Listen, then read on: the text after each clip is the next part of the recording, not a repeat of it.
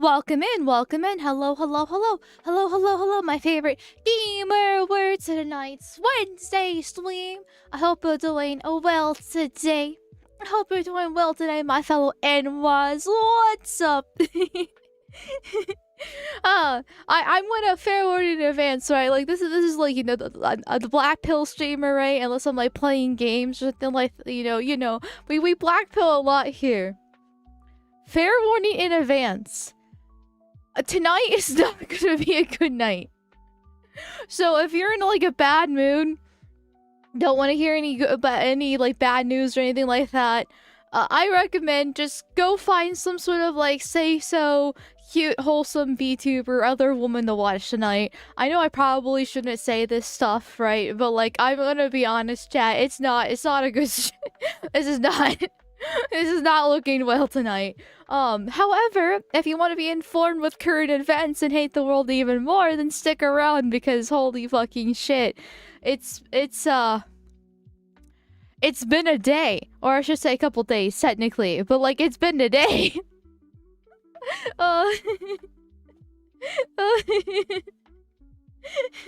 So, welcome in everybody. Disclaimers are cringe.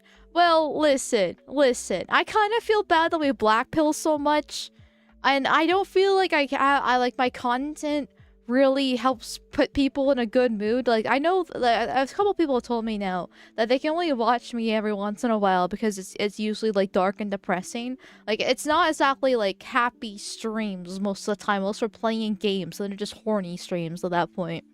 So, like I am aware that it can be quite heavy here, and I don't really, my personality is not enough to kind of like alleviate that, and so I feel bad.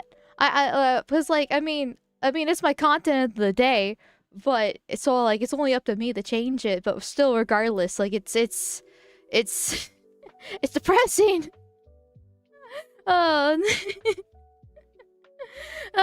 But you know what's not super depressing, and this is actually extremely fucking generous. Jesus fucking Christ, my dude. Burnt sausage. Thank you for the fucking 50 shekels over on Rumble. Jesus fucking Christ, my dude. Keep doing your best, Amal. Here's for all the effort, even if I lose every hockey game you stream on. I'm sorry, my dude. Next stream, not this one, but next stream, like Friday. Or whenever your next hockey game is, you will win this. That will be your white pill. I will go into the ether, right, through the internet on the stream with my pixel titties, and I will make you win the hockey game. I don't know how, but I just will. And if you lose, it's not my fault because I take no responsibility because I'm a woman. But I will try. But thank you, my dude. Beefy saw a shadow, 6 more weeks of military operations. More or less, yes. It's a bit complicated. It's a little bit complicated here. I love the meme. I love the meme that I used for the thumbnail because it feels very accurate based off what has happened the past 24 hours.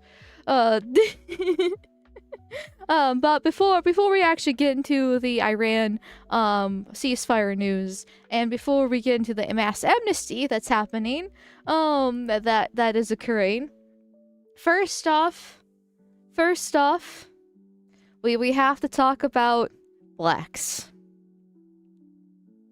Because they are the best people upon society. We would not be a functioning country without them. They are the best thing that ever happened in America. Slavery was a horrible thing to happen, but we should have actually had them workers from the honest start. Because without black people, we would not be the superpower that we are by 2030. As you can see, because a crazed homeless man accused of slaughtering arenas of roots gone train found incompetent to stand trial. Yeah. This is broke not long before stream happened, so it's like, oh, okay, great, lovely. For those who don't know, back in like September or October last year, it was like roughly around the time that Charlie Kirk got assassinated. There was a Ukrainian refugee named Marina Zarutska, who was coming home from work one day. She hopped on the train, And decided relaxed. She did the crime of relaxing. And the chocolatier that was behind her just decided to stab her randomly, very brutally. The video was horrifying, the amount of blood just spilling out of her. And then he just proceeded to wait around the train and saying, I got that white girl, I got that white girl. Meanwhile, he's had multiple other offenses before, apparently homeless and drugged out of his mind. The black people that were around her didn't do fucking shit. It took the white people coming in and trying to save her. There was one chocolatier that did try to come in a little bit later and help. So I will give credit where credit is due. But for the most part, it was specifically a tribal issue. You could argue, and she died. A very brutal, gruesome death that didn't need to happen. In fact, one could even argue that she was safer in a fucking war zone in Ukraine than she was coming to America. Like, unironically, like, she had parents in Ukraine, right? Her parents are still in Ukraine. They're still alive and well, last time I heard. Well, maybe not so well, because, you know, they are being bombed for, like, the past how many years now? But still, right? They're still alive. And meanwhile, she's not. She's the one that came to America as a refugee, and she's the one that's dead. I'm just saying, maybe Ukraine's not so bad. So, but here we are, and apparently he's just too incompetent to stand trial. Why? Because he's a chocolatier. That's why. Remember, woman? You can't be stabbed in the neck of your husband's arm. Is killed around it. True, but then he gets stabbed in the arm, and I'd rather that happen. There's a better solution for this, right? You just don't take public transportation. That's the first thing. I know it's not I know it's a band-aid, but still, you don't take public transportation. Which, in her case, she's a poor, broke college student. You know, that's a refugee and all that fun stuff. And unfortunately, a white woman. And, well, I mean, she's got the woman aspect part, but she is still white. So, you know. You don't get all the benefits in that case. And then you just, you know, avoid the chocolatiers. You know, as the saying goes, around, this is super early in stream, but, like, babe, around blacks never relax. Like, seriously. Like, statistically, 1 in 3 black men are felons. Of course, we don't know what the felony is, but a felony is a pretty serious crime to commit. When 1 in 3 of them are felons, it's just you just need to stay about 10 feet away at the bare minimum, so at least you have a running start. Like that, it's just better to be that way. And then, like, a good chunk of them have repeat crimes too. It's the statistics for them. The chocolatiers are just absolutely insane. Like but they're the benefit to society, right? They're paying their taxes. They're working hard. They can We're going to ignore the fact that 13% does over 60% of the crimes. And yes, I'm saying over 16%, because if you go based off, once again, the statistics, there are so many nons that are considered whites. Like, you look at, like, any big city database, and you see a black man or a Mexican or an Arab being labeled as white. And it's just like, okay, so if they're purposely, like, misreporting them, too. So it's like, okay, they're purposely misreporting them to help lower the numbers, and the number's already that high, then well, when you, like, add it all together, and then you also have the fact that under the Biden administration, the blue cities didn't report their crimes to help negate the fact of, for Black Lives Matter purposes, to try to hide the statistics there, because Biden was just like, yeah, you don't need to report this stuff, it's okay. And so, like, the feds don't even have that database, which, I mean, I know don't trust the government, but, like, you know, at least have those statistics, right? It's probably actually more like 80%. Like 80% there. It's not exactly a good fucking look, to say the least. But they are the doctors and engineers of society, so I'm being very mean bashing them like this. Yeah. Well, I doubt they're committing embezzlement. That shit takes brains and patience. So yeah, well, you need to think longer than 15 seconds ahead, so... Benefit to the globalists, true and real. Just a reminder, in every revolutions ever happen historically across the world, judges and bureaucrats are among the people who usually get Okay, I'm not gonna finish that. That's a little bit that's a little bit too early for pad posting. We started the stream 10 minutes ago. I'm already on thin ice by talking about this subject first, but I wanted to get this out of the way. Well, I don't want to say out of the way. I wanted to address this because I did cover the Irina Zarutska stuff a bit when it originally happened. And I keep bringing her up because she's like a national tragedy. International tragedy, actually. All her murals get completely, destroyed. And there was one mural, I forget in what city. It's a blue one, obviously, with some sort of ethnic, foreign mayor. And they're talking about how, like, oh, it's divisive, and that's why we had to take it down. And it's just like, oh, yeah. Why is this divisive? Well, where's all the George Floyd murals? Why are those aren't the devices? Divisive. Like, okay, we have here a white woman, Ukrainian refugee, just mercilessly stabbed in a fucking train on her way home. By a chocolatier saying, I got that white girl, versus a lifetime felon, a horrible drug addict, a wife, what's his wife, a woman beater, regardless, who, the whole reason why his cops got called for him in the first place because he had a counterfeit $20 bill he's trying to get to the corner store. They arrest him, he shoves all his fucking fentanyl in his goddamn mouth, and then he dies of an overdose. And then the Derek Chauvin, unfortunately, the white cop, and all the other cops also got dismissed too, but Derek Chauvin's the one that actually got thrown in jail, gets lambasted for it, just for doing his job. Like, if you actually watch the trial, which Callum, when he was part of the Lotus Eaters, did that extensively. He went through and actually watched the trial and documented everything. Like, and the police force were taught to actually put the knee on the shoulder blades, which is where he put his knee on. It's to pin them down when they're having an overdose. So when they throw up, because it's an often reaction when you have an overdose, is that you throw up because your body's rejecting the poison. You don't choke on it. That's why they have them on the ground like that, but it also keeps them down and stops them from floundering around and everything like that. And it was actually on his shoulder blade, just from the angle, it looks like it was on the neck. But it didn't matter. Because the jury was fucking psyops. Literally, some black man did an interview afterwards and said that he purposely lied and said he didn't know anything about Black Lives Matter or anything about the case whatsoever, so he could try to convince the other jury members to swing his direction to help support Black Lives Matter, which is like complete conflict of interest there. Should 100% a mistrial. Also, the fact that the jury members did also have pig's blood. And their houses defiled after they're being doxxed, and threatened. There was the protest, well, the quote-unquote protesters, the rioters right out the building too. It was a complete fucking shit show for Derek Chauvin's trial. All over this goddamn drug overdose.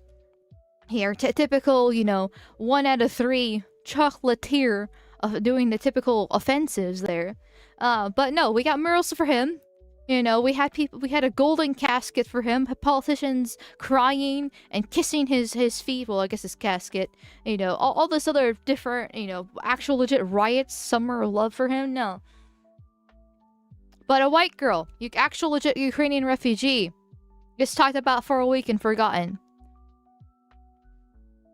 And any murals of her is considered divisive and racist. Yeah, that makes sense to me. That makes logical fucking sense to me, how this all works out. And now the guy who actually fucking murdered her isn't competent to stand trial.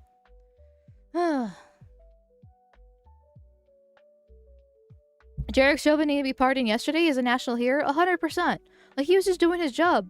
I know, like, there's some issues with different police and different things like that, which I can kind of understand, but, like, he was literally just doing his job and doing it correctly. Like, the reason why the police force had all these requirements down to help deal with drug overdoses like this, and he was just completely lambasted for nothing. Speaking of blacks, the CIA never really sold crack to a black neighborhood? Really? I've always heard about all the jokes about how the CIA, funds cracks to black neighborhoods and got them addicted to that. It's always a funny joke, not gonna lie, but I never actually looked into the validity of it. Because, to be fair. One hand, I believe it because of the government. On the other hand, also, chocolatiers. So, it's kind of hard to trust to see who believes, right? Oh, thank you, Gators, for the $20 redos. Thank you, thank you, thank you, thank you, thank you, thank you. I'm still glowing from the radioactive topic we went through yesterday, but please keep reporting on the news and all, not one step back. Keep it up. Yeah, I mean, yeah. Mondays also wasn't like amazing either, like positivity wise, but like it's the news. Like there's very rarely anything ever good. Like usually anything that's good is like the wholesome local news, like dad saves grandma's cat from tree, that kind of stuff. And nobody really cares about the wholesome local news because it's just like whatever, right? They want to hear things that actually directly affect them. And unfortunately, most of the things that directly affect them are negative because the government hates you. Your politicians hate you. The world fucking hates you. Why? Because you're a white straight man. Get on board. Duh. It's really frustrating. Also, the fact that there's negativity also sells too. Like, there's a reason why like CNN had the whole death counter for COVID, going on for every single day for like what, a year or more. God, it was actually pretty cringy, with it. Which is why people started turning to like random people on the internet for their news to actually get the truth. But at the end of the day, unfortunately, the news is still very negative because it's just things gradually, steadily, gradually, but very surely getting worse. And here we are. Yeah, and it just is what it is. It's very hard to find white pills to actually to cover it. And then nobody actually cares about the white pills because the negativity is what drives the algorithm. So it's like, it's a lose-lose all around there. But I every once in a while, when I do find a white pill, I do try to talk about it because it's just like, it is nice to actually have like an actual legit, in my opinion, a legit white pill, because like not like the local news cringe type of stuff, because it's like it's good to have a refresher. It's just that it's not very common, or at least not that I can find, when you have big news like this that pops up and it's like, oh yeah, the world's burning even more. Oh, lovely. Because of the Iran-Contra affair, the CIA bought drugs from the Contras to fund their war in Nicaragua. How did they get to the blacks, though? I'm sure there's probably some way.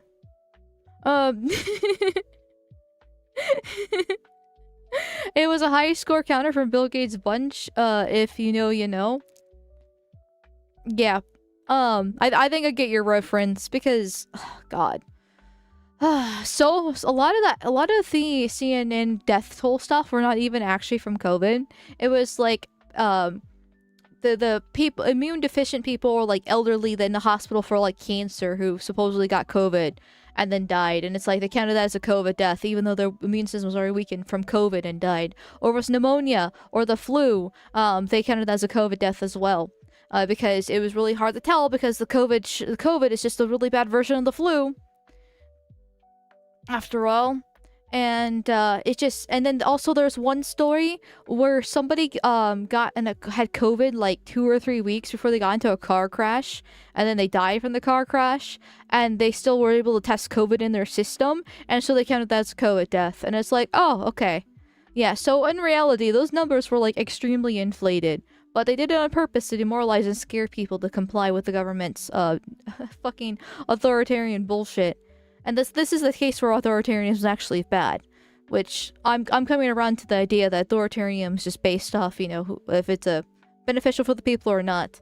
If it's not beneficial for the people, it's horrible. If it is, then it's actually not that bad, because that's just how, unfortunately, government works. And that was bad. That was actually extremely bad. The media want people in fear. You see this in every one of them, and regardless of the party, they only want dirty laundry for views, and they report good news nobody would watch or listen. Exactly. It's exactly part of the problem.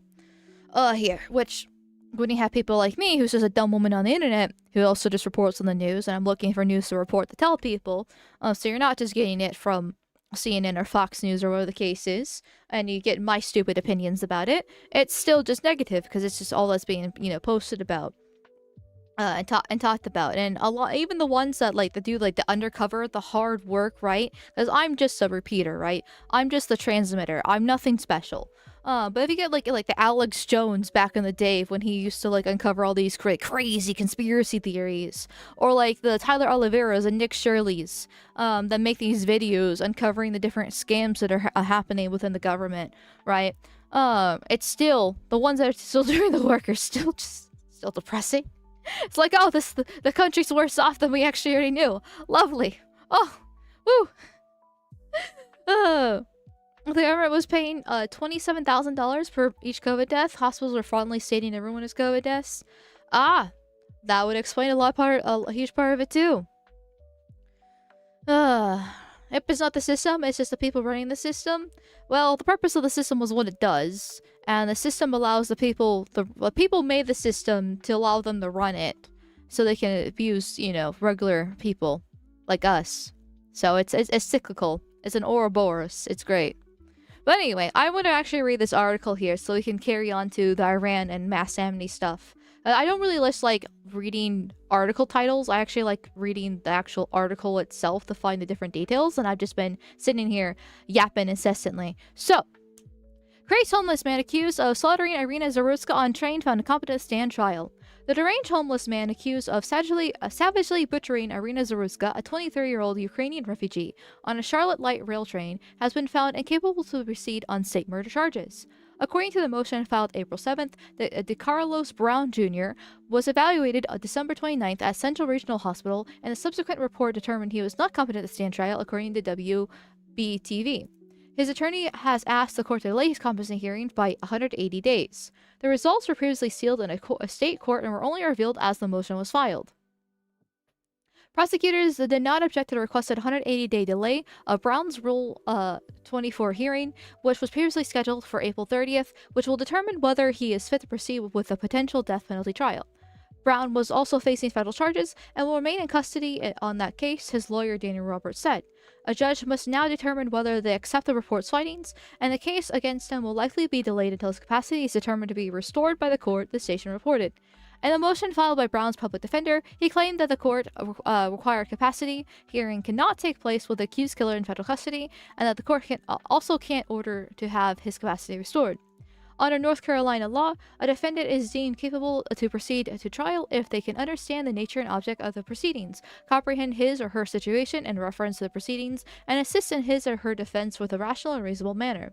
Brown has been in federal custody in Chicago since a grand jury indicted him on October 22nd for violence against the railroad carrier and mass transportation system causing death. He faces state charges of first-degree murder.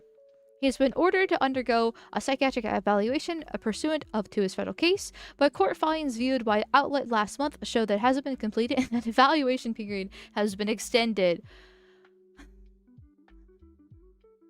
I'm sorry, but like, okay, so he's in jail. He's got his lawyers. It can't be that hard to get a psychiatric evaluation, right? It's all part of his case. And it just hasn't been completed out of what, laziness? Prolonging the inevitable? Like, what are we doing here? And then they decided to extend it because he didn't do it. Like, talk about fucking black goddamn privilege here. I mean, obviously the incompetent part is also black privilege too. But like, it's just, if you haven't done it, you have a timeline to do it. You have lawyers, you're in jail, like there should be people higher than you that makes this happen so you can actually stand in court. And you just don't do it. And then it's like, well, you just didn't do it, so I guess we'll extend the time period. We'll see if you do it then. Oh, you still didn't do it? Okay, we'll just extend the time period and we'll see if you do it then. Oh, you, like, it's just... What the fuck? The outlet reports that restoring competency can take a long time in North Carolina because of limited space and state psychiatric facilities, and said it's not common for a defendant to wait 1 year or more for a bed to open up.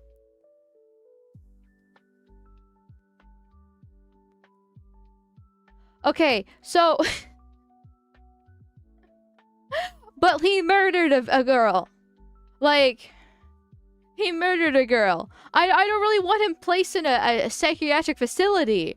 Like, get his psychiatric evaluation. It can't be that hard to fucking do, right? You just have the fucking white woman that should be home with her kids, I don't know, and then like in a room and give this guy a test, and then have the coppers around him so he doesn't do anything stupid once again, and then just takes an hour, and then he's done, and then like get the next chocolatier in, and then the next one, which I know is a lot of them, but like, and they all do the same thing, but like still, there has to be a process for this, and you have to wait a year just because they get a bed to open up. He fucking murdered somebody.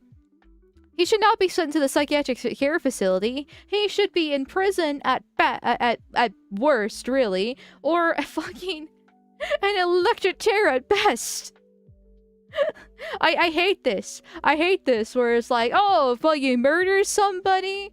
Oh, straight up actually murder somebody, not like a manslaughter where it was an accident, right? No, straight up actual murder. Well, you're clearly insane, because no sound person would actually just murder somebody, right? We're just gonna send you to a psychiatric place instead.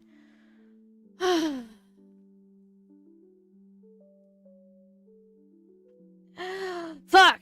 Around 35, his mother told the Post is schizophrenic, was arrested at least 14 times in North Carolina for crimes ranging from assault and firearms possession to felony robbery dating back to 2007.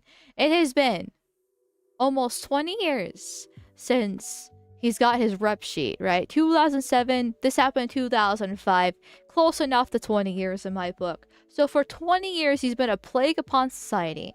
At least 14 times he's been arrested. God knows how many times that he's actually missed arrests. And it's once again, at least. So he's probably been arrested even more than that. And he's got assault and firearms possession, the felony robbery. Like, he's clearly a pillar of society, right? He is essential for North Carolina's existence. And he's still being out on the streets on a train to stab more white girls. Okay, cool. That's great. That's fucking great. Like, he should not go to prison. He should not be in a psychiatric care, right? I don't fucking care if he's schizophrenic. He's been a lifelong career criminal here, and he murdered a girl. Death penalty. Death penalty. I mean, back in the day, go back like 200 years ago or less, and you can actually hang a man for stealing a horse.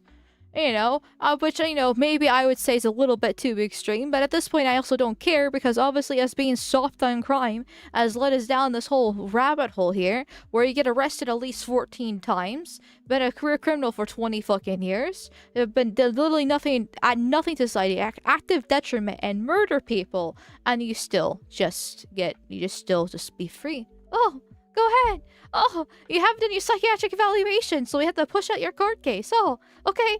Oh. It was appropriate horses were needed to just survive. I mean, yeah. Like, that makes logical sense. Like, horses were, like, very prized property, very expensive. That was before cars happened, right? So it actually makes logical sense. For them to do it. Obviously, if you still had that law today, I'd probably say, okay, it might be a little bit more extreme. But at the same time, like, I'm also not gonna cry if somebody gets the death penalty for stealing a horse, even in 2026. Be like, okay. Like, he stole a horse. He's a criminal. Hasta la vista. I have no sympathy for you. Like, it's not that hard not to commit a crime.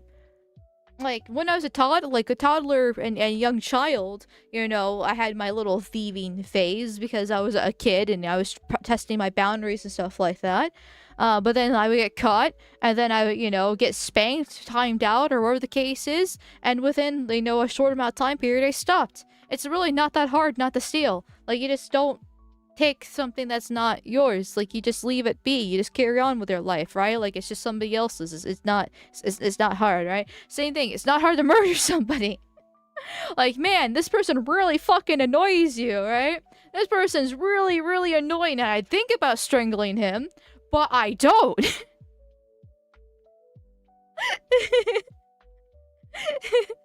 Like, this is not exactly a hard concept, but I'm also, last time I checked, light. I haven't gone on the sun, so I haven't burned yet. Though, I do want to get in the sun a little bit more this summer. That way I can get the freckles back on my face. I miss my freckles on my face. Cause now I'm just fucking ghost. But anyways, there. Like, I know for the chocolatiers, consequences of their actions are a little bit too high IQ for them. They can't think 15 seconds ahead after all, right? But it's just like, I just, so if they're a detriment upon society, they're actively making things worse, they're incompetent to even stand trial, then just hang them. Death penalty. Like, come on. What's the point? What's the point putting them back in the streets to murder somebody again? Oh. But thank you, Clerky, for the $5 reduce. Thank you, thank you, thank you. Charging white people for running away from nuns, charging at them with knives is a hate crime coming to a Western country near you. Soon. More than likely, yes. I mean, actually, this is what happened with the Scotland girls. For the refresh people's memory, including my own. A few months ago, there was these girls in Scotland who were being harassed by these nuns. And the girl starts brandishing these knives that she had, these machetes that she had, trying to defend her and her sister. And the guy trying to kidnap them actually recorded this whole thing. And they made a whole, like, hate crime. And her and her family got investigated. Well, it turns out that no, this was never actually officially confirmed. Because Lord help. Lord help the state of Britain if it actually was officially confirmed. But they were reported kidnapped like a month before then. Like, these same girls were reported to the police as missing. And a lot of the clothes in the video that they were wearing were very similar to the clothes that they were reported missing in like a month before then.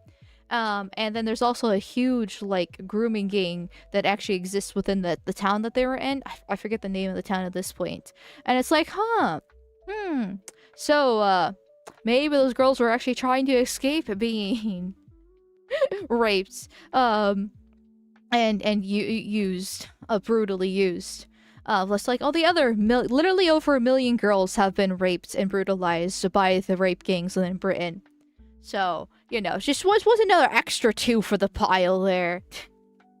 And they were investigated, and then turns out that, yeah, these people actually are, like, the girls were able to finally be let go, but the fact that originally the charges were actually put against them and their family because they had the machetes in there to defend themselves was a bit abysmal, like, horrendous there. And then the people who actually recorded were found out to actually be part of a grooming gang, and supposedly got locked up, but give it a year or 2, they'll probably be free. Both under 16 years old, one knife, one hatchet. The British couldn't publish all the information about them during being minors. Yeah, like, this was a few months ago. In fact, what I made a video on it, and it got struck down for child endangerment. I'm reporting on the news about these 2 Scottish girls being chased down and almost assaulted here, and YouTube struck down my video for child endangerment. Yeah, that was wonderful. That was wonderful there. And the video, I believe the video I showed in that video was blurred. I blurred their weapons, but I can't remember at that point because that has been unfortunately months ago. Well, I guess unfortunately months ago, depends on how you see time. But yeah. Anyway, but back to America and our problem with our nuns, because once again, Amerikanski's in my chat. Listen, I'm American, right? I'm proud to be an American, where at least I know I'm free. I'm surrounded by 1 million nuns that wanna kill me. Anyways, my fellow Amerikanskis, remember, just because it's nice to point and laugh at Britain and Europe in general and be like, ha ha ha ha, at least we don't have the Pakistani rape gangs, isn't it amazing? Well, we might not exactly have the Pakistani rape gangs exactly, though we do actually have rape gangs and child trafficking ourselves. We have blacks. We have the chocolatiers. We have the darkies that just murder Ukrainian refugees where they're safer in Ukraine than anywhere else, apparently. So I don't think we're doing too well either when we're like 55% white a country, and that's with the boomers alive. God fucking help us when the boomers die. Ooh, buddy. So, anyways. My ears, they bleed! You're welcome for the gorgeous chorus that I just sang. At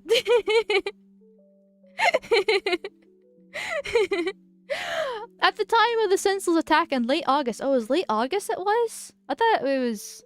that was later than that. Man, Time is a fascinating concept now, isn't it? He was free on cashless bail after a magistrate released him with a written promise to show up for court after placing a bogus 911 call. The horrifying caught-on-camera slaying became national news and prompted President Trump to call for Browns to face death penalty on federal murder charges, which he should. 100%. It's like, there is something to be argued here where we can kind of, like, listen, I'm not a lawyer, right? I do understand this might be a dangerous precedent that I'm asking for, but at the same time, obviously juries don't fucking work in the modern world, or at least with our multicultural society that we have. But I feel like we can skip the trial. Like, I mean, okay, unfortunately AI definitely makes this a harder argument to stand on, but when we have the actual train footage, right? The footage is from the train itself. Ideally, like, undoctored, right? So they contently doctored this stuff, but at least the one that we saw seemed undoctored to me, right? The brutal footage. What trial needs to actually be done? Like, he's on camera stabbing her multiple times, saying, I got that white girl, I got that white girl. It should be a very open and closed shut case and be like, okay, get in the zapper. I know this should have been like standard maybe like 10 years ago or something more. Now with AI, it obviously gets a lot easier to doctor footage and make fake videos. So this is probably not something that can actually stand. But man, we have the footage in this case. It's directly from the train itself. He did it.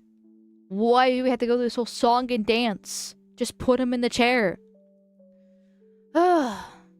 2 months after the attack, North Carolina Governor Josh Stein signed Arena's law, which prevents cashless bail for some violent criminals and repeat offenders, and approves checks on criminals released on bail. Oh yeah, that was a huge point of contention, if I remember correctly, because they were worried he actually wasn't going to sign it, because it actually at least helps prevent, you know, the black and white crime that he loves so dearly.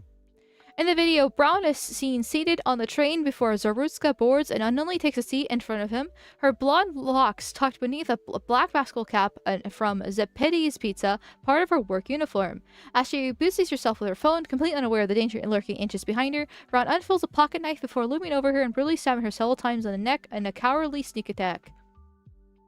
Once again, chat, around blacks never relax. Zarutska's face contorted into a haunting look of horror as she bled out on the train. Bystanders barely seemed to notice the horrifying scene, and no one stepped up to render aid. Well, it took like a minute or two, but then the whites from further down the train came and eventually tried to help, but obviously at that point, like, when you're stabbed in the neck multiple times, and you have this much blood pooling on the floor, you're kind of a lost cause. After the stabbing, Brown can be seen meandering through the Lynx Blue Line train as a trail of blood drops forms behind him. He is arrested at the scene a short time later. During a welfare check last January, Brown asked the cops to investigate a man-made material inside his body that's controlling his actions, according to affidavit obtained by the Charlotte Observer. Yeah, I don't fucking care. Like, even if he is legitimately schizophrenic, okay, so what benefit to society does he bring? Because he just murdered a girl. He's been a lifelong felon for 20 fucking years. Like, I don't fucking care if he's insane. Like, he should not exist. It's and not to mention, maybe I'm being a little bit privileged here myself, just being insane just because I'm a woman. But I feel like it's easy to fake insanity. Like, you just kind of talk a bunch of like gobbledygook. Right? Like he said here that he's got like some other like man-made beings inside of him. Just say that, like, I don't know, aliens are controlling you and then you have dreams at night where you're being probed. I don't know. I feel like it's not that hard to fake insanity if you really try.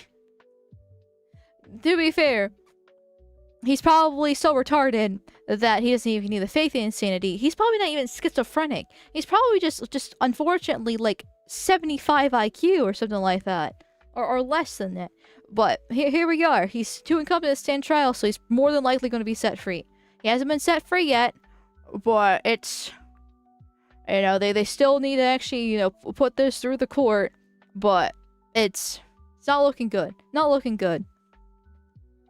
Thank you, Crowder Crowler, for the $1 dues. Thank you, thank you, thank you, thank you, thank you, thank you. There's only one solution to the sub-animal beast. Yep. Yep. Like, just, it's when 13% does like 80% of the crime. I'm just saying, maybe you start to wonder why people are racist. That's not how pleading insanity works. I mean, fair, right? They're supposed to actually go through the whole psychiatric evaluation, which he's been pushing off, which is unfortunately. But I like the little, I'm just talking about the little line at the end, right? Because obviously he's got to get the psychiatric evaluation. But beforehand, if he can try to convince other people that you're also insane, it kind of helps your case overall. Because then you have these witnesses being like, oh yeah, he talked about having man-made objects inside his body. Ooh, isn't he clearly just, you know, a poor man down on his luck, cursed by God to be schizophrenic? And insanity police really shouldn't exist. Either you did it or you didn't. Exactly. Like, exactly. Like, who? Okay, if you're batshit insane and you mass murder people, then you still should get the electric chair.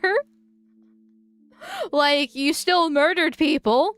You shouldn't be left on the streets, and I don't want my taxes being funding your care for the rest of your life.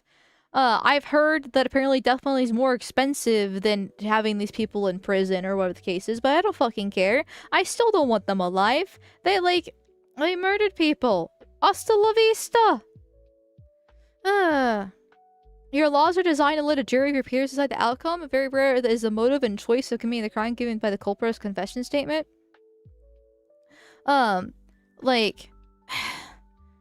Yeah, that's the problem with the juries in the modern day, right? You're supposed to be presented this evidence. And it's supposed to be like, okay, like this person did this, or this person didn't do this, and this person accuses this person of doing this. So like, whatever the case is. And this one, it seems like pretty open, close shut. We had the train footage of him murdering the girl. This should be pretty simple, right? But unfortunately, everyone's tribalistic except for white people. Blacks obviously can be seen like O.J. Simpson, being more than happy to protect other blacks. Same thing that goes for other communities as well. Like only white people have an out-group preference. Everybody else has an in-group preference. And so when you try to have these jury trials, and you have all the horrible demographics that we have, and then you have also the white guilt kicking in because, oh, the poor black person, socioeconomic factors, oppressed, then it doesn't actually let a jury by your peers, because you have all these motives in place that stops that, because they're not actually your peers. They have motives against or for whoever is standing trial. Like Derek Chauvin, like I talked about a little bit earlier. A complete fucking mistrial that happened to him. But here he's still rotting in prison a few years later, and he's still got how many more to go? Like basically the rest of his fucking life? Abysmal. Absolutely abysmal. And it's just because it's how the system, the purpose of the system is what it does. And they're not even our peers, because if you take the IQ test too, they're like lower in the IQ sector, or they lie and talk about how they're not part of these political motives. Like, it's almost impossible not to actually hear about cases like this because of how widespread they are. Even the biggest normie knew about Kyle Rittenhouse. Like, yeah, it was talked about when I was working at Walmart when Kyle Rittenhouse's trial was going down. People were talking about it, and you can tell the people who are politically informed and who weren't. But still, the normies still heard about it and still discussed it, even though they had no clue what was actually really happening there. And so it's almost impossible to actually be ignorant about the situation.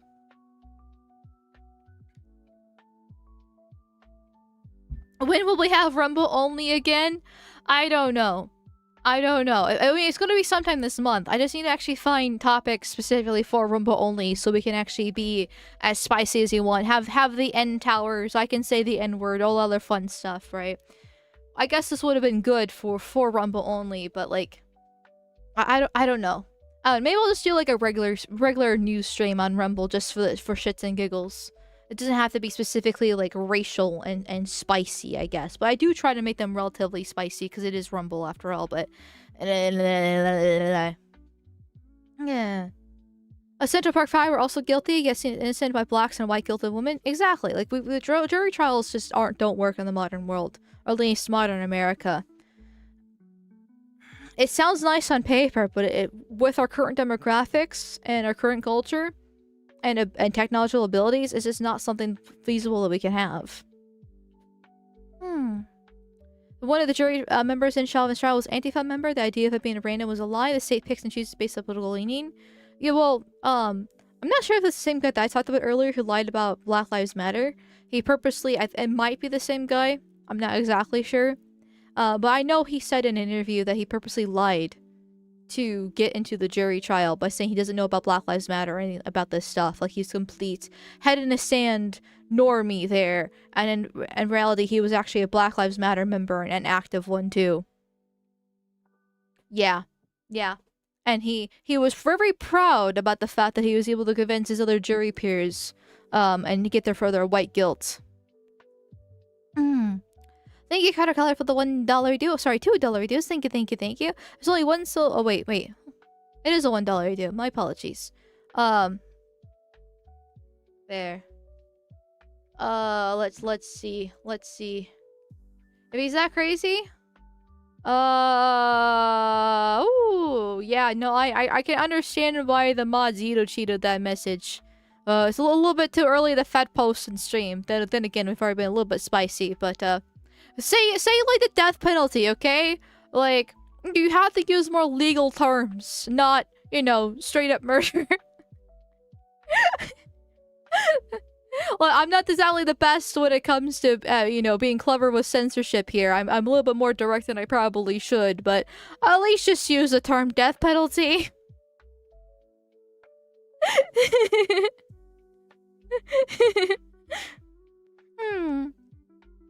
Fed posters are the base chuds. I mean, they're fed posts. Are they fed posters, or are they chuds?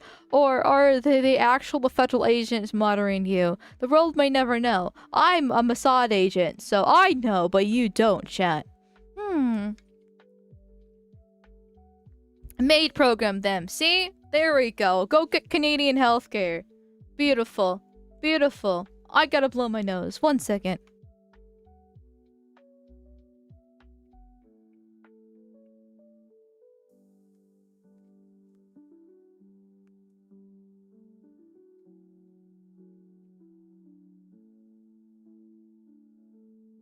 IDO. Okay.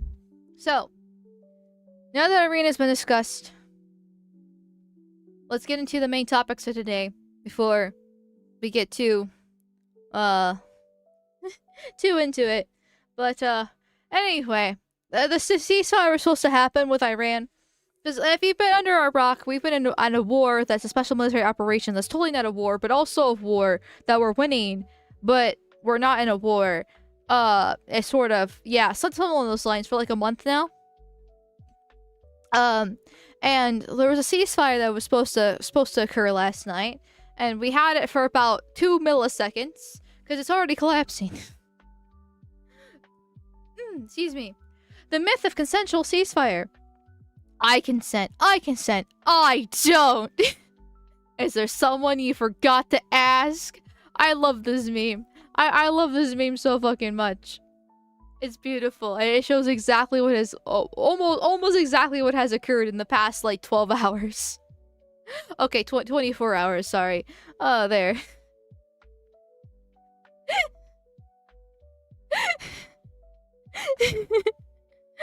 Thank you, Deadpool Kid, for the $5 dues. Thank you. Damn it all, your woman's logic has ruined our chances for a ceasefire. It definitely does not have anything to do with our greatest ally. Nope, nada.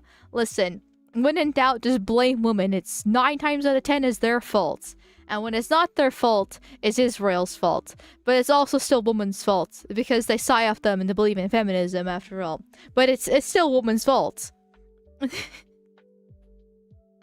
What happened to liberating the Iranians? That was just part, like, oh my god. There was like a million different reasons, and none of them actually stuck for why we actually got into this whole conflict in the first place.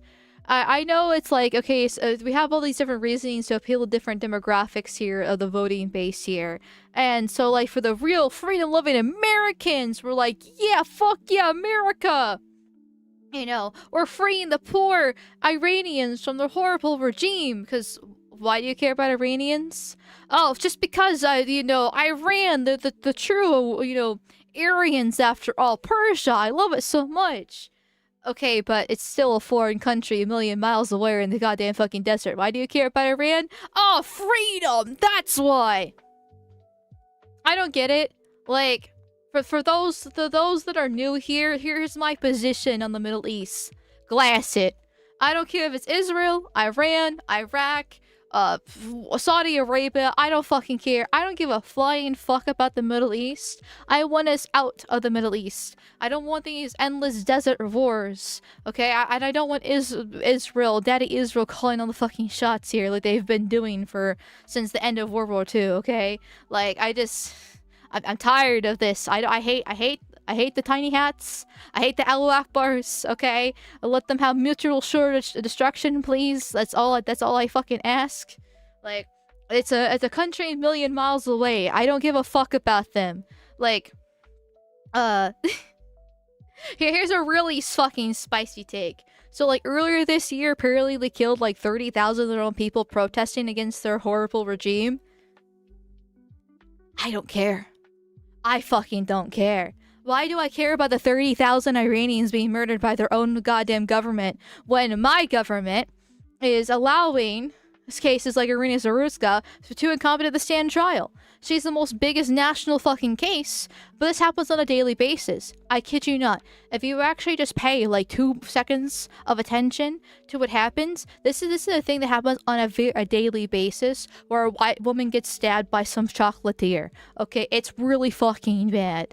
And then we had the whole H1B fiasco happening. Tyler Oliveira did that great video the other day covering H1Bs in Texas, but that's the case across the entire United States there.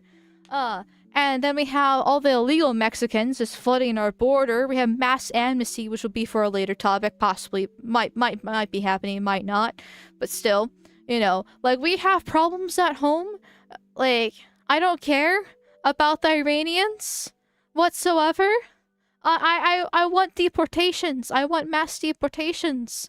I do not care. I do not give a flying fuck.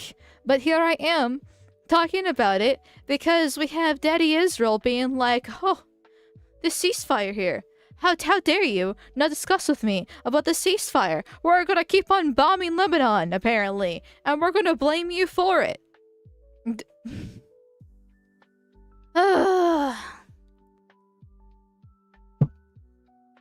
So I'm just like banging my table here. People protested due to the Iranian dollar being useless, internet blackout, the water being more and more harder to find, infrastructure being tofu drag, and they can't find jobs. Okay, good for them. I'm glad. Listen, good for them for protesting, right? It's their right as people, Iranians, against their shitty government. Good for them.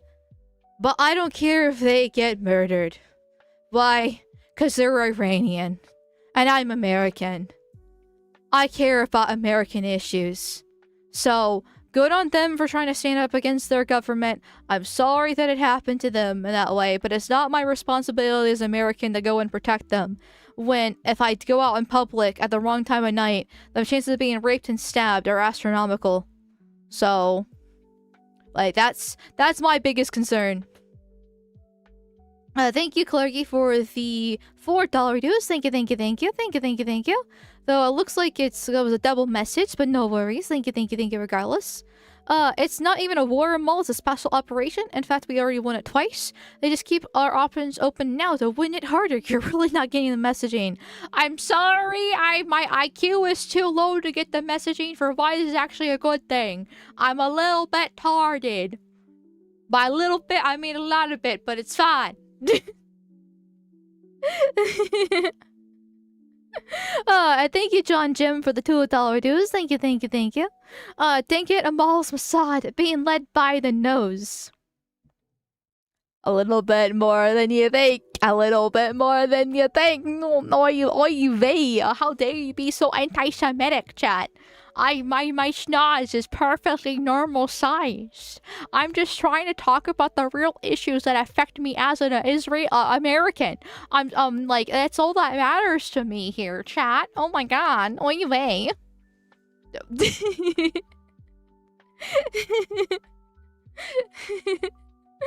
Oh fuck. But here's the statement from last night.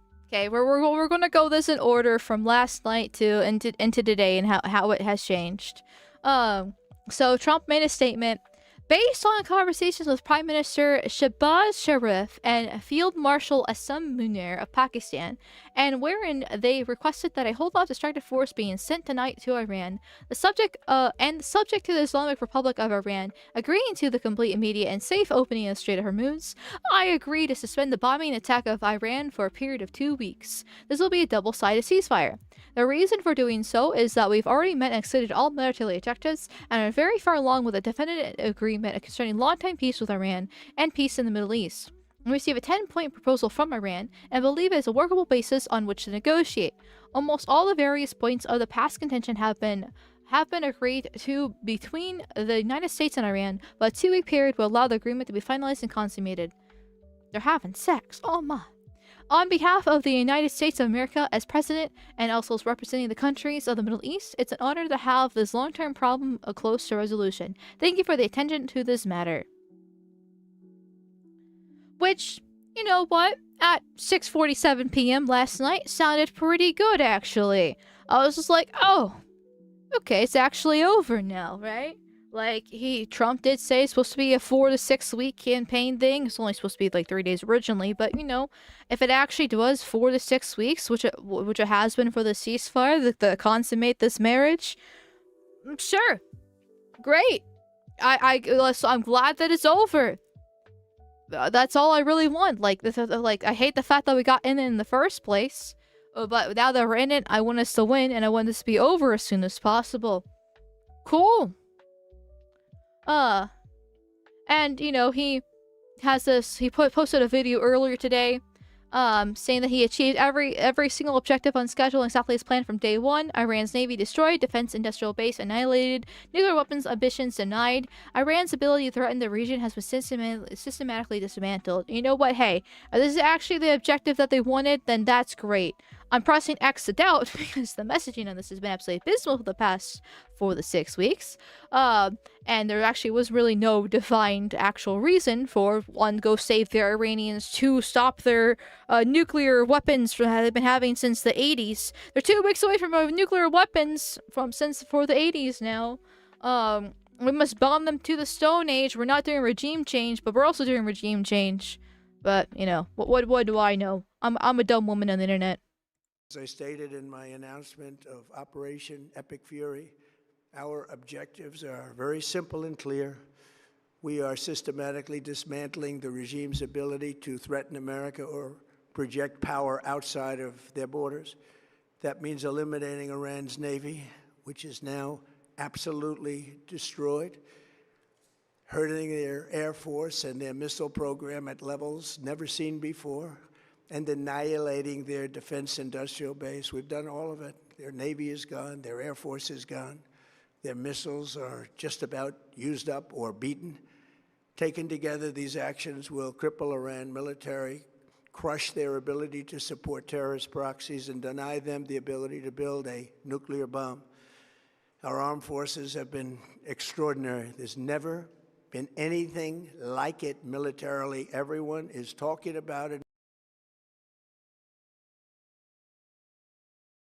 I personally just see this as typical fluff. Like, one thing, and I'm not like perfect with this either, right? But a lot of people take him a little bit too literally. I know it's been 10 years and he clearly has changed in this 10 years, but one thing that hasn't changed is how boisterous he is. How he tries to puff himself up to be a lot bigger and a lot more dangerous than he is, but then if you take him too seriously, and it's like, okay, you're kind of made a fool out of.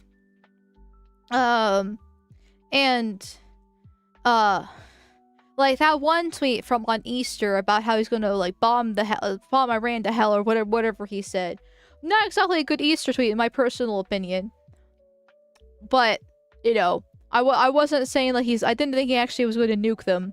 I think it was just part of the whole art of the deal that he does, right? Where he talks big, you know, he talks bigly, as the kids say, and scares the other person, and then they negotiate down to what Trump actually wants. That's my understanding of it. And this is just one of those cases too, where it's just one big puff piece. Don't exactly take him a little bit too seriously. If, you know, the ceasefire were to actually be, you know, in place. Because, once again, you keep this in, we're going from the timeline, right? Just keep this in mind as we're going through this timeline. Oh, here. And then we got the Shahbaz Sharif guy, the Prime Minister, right, of Pakistan. With the greatest humility, I am pleased to announce the Islamic Republic of Iran and the United States of America, along with our allies, has agreed to immediate ceasefire everywhere, including Lebanon and elsewhere, effective immediately. I warmly welcome this sagacious gesture and extend the deepest gratitude to the leadership of both countries and invite their delegations to Islamabad on Friday, 10th of April 2026, so in 2 days, to negotiate for a conclusive agreement to settle all disputes. Both parties have displayed remarkable wisdom and understanding and have remained constructively engaged in furthering the cause of peace and stability, with earnest hope that Islamabad talks succeeded in achieving a sustainable peace and wish to share more good news in coming days. At Trump, at J.D. Vance, at Rubio, at Wifkoff, at all these other different people. Here. It sounds, you know, nice. The PM of Pakistan stepping in, trying to help with these negotiations, you know, having the effective ceasefire immediately. Except for the fact that the draft history, not exactly in his favor. He had to edit his tweet because originally it said draft Pakistani's PM message on X. Now, chat. Why would the own Prime Minister label his draft as Pakistan's PM message on X? Wouldn't he say draft, you know,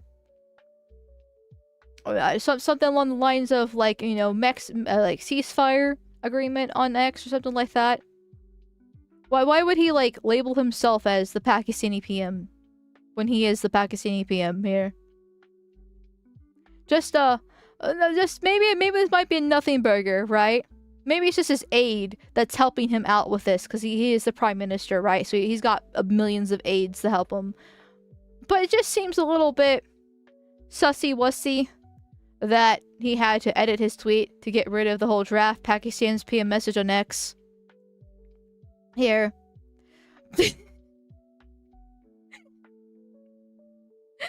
I don't know. Maybe I'm reading into it a little bit too deeply, but it just seems a bit funny noticing that. Anyways. And we got Caroline Levitt. This is a victory for the United States that the President Trump and our incredible military made happen. From the very beginning of Operation Epic Fury, President Trump estimated this would be a 4 to 6 week operation. Thanks to unbelievable capabilities of our warriors, we have achieved and exceeded our core military objective in 38 days. More on that tomorrow morning with Secretary of War, so Pete Hegseth, and Chairman Kane. The success of our military created a maximum leverage, allowing President Trump and the team to engage in tough negotiations that have now created an opening for diplomatic solution and long-term peace. Additionally, the President Trump got the Strait of Hormuz reopened. It's closed, by the way. Never underestimate President Trump's ability to successfully advance America's interests and broker peace.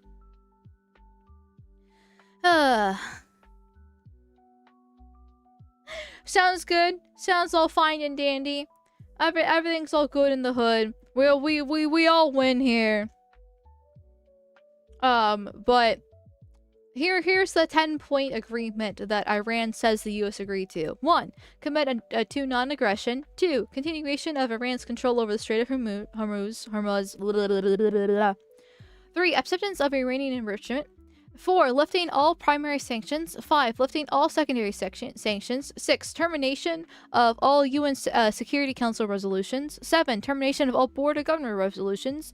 8. Payment of compensation to Iran. 9. Withdrawal of the U.S. combat forces from the region. 10. Cessation of war on all fronts, including against Hezbollah and Lebanon. Key word there. Cessation of... Sorry, statement I should say. Cessation of all war... bleh. Pardon my stupidity. Cessation of all war on all fronts in Lebanon. There we go. Finally. English is my second language. Retardation's my first one. Anyways. So, I mean, personally, is my dumb woman geopolitical opinion, because geopolitics isn't exactly my specialty, right? I'm better on the home front by a long shot. But half of these don't even sound that bad. Like, commitment to non-aggression. Makes sense.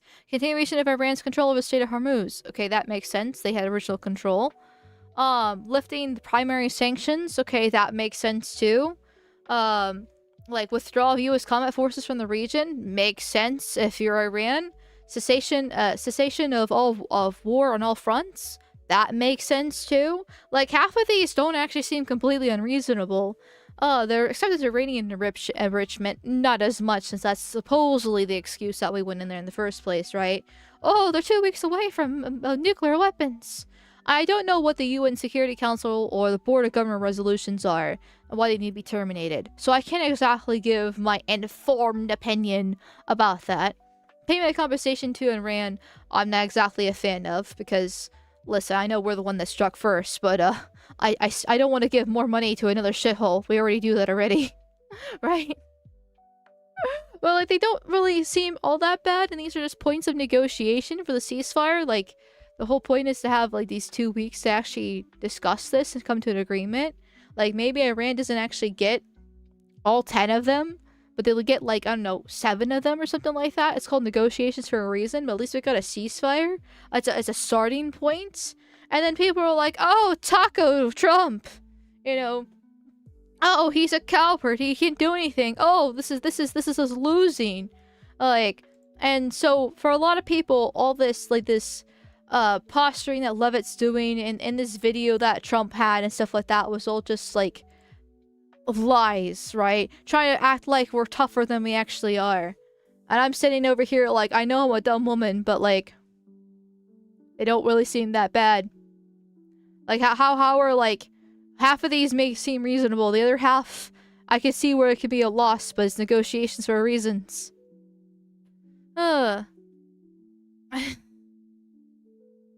Thank you, EHF, for the $5 dues. Thank you. The 10 points going around is fake. The real ones haven't been released yet due to fears of sabotage. Oh, is that true? Is that actually the case? Hold on, wait a second. What am I a fake news channel now?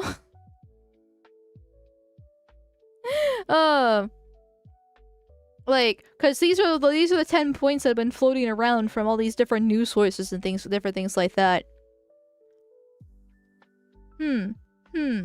Interesting. Because a huge part of the discourse right now is based off these 10 points in particular. I don't know, I've seen a couple people posting these points too. Yeah, like these are the ones that have been floating around everywhere now. They're confirmed real demands, not confirmed that the US agreed to them. Okay, so that's what I thought. Like, I know we haven't actually agreed to these yet, which is why this is why, you know, I get I'm a dumb woman here. But, like, I don't understand why people are freaking out and calling Trump a coward when these are just the points that they're coming to the table with for the ceasefire. But they haven't actually agreed to them for, like, the actually ending the war. It's just basis of negotiation. Like, it's, and now granted, I get the point that, like, Iran's the one who brought up these points here, and so they should not be in the position of actually making demands when they're supposedly the losing ones, right? But I don't really see where, like I said, half of these are not even that bad. So yeah, the other half are not great, but half of them are reasonable, which is still better than nothing.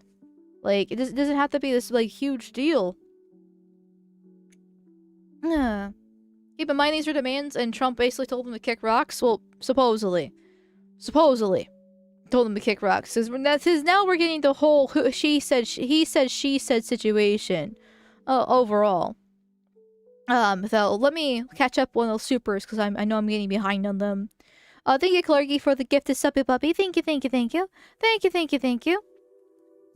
For that, greatly appreciated. And then, Deadpool Kid, thank you for the $5 reduce. But Amal, we gotta get those GDP numbers up! We can't waste time on domestic stuff like crime and law enforcement. Think of global war economy. The thing is that you're actually being, like, I know you're trying to be a little bit, you know, facetious here, but it's actually what they're thinking of, right? Oh, we can't do anything at home because all the judges are blocking everything that we're doing. So I guess we'll just focus on the global war instead. Because that's exactly what we voted for. Crowder Crowler, thank you for the dollar redo. I'm curious if you even have a single idea what being 2 weeks away from nukes actually means, because it doesn't mean in 2 weeks they'll have nukes. It means it could take them that long to get here.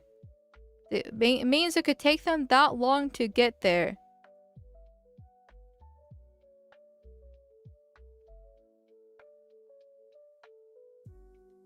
Okay, I'm sorry. I'm trying to parse your super chat here.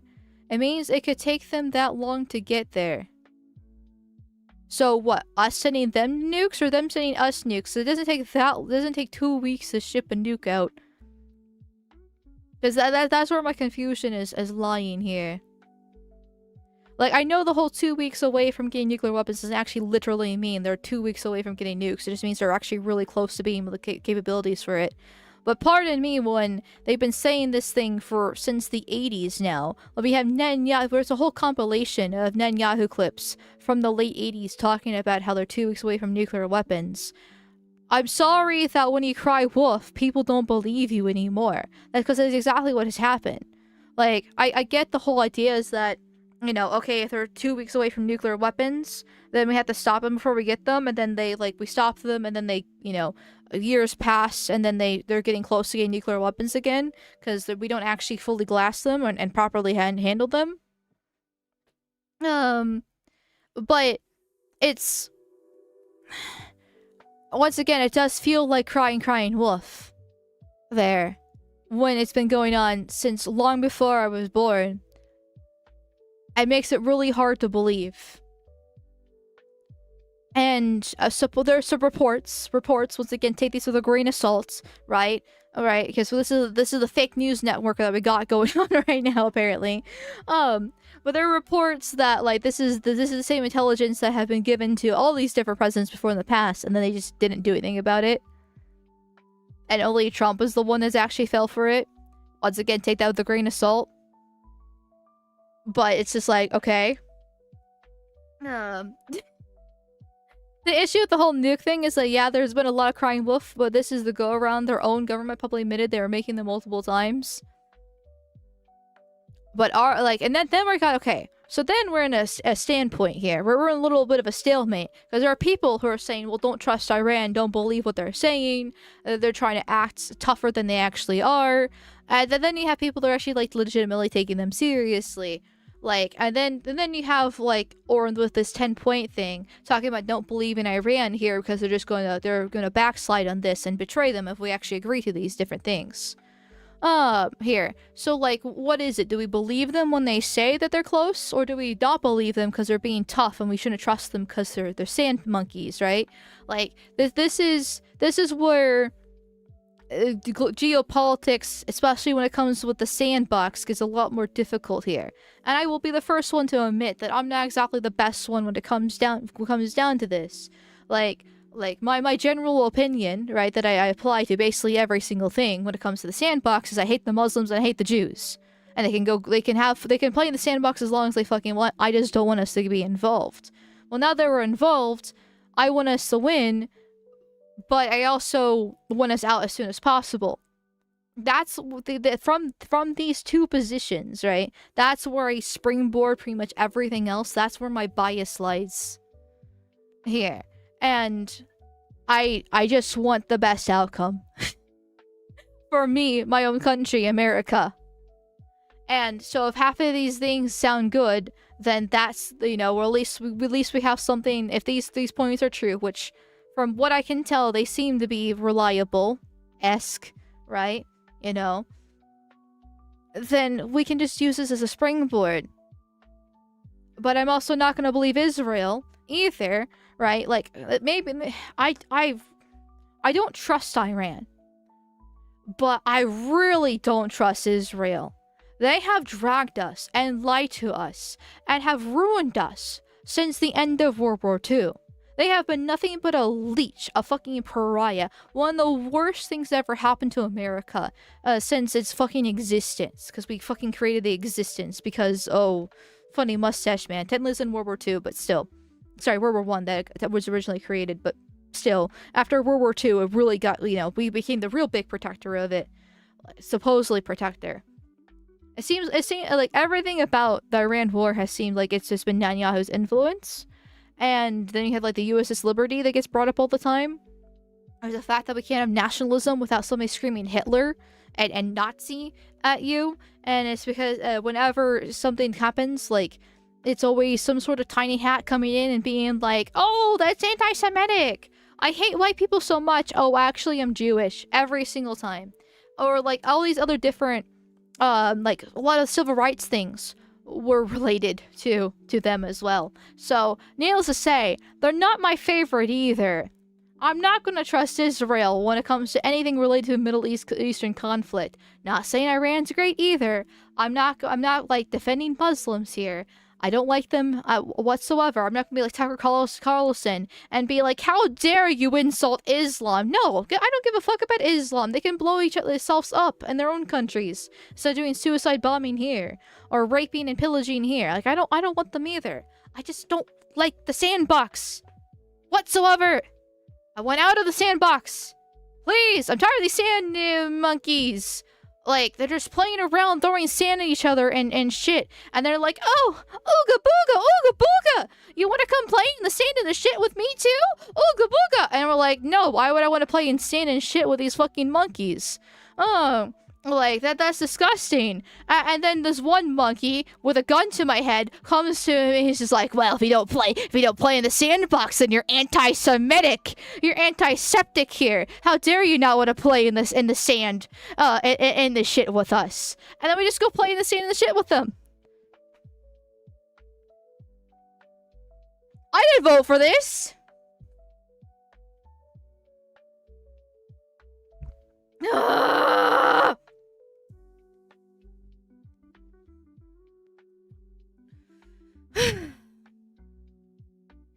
Anyways.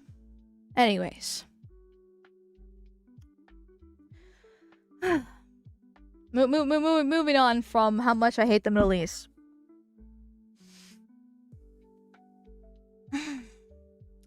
Now, the White House says President Trump has rejected Iran's 10-point plan and threw it in the garbage.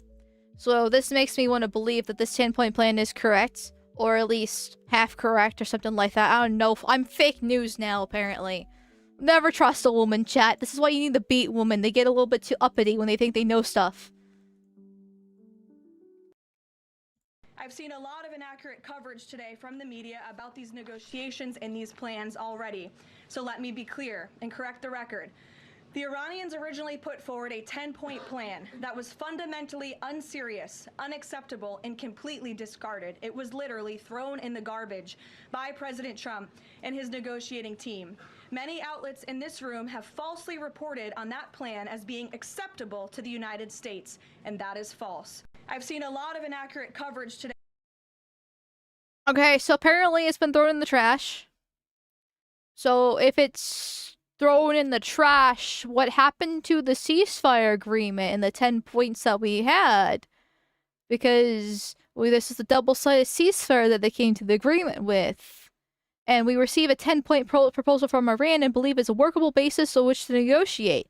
Like, this was literally at 6:47 p.m. last night, April 7th, the White House, at which Pete Hegseth also reposted this little statement here.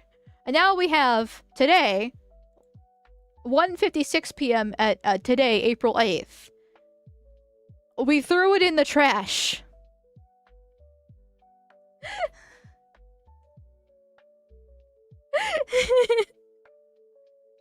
Okay, then. So, what points do we throw in the trash? Like, is it the ones that are workable as ones, or was it the ones that are being reported on? Because if this is, you know, the case, or these are the fake ones, and these are the ones that are in the trash, then we got like a better ones, more acceptable workable basis. Okay, I can understand that, but that's not what has been reported so far. That doesn't actually seem to be the case. So, which points are acceptable and which aren't?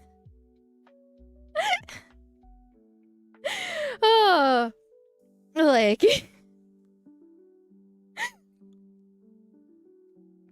God damn. But who knows? Who knows? And then there is a theory going on too, where this guy named Ryan Grimm, never heard of him before, but apparently, he posted this TikTok talking about the grand strategy for Trump here.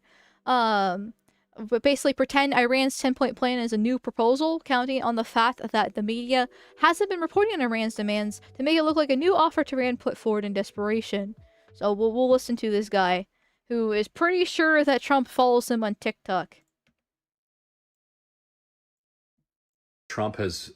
So I'm seeing a lot of people saying that Trump has finally gotten himself into a jam that he just can't get himself out of, because tonight he set his own deadline and he can't taco out again, but he also can't go forward with ending civilization in Iran. But there actually is kind of a third way that he can take here and declare victory. And it goes back to, there's this famous example in negotiations from the Cuban Missile Crisis. You guys probably already know this story, but if not, JFK and his brother RFK are going back and forth with Khrushchev, and Khrushchev is going through his own bouts of anxiety and firing off a lot of different messages. And one of the messages is a pretty decent resolution to the crisis, but before the Americans can respond to it, he withdraws it and sends a new one that has much greater demands. And RFK comes up with the idea of saying, ignore this most recent one and just announce that you have accepted the second to last one, the one that he withdrew. But he made the offer, so just accept it and then say you've accepted it and this is over. And he did that, and Khrushchev is like, okay, well, I guess this is over. So Iran, for weeks now, has put forward roughly a 10-point plan that is a totally fine deal for the United States. You can go find it on Dropside if you want. The details really aren't the point here. They have also now said they've cut off direct and indirect conversations with the United States after Trump threatened to end their civilization. But what Trump could do, because the US media has barely reported that Iran has laid out these conditions for ending the war permanently, it will be a shock to the American public that these conditions even exist. So Trump can use... Obviously, can't exactly verify this. There's a little bit of a drop site ad personally. But if this is true, that these points have existed for weeks, and Trump can, be like, oh, these are brand new negotiations that nobody knows about, to make himself look better, didn't exactly really work out that well, seeing that people saw these points as capitulation and weakness. Which is why Caroline Levitt had to come in and be like, no, we threw it in the trash immediately, even though literally the day before he said that there was 10 points that were negotiable. So there's a little bit of a back and forth there. Who knows what those 10 points actually are, I guess. Like, there's really no win at this point. Like, Trump just looks almost like a fool for this whole back and forth there. And we're not even at the juicy bit.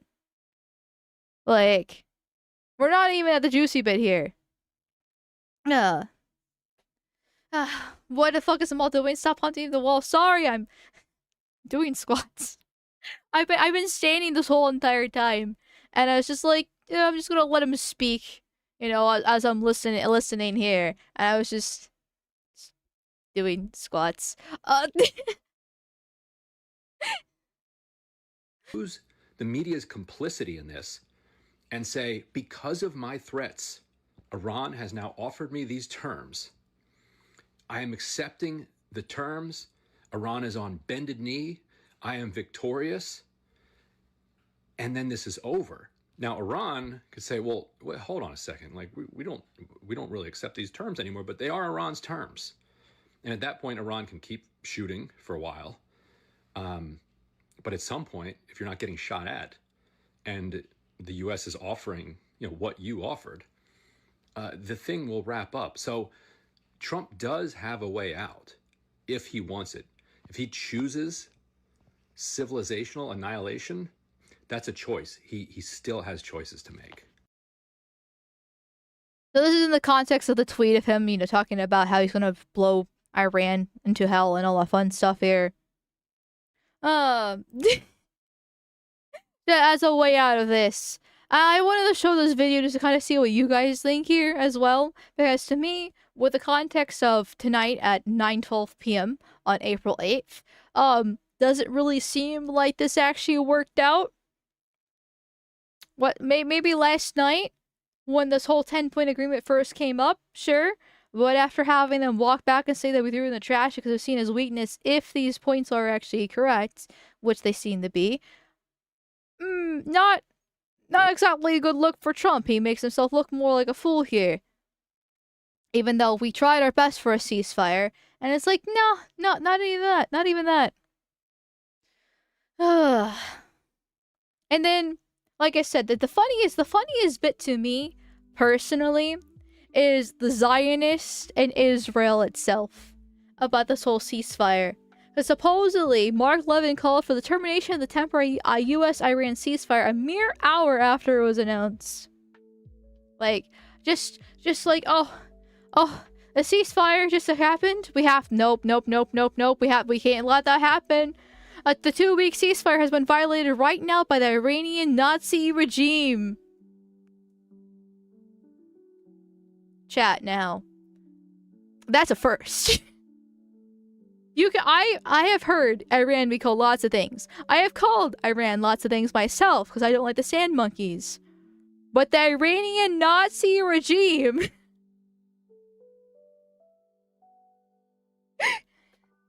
Now that's a new one. Missiles are being fired into Israel and perhaps other countries in the region. Are they able to defend themselves? We have the right man as president, and I bet he's furious about this. I don't personally know. But this will be the question throughout. That is, do we expect the Iranian regime to honor a deal? How will we monitor it? And how will we enforce it? These will all be very difficult issues to resolve. And to be fair, those are valid questions, okay? Like, will they honor the deal? How to monitor it? How to enforce it? Like, those are all, but that's all part of the negotiations in the first place, which is why we had a ceasefire for 2 weeks to figure this out. That's how ceasefires and agreements work. But no, an hour after it's announced, it's like, yes, we have to end it now. We have to keep on bombing them. We have to keep on destroying the Iranian Nazi regime because Israel told me to! I really hope my limiter works. If not, then I'm sorry about your eardrums. No, the Ayatollah is my friend.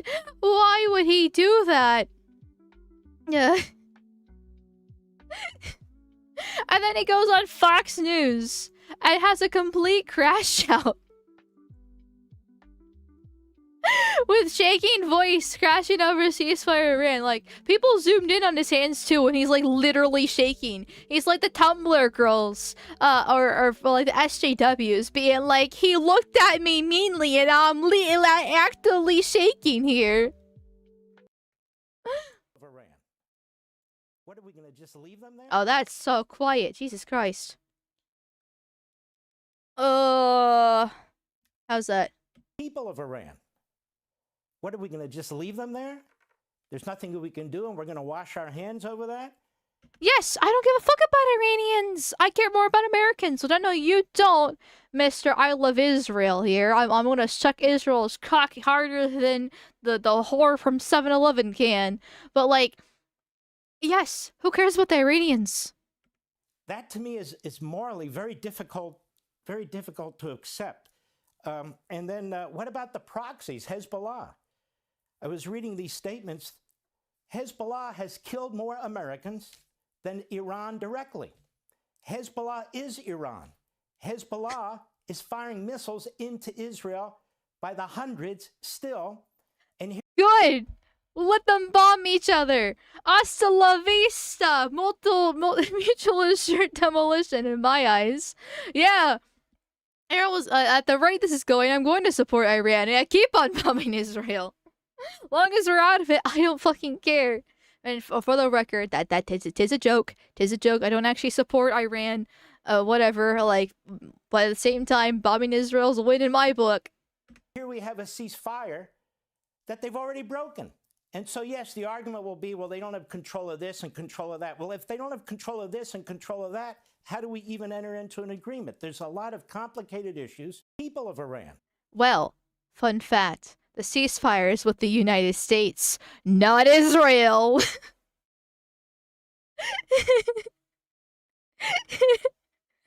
Like, they can keep on bombing Israel. Because the ceasefire is not with them. And in fact, if anything, the Israelis are very upset about this completely. Oh, though before we get into that, thank you, Celestium, for the raid over on Rumble. Thank you. Welcome in, raiders. Mods, if you could shout her out, that'd be greatly appreciated. Nice to see a little bit more Rumble love over there. I know Rumble Bros, I constantly cuck you when it comes to raid myself, but, you know, I do appreciate the Rumble Bros quite a lot, so, and thank you, Celestium, for adding more support over on Rumble, because it is a good place for freedom of speech, especially for saying the N-word. Ah, yes. One of these days I'll do the Rumble only stream. Anyways, thank you so much. Thank you. Ah, here they are. You know, there's at least the Zionist Twitter crashing out. Ali Afarat, the time has come. Instead of Israel and the U.S. eliminating the regime is bombing Israel. Dear Trump, what did you do all this for? The ceasefire is disappointing. At the end of the day, the people of the West have prioritized their own needs over the liberation of the people of Iran. Yes, because may I introduce you to Irina Zarutska once again. I wonder why I prioritized my needs over the West over the fucking sand monkeys there. Crazy how that works. I don't have enough fingers to count the amount of people who have ranted at me about gas prices for the last 2 weeks. Yeah, why did the gas prices go up again? For what cause? Don't know how I feel about this. This makes me sick. Oh, what the fuck? Trump just shared Aragachi's post that he accepted the regime's 10-point proposal. As a reminder, here's the 10-point proposal. This is, of course, be seen as a weakness by the entire Middle East. Here. An Israeli source tells me about the ceasefire. We were surprised by Trump's decision. We received updates in the final moments when everything seemed finalized. We are committed to the ceasefire. They were surprised about Trump's decision. That means that they were not told about the ceasefire and Trump actually coming to agreement with them. Just isn't that funny? Isn't that just a little bit funny that they weren't actually told about this? I wonder why they weren't told.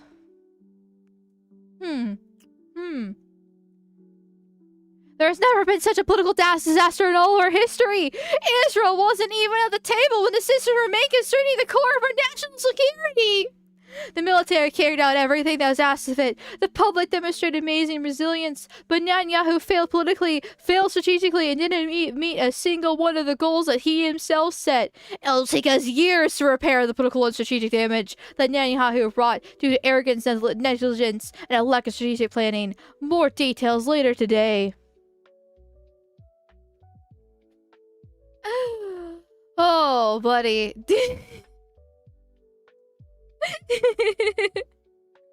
Watching them kvetch, yes. Yes, this has been the best part about the whole ceasefire in my opinion. It's just the molding from them on Twitter. This guy's official fucking government account here. it still says shit in fucking Hebrew. But the gray checkmark says a government account. It's in actually Hebrew. So he's some sort of Israeli fucking person. I don't really care. I'm still enjoying the molding. I'm grabbing the fucking caramel coated popcorn because I'm a fat ass and I'm throwing it in my mouth and I'm munching along, just laughing.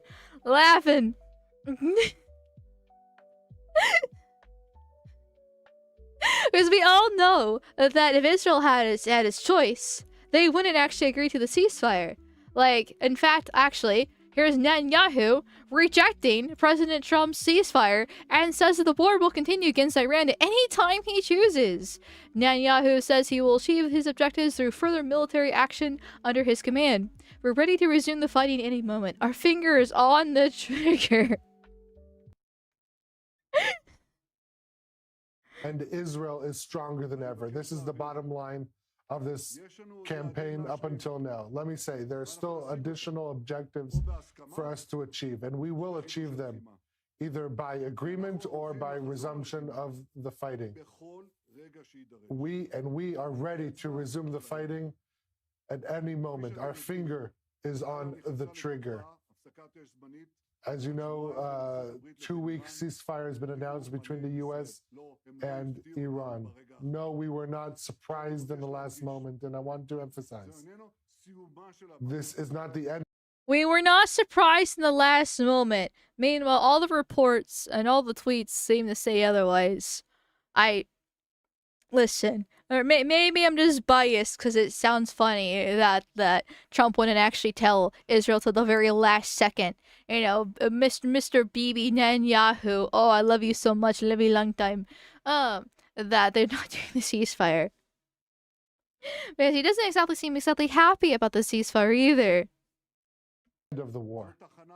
This is a step in order to achieve all the objectives. And Israel is stronger than ever. This is the bottom. Okay, now the clip is repeating. Gee, I wonder why the flakes were informed of the ceasefire. Maybe it has something to do with those parasites not wanting to go boots on the ground with us when they started this current conflict. Yeah. They were more than happy to let us take the responsibility for this war. They're the ones that dragged us into it. Rubio himself, which I know people are like, oh, that's a clipped out of context. No, I watched the full 2-minute and some odd second clip of Rubio with the reporters, where he literally says that Israel was going to strike them first. Strike Iran first, and we had to get involved before that happened, or else more people would be dead if we didn't strike first ourselves. Like, we were brought into this arguably against our own volition, and it can be shown by just how much of a fucking mess it has been the past few weeks in general, with no actual clear sight for the end of the war. It's just keep on bombing Iran, which, I mean, hey, I'm not actually against bombing Iran itself. Less sand monkeys, the better. But at the same time, I'd rather us not get dragged into another endless desert war for the 50th fucking time. As well, when we have plenty of things on the home front. Rubio and Vance stocks up after this?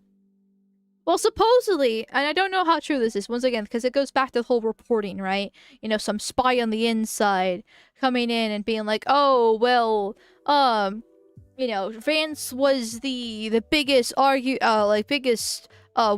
when it comes to the war, or blah, blah, blah, blah, blah, that they was trying to say, which some people were saying was just cover for Vance, because one thing that I have noticed, I'm not the only one to point this out, is that Vance has been mysteriously just non-existing when it comes to the Iran war. Very few words he has said when it comes to this conflict. He's been refocusing recently on the whole fraud thing, which is actually good. There we go. Here's a white pill, right? JD Vance is working with a task force to help find fraud within the government and working with Nick Shirley after the whole Minnesota Somalian fraud video came out. So that's good news. But he still has been suspiciously hidden away when it comes to this Iran conflict. Very little said here. And I think it's because they're trying to protect him, but because the Iran war has been such a huge divide within Trump's camp, right? Within MAGA, right? Between the Republicans, the right, conservatives, whatever label you want to thrust upon them. Because to be fair, the right is a massive tent. I would argue I'm further right than Trump, and I'm a woman, so you women aren't that based. So and so I think they're just trying to hide him for 2028. But if he actually did have problems, some qualms with the war, that also makes sense too. It'd be nice to hear that he's a guy on the inside, but that's also trying to make him sound better once again for 2028. Don't know how true that actually is. Smart, he should stay away from it. Oh yeah, it's the right move. It is the right move for him to do. Not get involved with the Iran war and the conflict of it, because it is such a hot topic. Like, nobody's actually a fan of the Iran war. The only ones that actually seem to like be down for this are the politicians. There's another interesting little thing. Where are the Democrats and the liberals, or whatever name we want to put on the crazy side of the left? Where are they protesting? As I have not seen any protests. I know there's like a No Kings protest that happened like a couple weeks ago, but it was like the weakest one of the 3 that have actually occurred, and it's still just filled with boomers. So where are the Democrats protesting? Because we saw how they literally died over the Somalians in Minnesota, where like two of the retards actually fucking died for that. There. But when it comes to the Iran war, nothing? There's a little bit sussy-wussy there. And then, so the leaves about the evangelicals that apparently have their the Wakanda, right? What does Shu call it? Is it Jewish Wakanda? Or it was some evangelical Wakanda. Actually, that's what it was called, yeah. How much they actually suck their own dicks for that to happen. So you had the politicians as well. And then you have the boomers, like my dad that watched Fox News and legitimately believe that Israel's our greatest ally. I'm not fucking kidding. My dad legitimately believes Israel's our greatest ally. But that's a very small demographic in total. Like, it's all the people that have power, right? The evangelicals and the politicians. But it's not the actual people on the ground. It's not like, it's like 80%. Like, a huge slice of, let's say, MAGA, right? Or the online right has been completely just unfavorable for it. Very few people are actually defending this. Some are saying it's because of China. We're trying to weaken China by doing this. And when it first started, there actually seemed to be some valid talking points with that. But as it has gone on, it just doesn't logically make sense. Especially when the oil that has been going through the strait has been sold with the Chinese currency. That seems more of a benefit for China, not exactly a weakness for them. It's just, nobody actually seems supportive of this. Other than the politicians, so they don't actually send their little hordes out to do anything about it. Is your dad an evangelical? No, Catholic. I was raised Catholic. Problem is, he's a literal boomer.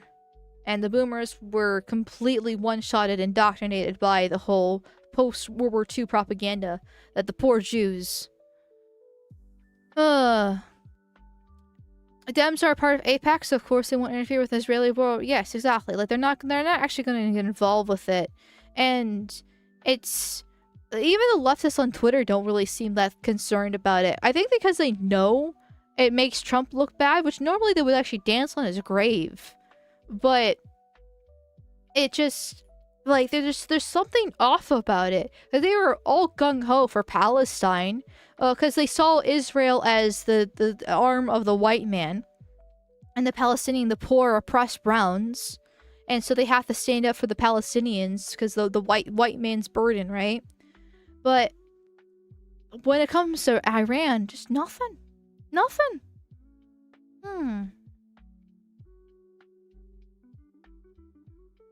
What has Israel done for America? Is there anything at all? Some would argue military bases in the Middle East, right? Trying to have somebody there on the ground in the Middle East so we can actually pull resources into if something does go down wrong within the Middle East, which that would be a valid reasoning if Israel didn't lead us around by the nose the entire time. Like, they're supposed to be a lesser ally, right? Where we're like well, let's say, oh, I'm trying to think of a good reason without pissing off Europe. I'm not going to use Europe as an example. I'm a Europhile myself, so I will defend them to the end. Let's say, I can't say Japan, because then my fellow weebs are not going to be happy about that either.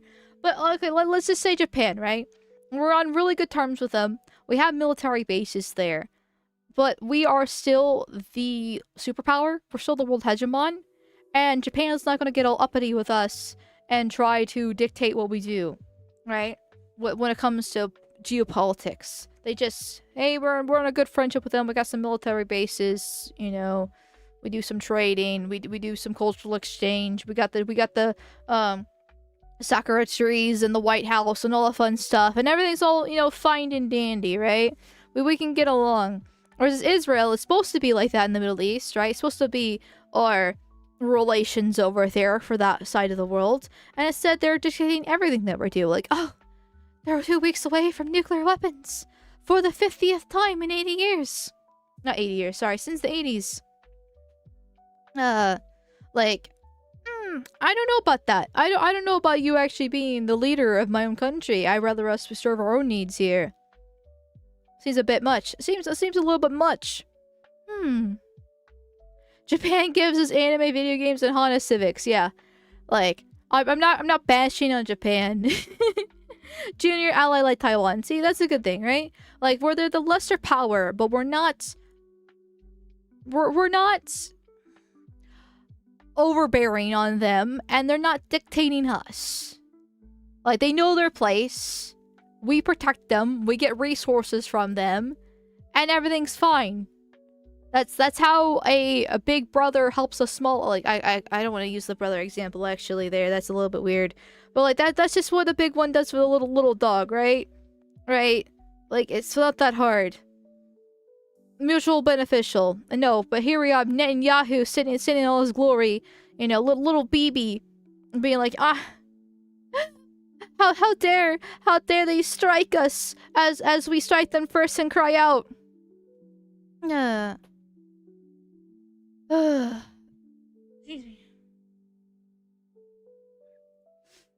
Also, on top of that, this is what Mark Levin was talking about earlier.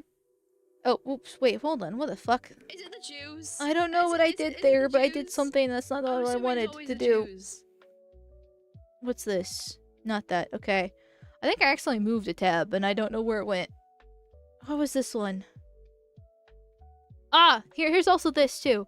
Israel was not formally part of the Iran negotiations and is unhappy that it got word that the deal was finalized at a late stage per Wall Street Journal.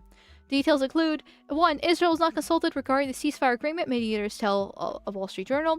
2. The extent of the consultation was President Trump calling Israeli Prime Minister Netanyahu shortly before the ceasefire was announced. 3. Mediators said Israeli officials were unhappy with the terms, including the planned inclusion of Lebanon in the agreement. 4. Netanyahu said Wednesday morning that the deal does not include Lebanon, contradicting the early statement by Pakistan. The ceasefire situation remains fluid.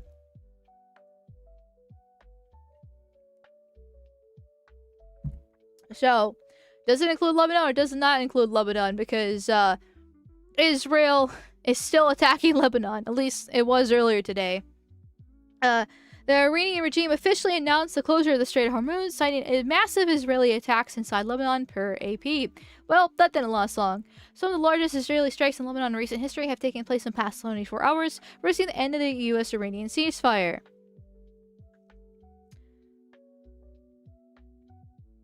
So, there was that 10-point agreement here where they're supposed to, you know, not attack Lebanon. Well, the Israelis didn't get the call, which makes sense, seeing that Iran also didn't get the call and started attacking. Oh, fuck, that was loud. I started just attacking, Tel Aviv. But I don't know. This seems like a win-win in my book, though. You know, Iran attacks Israel. Israel attacks Iran and Lebanon. Because I don't give a fuck about Lebanonians. What are we supposed to call them? Okay, other than sand monkeys. Like, they're, to me, they're just another Middle Eastern shithole. Okay. I know supposedly a lot of Christians live in Lebanon. I still don't care. It's still the Middle East. I care about the Christians in America. First, Lebanese. There we go.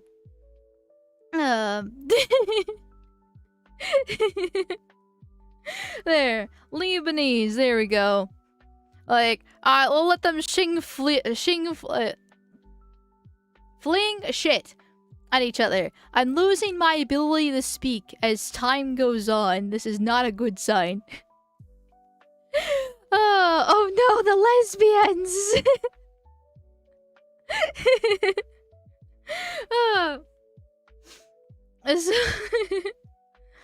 But, I mean, I can't exactly blame the Iranian regime for not, closing the strait again, because at least in this case, they have the excuse for, like, the ceasefire just became agreement, and they can be like, okay, well, the ceasefire is actually with America and not Israel, to a certain degree, once again, to a certain degree here, and this was, like, last night, so it'd be like, oh shit, sorry, like, we already kind of sent the missiles down already before the agreement kind of came into place. This is today.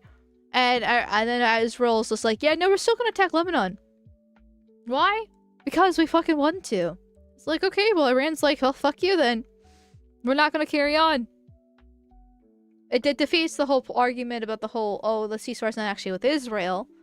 But, I mean, for me, the American, once again, mutually assured direct destruction sounds fine to me.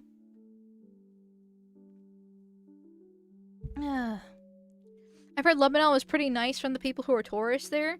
Well, maybe great for tourism, but still a Middle Eastern country, and I don't care about them enough to, oh, we must save Lebanon for tourism. No, I'd rather save more Irina Zarutskas from being murdered. Yes, I will bring her up as my example every single time tonight. Why? Because this is fucking retarded. And he's found incompetent to stand trial. Well, so far, it still needs to actually be put in the court, and he still needs a psych evaluation based on the article we read. But still, that's what I care more about than the Lebanese or the lesbians here. I thank you, Kiwi Bastard, for the $2 videos. Thank you, thank you, thank you. Thank you, thank you, thank you. It's simple. They aren't protesting because they aren't being paid to. I mean, yes, that's like the, I guess, the logical crew, right? With logical conclusion with what's happening with the Democrats and the leftists there. Which makes sense. Like, because like the No Kings protests is like the most notable one. Somebody has to pay for the venue. Someone has to pay for the busing in. Someone's got to pay for little snacks and the drinks and for things like that. So somebody's paying for the organizers. And George Soros. Act Blue. But, someone's paying for all that, right? And then they actually have, like, they probably pay some random people to actually go to the protest. But that's just bait for then the leftists to actually come to those protests and do whatever they're doing, right? For whatever the protest actually is. I'm sure the same thing actually happened in Minnesota with the Somalians there too. They had a whole organization. I mean, they had multiple group chats where, if you did the calculations, had about 7,000 people in Minneapolis trying to tag these federal agents and stop them from the deportations that they were doing. That's massive scale organization there. That requires not just actual, dedicated people. But that requires actual payments being done in that case. And, but they're not doing it this time around. But the thing is, too, which a lot of people forget when talking about paid protesters, they're more likely to be like, oh, well, they're all paid protesters then. No, they're not all paid protesters. The people at the top probably are, because this is their job now, to be borderline treasonous, depending on the situation. But there's actual, real useful, dedicated idiots that go to these things that are genuine believers and to whatever the protest and riot is actually for. They just need the people at the top to organize it in the first place. And if people on the top are not organized in the first place, then they're not going to go to it. There. Anyway, tangent aside, I have to pee. And so I will be back in 2 minutes. I'm a quick pisser. I'm a real quick pisser, and so I'll be back in 2 minutes, and then we'll continue on with this supposed ceasefire thingy.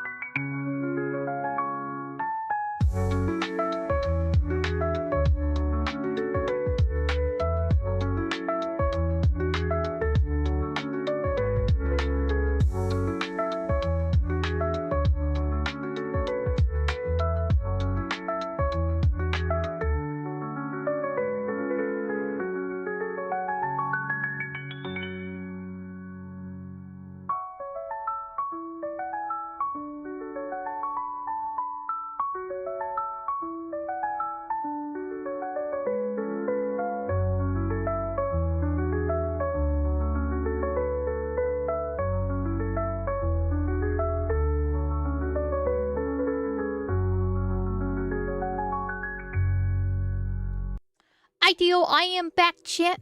I am back. Told you I'm a real quick pisser. Pins Princess is always knows what she's talking about here. Let me see. So let me check the kickback in because there has been a little bit of a problem, if people have noticed. Let's see. Interesting. Okay, I see what is happening here. That's a little bit gay.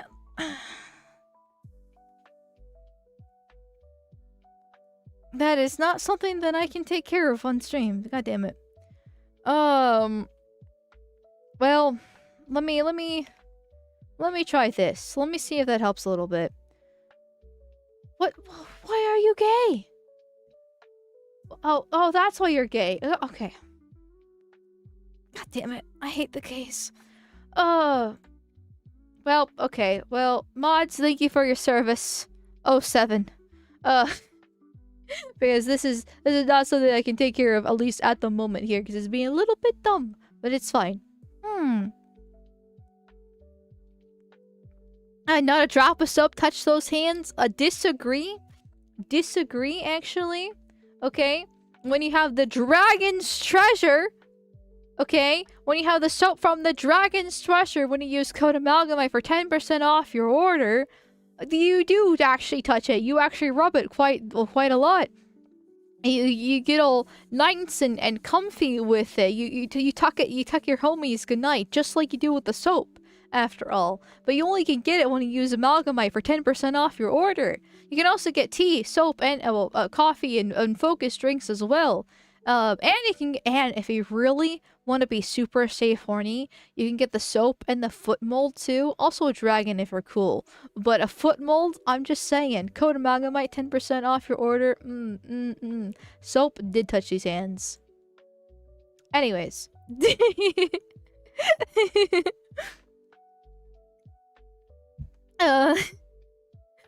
This is something that makes me feel like this is the whole 10-point plan is a little bit more truthful. You got the Speaker of Gobbledygook, Islamic Republic of Iran's parliament. There's no actual official little, gray tab on him. They say that he's actually officially part of the government. But, you know, 522,000 followers. Okay. You know. So here is their statement on the violation of 3 key clauses of the 10-point proposal agreed framework before the start of negotiations. The deep historical distrust we hold towards the United States stems from the repeated violations of all forms of commitments, a pattern that has regrettably been repeated once again. As the President of the United States has clearly stated in his I'm assuming Truth Social post, the Islamic Republic of Iran's 10-point proposal is a workable basis which to negotiate, and the main framework for these talks. However, 3 clauses of this proposal have been violated so far. 1. Non-compliance with the first clause of the 10-point proposal regarding the ceasefire in Lebanon. A commitment that Prime Minister Shehbaz Sharif has also explicitly referred to, and declared as an immediate ceasefire everywhere, including Lebanon and every regions effective immediately. 2. The entry of an intruding drone into Iran airspace, which was destroyed in the city of Lar in Fars province, and clear violation of the clause prohibiting any further violation of Iran airspace. 3. Denial of Iran's right to enrichment, which was included in the 6th clause of the framework. Now, the very workable basis on which to negotiate has been openly clearly violated, even before negotiations began. In such a situation, the bilateral ceasefire negotiation is unreasonable. Well, the first 2 points are reasonable in my book, right? Like, okay, so part of the 10-point agreement was that there would be, you know, a ceasefire in Lebanon, which is point 10. And then Israel broke it and by bombing the fuck out of Lebanon today. Okay, I can see where it get a little bit upsetty there. Right? And that's, to me, that's more like Israel going rogue, so I'm more than happy to pin the blame in Israel. The drone on Iran airspace doesn't say if it's American or Israel. I'm going to assume American in this case. Yeah, that kind of defeats the point of it, like a ceasefire if you're sending the drones in there as well. So, okay, I can see the contention. The third point of denial of rights, Iran's right to enrichment. That's something that's a little bit more, I don't know about that. Like, that's part of the whole workable basis which to negotiate. Like, that's part of the negotiations again. Like, it's one thing that could keep on striking and killing people and harming government bases and different things like that. It's another thing to be like, hey, this whole enrichment thing type of deal, can you hold, like, we can figure this kind of part out. Which, of course, the U.S. response should be no, and Iran will probably say yes, because it seems like a huge point of contention, but still, like, the first 2 are valid, the third one's kind of like, okay, like, listen, it's not that deep, brother. Just this is supposed to be workable basis on which to negotiate. That supposedly Trump threw out immediately. Where is that clip at? I lost the clip. I have too many tabs. There we go. Threw it in the garbage. Literally threw it in the garbage. Workable negotiations. Threw it in the garbage.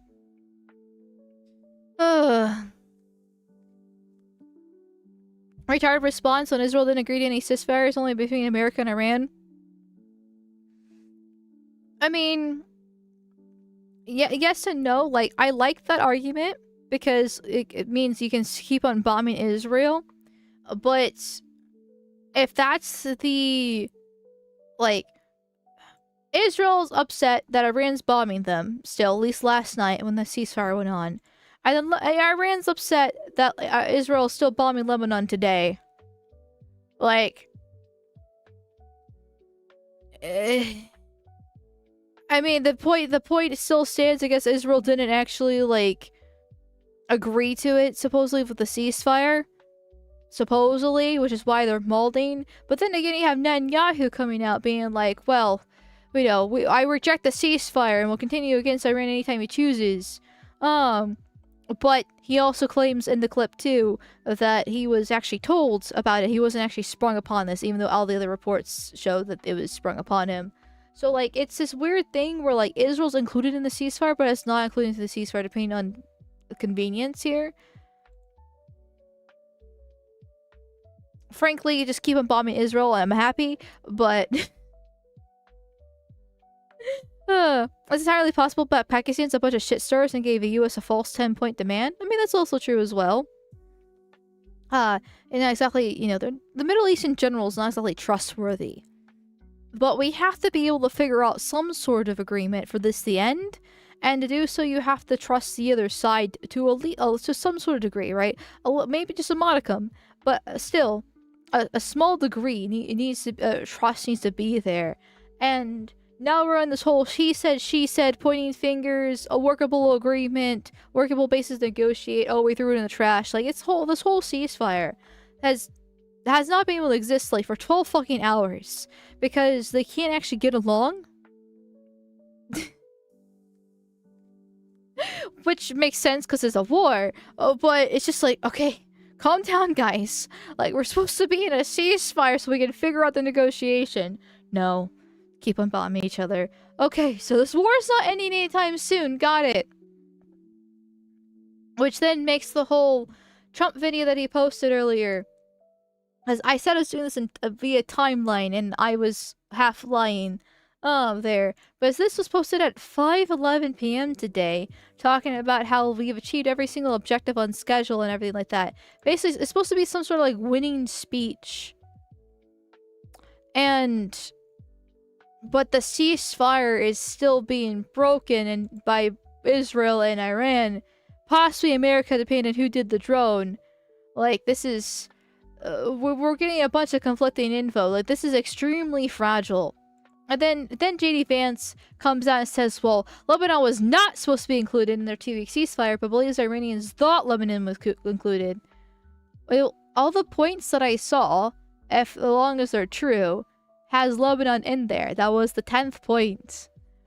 And they're directly stating it as well in their little statement as for why the violation is happening. But I will let the sexy man speak, which apparently he's been losing weight. I'm not complaining. Let me say a couple things. First of all, I actually think, and there's a lot of bad faith negotiation and a lot of bad faith, propaganda going on. I think this comes from a legitimate misunderstanding. I think the Iranians thought that the ceasefire included Lebanon, and it just didn't. We never made that promise. We never indicated that was going to be the case. What we said is that the ceasefire would be focused on Iran, and the ceasefire would be focused on America's allies, both Israel and the Gulf Arab states. That said, the Israelis, as I understand it, again, I'm supposed to get a fuller report when I get on the plane, have actually offered to be, frankly, to check themselves a little bit in Lebanon because they want to make sure that our... Yeah, we need the Israelis to calm down a little bit because we understand that it's kind of pissing off the rest of the Middle East that they keep on bombing places. Like, keep in mind now, that means Israel's got a war on 3 fronts. Or wars in 3 places, not exactly 3 exact fronts. But, like, they're still in a war with Palestine. Like, the Palestinian thing is still happening, okay? Now they're bombing Lebanon. And they're also attacking Iran, though they won't send the boots. They want us to send the boots, but they won't send the boots themselves. So they are now attacking 3 countries within the Middle East. Needless to say, their neighbors probably aren't exactly happy about that and probably don't trust them. Now, I'm not sure why you would never trust a tiny hat. I mean, to me, they're the most trustworthy of all the groups. White people? God, they're the worst. Why would you ever trust a white person? Jews are clearly the best. I mean, Jews rock after all. Like, I don't understand the distrust here. Oh, totally not just bombing 3 fucking 3 countries in the area causes any problems there. Negotiation is successful. That's not because that is part of the ceasefire. I think that's the Israelis trying to set us up for success, and we'll of course see how that unfolds in the next few days. But look, if Iran wants to let this negotiation fall apart in a conflict where they were getting hammered over Lebanon, which has nothing to do with them and which the United States never once said was part of the ceasefire, that's ultimately their choice. We think that would be dumb, but that's their choice. Mr. Vice President. Which, okay, the U.S. never said it was part of the ceasefire. Now we're getting to go back and forth here. Because there's a 10-point plan that was workable for negotiations. Supposedly the 10-point plan has been circulating online, has Lebanon as point 10. Israel bombs Lebanon. And then Iran's like, okay, well, Israel's still attacking Lebanon, so fuck you. The ceasefire is not part of it. Those are the 2 points of contention too. But you know, we're going with JD Vance's interview right here. It really seems like Lebanon was actually part of the 10 points. The only thing that the White House has been able to do is be like, oh, well, we threw it in the trash. Well, now we have you contradicting Trump. Which is not the first time this has happened, where the White House has contradicted Trump. In fact, and dare I say here, the White House actually did that a lot with Biden too. Like, there's this whole theory on the internet now. A lot of it's more left-wing propped up. But I've seen some right-leaning people start to, like, wonder too. Is Trump actually sane?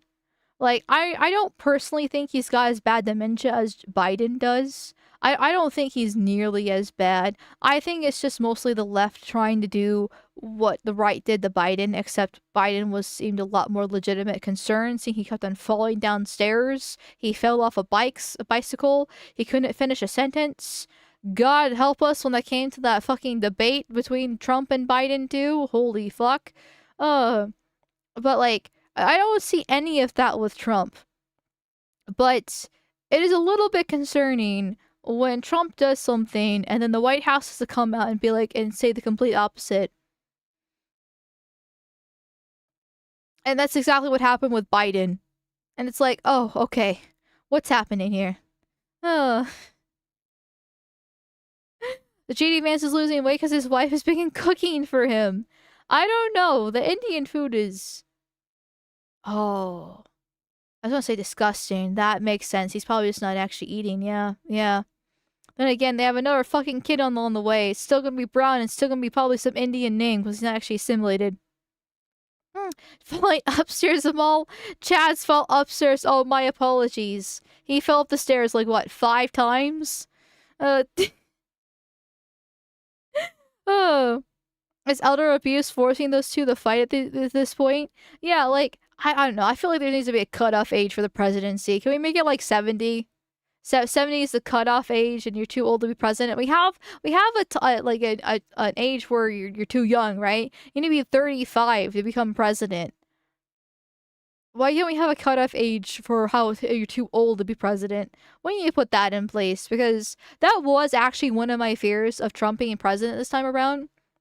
Well, more like the talk of the third term, right? Because he was memeing about the whole third term a lot last year because of how much political favor he actually did have. And I was like, no. Like, he's already kind of up at the upper limit as it is. He's clearly in a lot better state than Biden is for being like 2 years younger than him. But he's still really old. God knows what he's going to be like at the end of the presidency. Because with old people, age comes at you fast. Like, you can be 76 and perfectly normal. And then the next day you turn 77 and you got fucking ball cancer that's stage fucking 4 and spread to your lungs and your brain and stuff like that. Like, and you're just, it's just over, right? Like, it just, or you fall up the stairs and you crack your hip and it's over, right? Like, or Joe over, I should say. Like, it comes at you very quickly. I definitely would not want a third term, and I was concerned about what Trump would be like at the end of this term. And I'm not at the point where right now I'm actually like, oh, I'm actually concerned about Trump's health. I haven't really actually seen signs that's really concerning in my personal opinion. Okay, yeah, some bruising on his hands or something like that. Okay, he's old. They bruise easier. Like, I don't know. None of this seems too concerning. But the White House contradicting him is just like, oh god, this is reminding me of Biden now. The way he eated off the bicycle was magical. That's true. That is true. Whole body infection type of shit. Yeah, it's actually scary how much like age just really just fucks you up. He's the healthiest 80-year-old bastard I've ever seen. Is he 80 yet? I thought he was still like 78 or 79. Or just rounding up because he's close enough to it.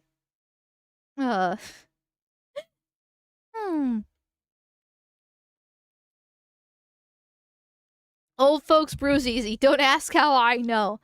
Well, sorry.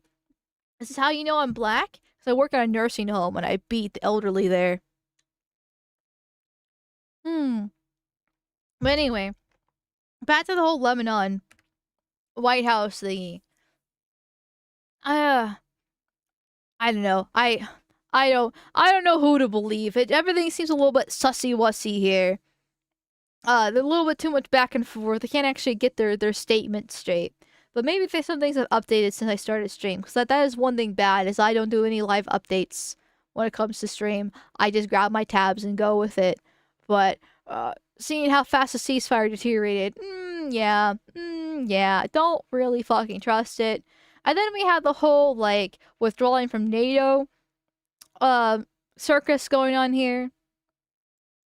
Is the United States still considering withdrawing from NATO? Is that still a possibility? It's something the president has discussed, and I think it's something the president will be discussing in a couple of hours with Secretary General Ruta, and perhaps you'll hear directly from the president following that meeting later this afternoon. Thank you, everyone. Is the United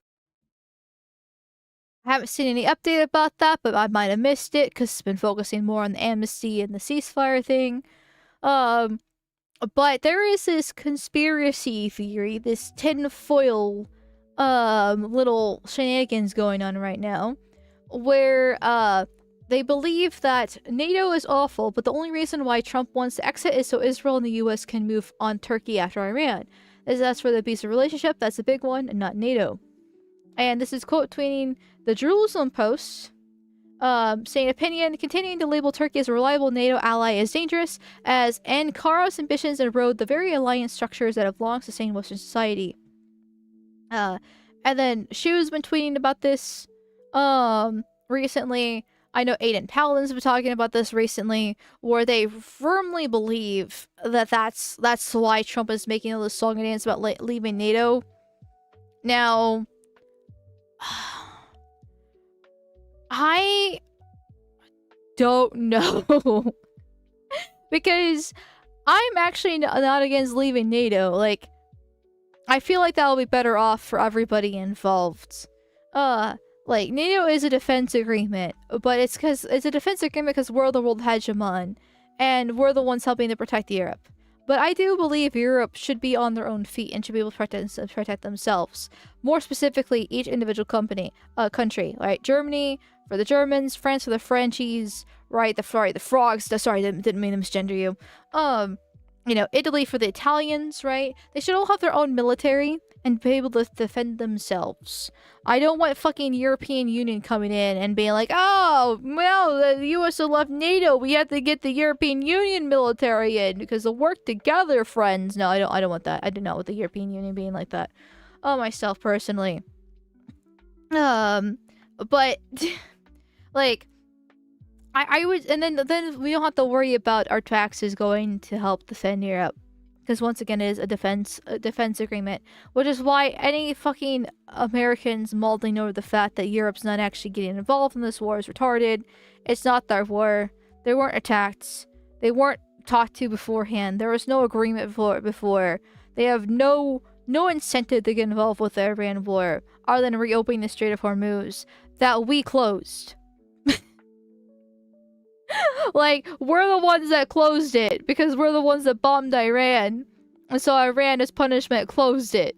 Like, it's our fault. I don't blame Europe for not wanting to get involved with this. But, like, that there are valid reasons to leave NATO. So I'm actually not against it. However, what does make me a bit suspicious is the timing of this. Because I know Trump's been talking about leaving NATO for a long time. I know he tried in his first term. And then he talked about it, like, earlier last year. And he's trying to make it about Greenland. And how it's like, oh, we're not giving us Greenland, so fuck them. Right? But the conspiracy theory about Turkey is something I do find interesting. Because even though if I don't fully believe it myself, I don't know, I want to give it more time. I'm gonna let it cook. As the kids say, because just to see a little bit more, because having the Jerusalem Post being like, oh, Turkey's so evil, and then there's like other like Israeli sources that are also talking about how like evil Turkey is, and I'm just like, wait, what's going on here? Why do you hate Turkey all of a sudden? And why is Trump also talking about leaving NATO right when you're starting to talk about how much you hate Turkey? They're definitely, I can understand the tinfoil wearers, like shoe on head, talking about this, because I can see the strings. I just don't know how much I believe it myself. I want to give it a little bit more time. Sussy, yeah, it is a little bit. It's a little bit more sussy-wussy here. Because, like, I don't have anything against the Turks. Personally, myself. Like, from my understanding about Turkey, and this is coming from a Turk that used to be in chat a bit more. But Turkey is a lot more of a secular nation. Like, they're still Muslim, but they're the closest to actually secular Muslims within the Middle East.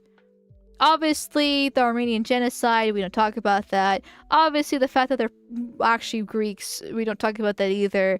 But, like, Turkey is not, like, the worst thing in the Middle East. Like, we had to do a tier list of the different countries in the Middle East. They would probably be more on the bottom. Though I don't see them as part of being NATO, and I don't see them as part of Europe either. They're like trying to like desperately tack themselves on to Europe so they can get away from the Middle East, even though they're Muslim themselves, and deny their Greek heritage and everything else. It's just a weird thing, and I'm definitely not like well informed enough on Turkey and its history to actually be able to like really talk about this at length. But from me, the dumb American woman, I don't see the problem with them. Other than Hassan Piker. Fuck Hassan Piker. Yeah, they killed Rome. Okay, well that's about 2,000 years ago. So... But Constantinople Mall, that's another 1,500 years ago there. Like, that's... Like, I'm sorry, but it's not that... Like, that's a little bit too long for me, okay? I'm sorry I'm not Jewish enough to hold a grudge for 2,000 years. But that's exactly what sounds like the Jews when they talk about the West and how they see the West as an arm of the continuation of Rome, and that's why they want to destroy us, because they have a vendetta against the Romans, and that was like 2,000 years ago. And it's like, that was 2,000 years ago. Whole different people, whole different civilization. Why must you hold this against us?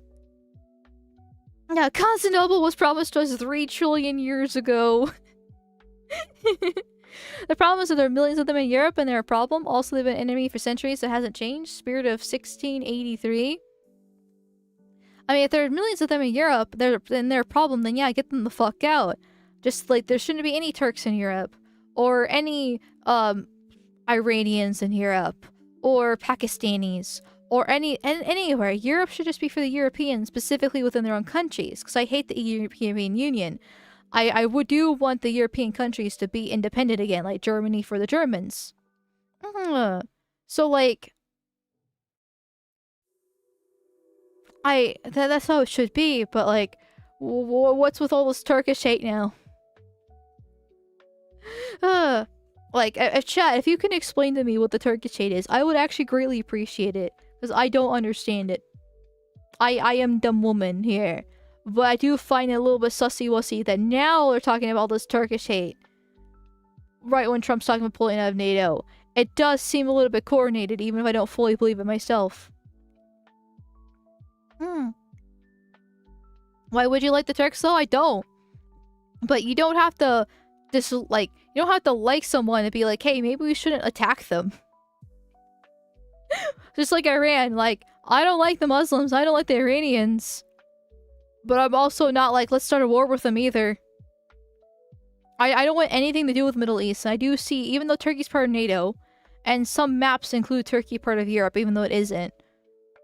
I just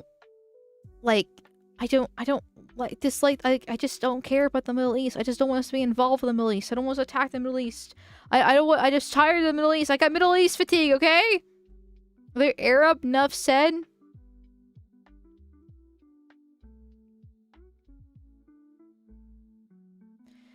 Are the Turks are not Europeans, there are others. Okay, well that's a European issue then. They kicked them kicked out of the EU. And I guess also NATO. But like, just But it's not enough to really just kind of be like, yeah, let's attack them.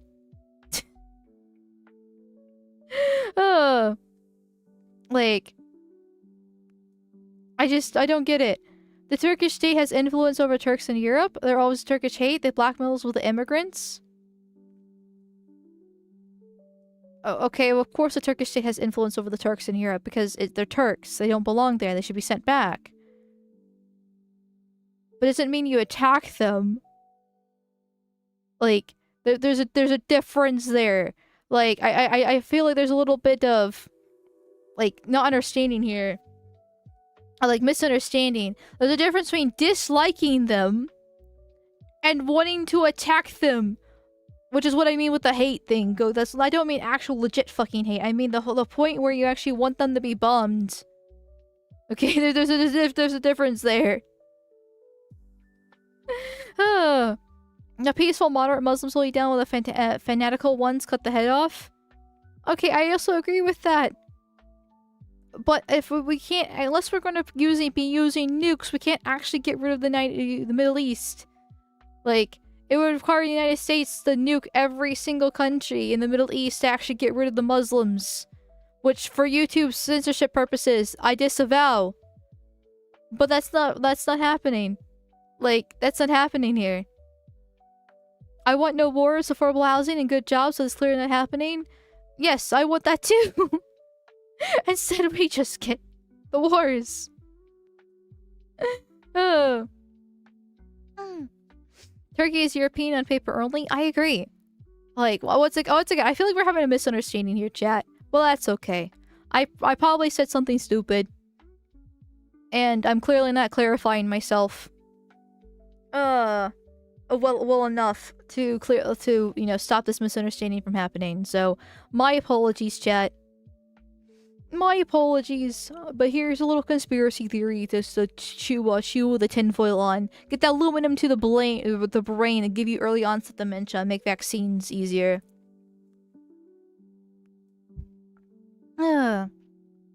So, anyways, moving on to the second main topic for tonight. With about 2 hours to spare. Not bad. Not bad here. But, getting back closer to the home front, have you ever considered mass amnesty, chat? Have you ever considered maybe just allowing everyone and their mother that has come here since before 2020 just to be allowed in? I don't know, it sounds like a good idea to me. Why not we just increase our population size by 100-fold, or whatever the fuck the number would actually be. I don't know, it sounds like a good thing to me. Anyway, let me play this clip for y'all. For decades, the presidents have agreed the U.S. must crack down on illegal immigration. You saw Democrat and Republican, right? Now lawmakers are trying to turn that shared goal into policy. At least one is. And hopefully Democrats will flash back and understand they used to agree with this. The Dignity Act prevents illegal hiring and protects American jobs. Dreamer Protections grants legal status path to permanent residency. The Dignity Program, 7-year legal status program allowing undocumented immigrants to live and work legally. Update visa categories to align with 21st century economic needs. I don't know about you, this sounds like amnesty to me. What do you mean 7-year legal status program allowing undocumented immigrants to live and work legally? That's just amnesty. It's a bipartisan bill known as the Dignity Act. It promises tougher enforcement and worker protections while offering certain undocumented immigrants legal status without citizens if they pass background checks, pay taxes, and stay employed. Supporters are calling it reform, while critics are calling it amnesty. Let's ask the Republican New York Congressman Michael Lawler, who co-sponsored the bill, and Democratic immigration attorney Michael Wilds, who is the immigration attorney of Melania Trump. Welcome to both of you guys. Great to see you. So we got a rhino and then an immigration attorney, which, by the way, all immigration attorneys need to be hung up and quartered. Kid you fucking not. I hate immigration attorneys. Their whole part of the job is to find all the legal gray areas to try to get their clients to become legal status and help break the law by doing that stuff, but legally because it's lawyerisms. They are fucking scum and plague upon our society, and they need to fucking go. They work with so many NGOs to fund them, and they're so fucking rich, it's insane. So I don't care if he's the immigration lawyer for Melania Trump. Don't fucking care. Get out of here. Tell me about the Dignity Act. Expand on it, Congressman Lawler. And is there other Democratic support for this? Yeah, Brian, this has broad bipartisan support. In fact, this Congress, we have added significantly more co-sponsors than last, because I think folks do recognize that we have a problem. Immigration has not been reformed since 1986, the year I was born. And the fact is, our immigration system is fundamentally broken. President Trump was right to focus on securing the border, and he has effectively done that. We've had 9 straight months of net zero illegal border crossings. He was right to focus on the deportation of criminal aliens. The next step is to actually fix the broken system.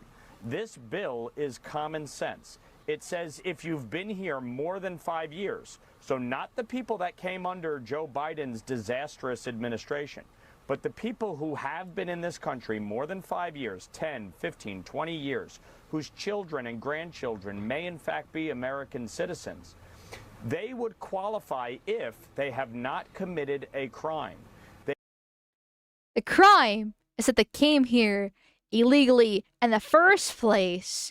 You goddamn waste of space need to be thrown into the moon. Actually, know what? That would be a disservice to the moon. The moon's very, very pretty. I love looking up at night. No, throw it into the fucking sun, you fucking piece of shit. Like, this is absolutely disgusting. Oh, we need immigration reform. Oh, so we're gonna mass deport everyone who's come here illegally? No, we're gonna give mass amnesty to people who've come here illegally for the past, 5+ years. I like how the stipulation is it was not the ones that come over Biden. Not the ones that came over Biden, right? Because the Trump administration is trying to blame Biden for all the illegal immigration, which, don't get me wrong, he made it a million times worse. I fucking saw those videos back on Parler when that was existing and didn't get shut down by the feds.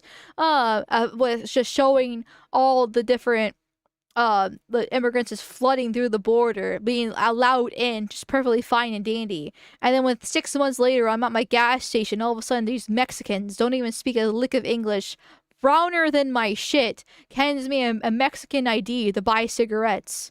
Like, oh, okay, that's great. I love it here. This is amazing, right?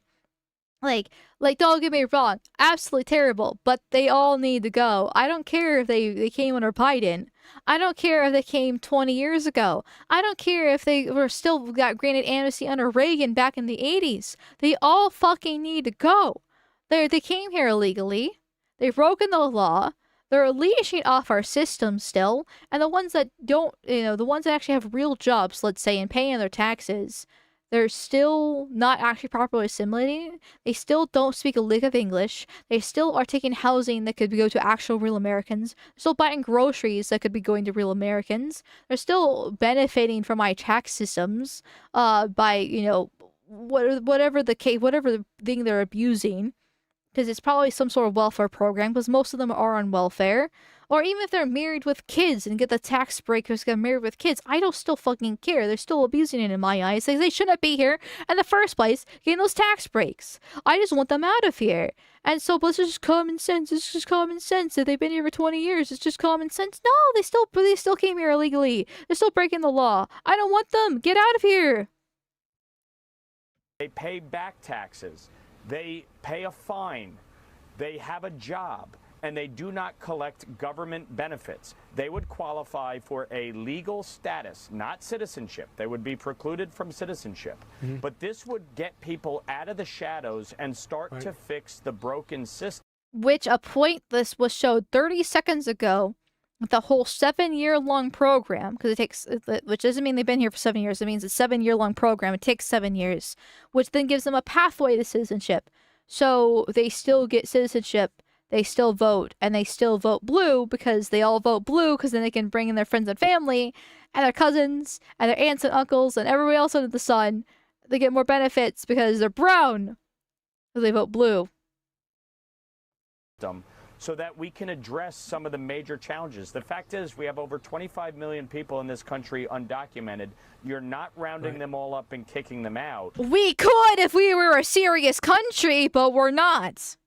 The criminals need to go, and the president has been right to They focus are on criminals. that. And the last thing I'd say, Brian. Oh my God. The president exposed many of the Democrats during the State of the Union when they refused to stand for protecting American citizens over illegal immigrants.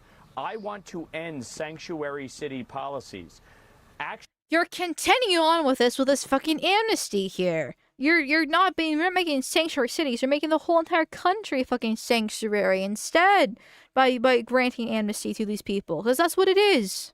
Actually having a comprehensive approach here is the best way to do that and force the Democrats' hand, end the sanctuary cities, deport the criminals, secure the border, and fix our broken system. Michael, could you get behind this? You spend your life and your family, your dad, spend a life in the immigration area.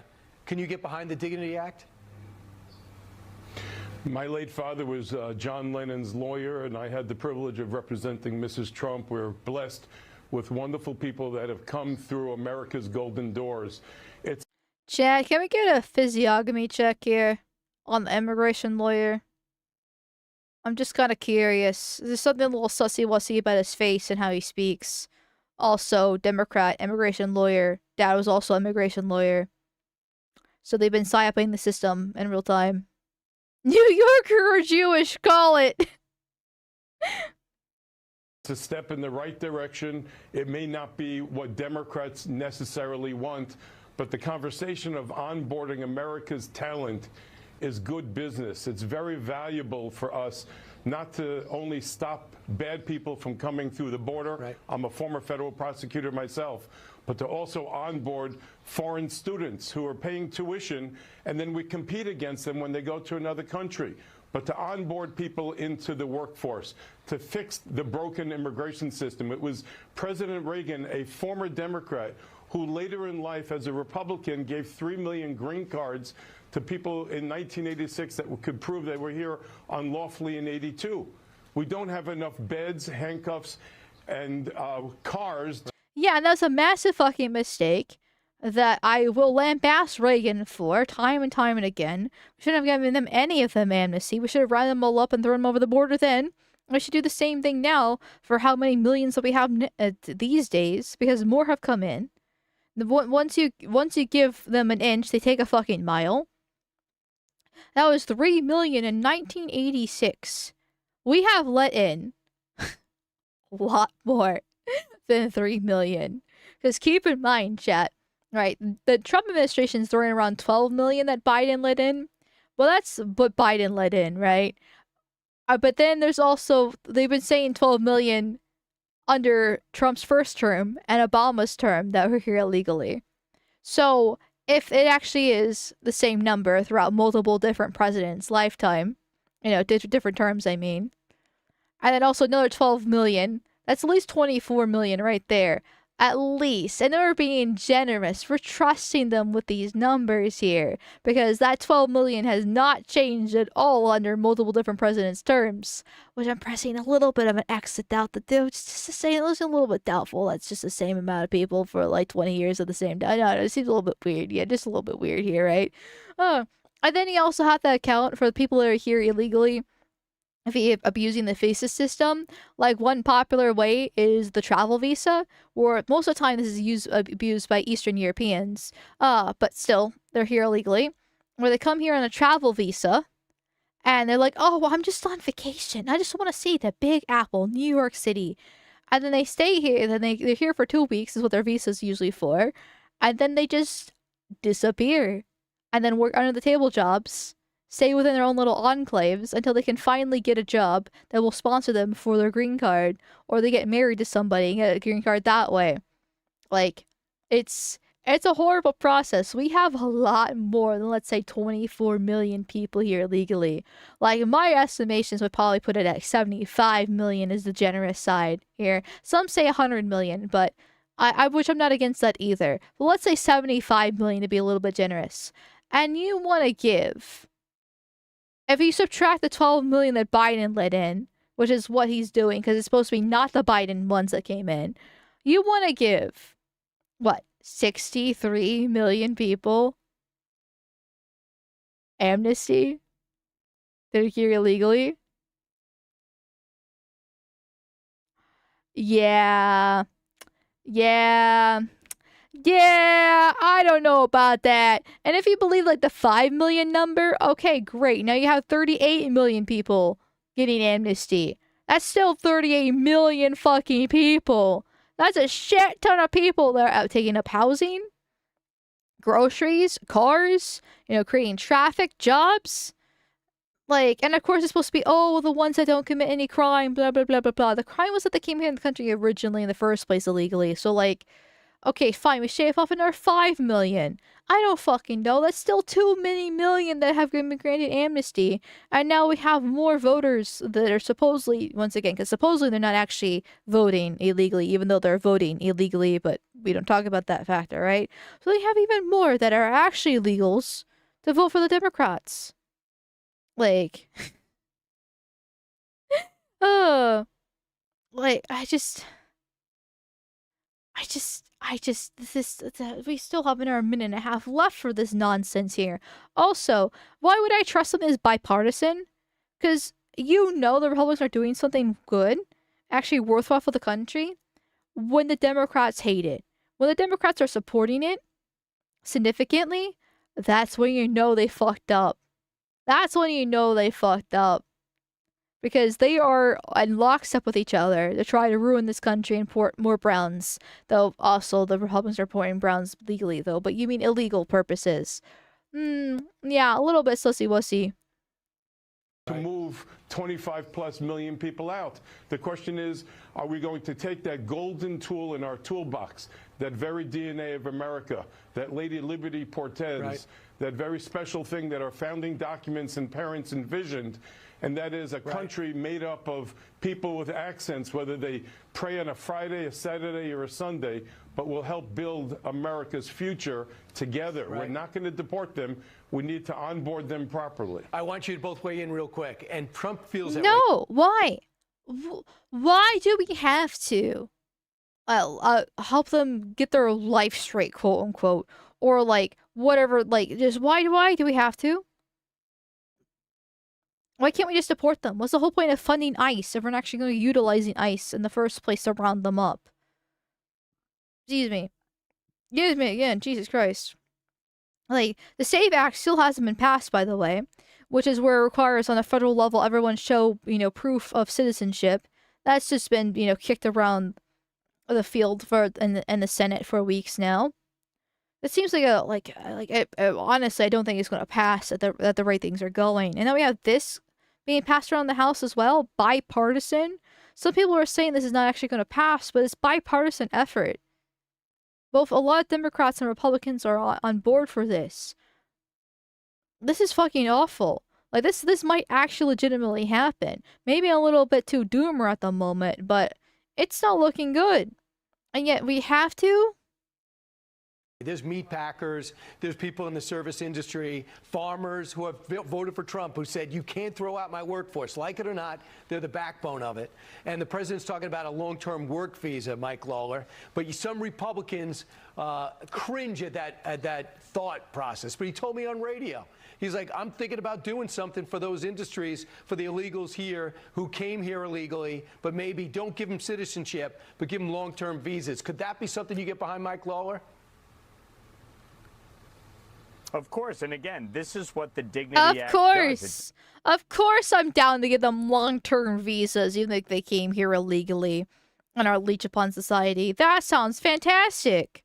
doesn't give them a pathway to citizenship. Yep. It gives them legal status so that they can actually continue working. Mike Wiles, Congressman Mike Lower, thanks so much. We'll see what happens in the next few weeks, because I think the president could be open to it, because no one ever thought it was possible to seal the border. He did that, making reform truly something that could get done. Mike Lower, Mike Wiles, great job. For decades. Okay, great. We sealed the border. That's the first step. Glad that we did it. Would have happened under Democrats. You know, like that is completely aware.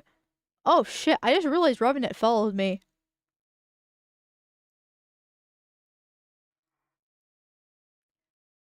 Ayo, okay, anyway, sorry. I like his account a lot. Anyways, but what was I saying? About the amnesty, I got, okay, fuck, I had a complete just blank there, shit.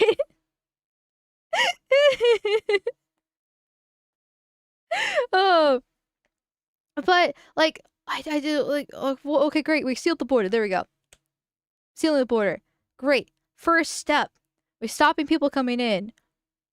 But now we have to kick people out. Like, the country's been flooded for decades upon decades now. Why should we actually allow them to stay? Like, we're not a serious nation. We don't have a proper border. Okay, we got the border, but now the invaders are here. Because they're literally invaders. They came here illegally. A lot of them rape and pillage. And I know this is supposed to be for the ones that aren't actually doing the serious crimes, you know, quote-unquote serious crimes with like, the rapes and the murders. But they're still pillaging. They're still leeching off of us. I don't want them here. Yeah. Wait, what was this? This is what I wanted. There we go. And so this is the main rhino. Who is pushing this Dignity Act. Which is, by the way, on top of it, it was titled in the way to make it called Dignidad Act. So, dignity in Spanish, which is funny, seeing that she's a Maria E. Salazar of Florida. So, not only do you have a woman who shouldn't be in power because she's a woman, but a brown woman in power trying to push this. Like, who would have thought a woman named Maria E. Salazar would be pushing for anything that's actually beneficial for white Americans? Of course she's going to be pushing for amnesty for her fellow brownoids here. But she's just another typical rhino Republican. We give them dignity. At some point in Oh, that's loud. My apologies, chat. the future, another legislator will write another law to give them paths to citizenship. Right now, what we need to do is to buy peace for these people, allow them to stay, to continue working, because they are needed. You see, what I'm trying to do is to bring some common sense, which is the least common of all senses, to this conversation. The economy needs them. They do not have a criminal record. They have not gone into trouble. They have been here for a long time. They have roots in the country. Let them stay. Don't give them any type of federal programs. No, don't let them stay. I have roots in the country. I can trace my ancestry to at least the Civil War, probably further than that if actually were to do a genetic test.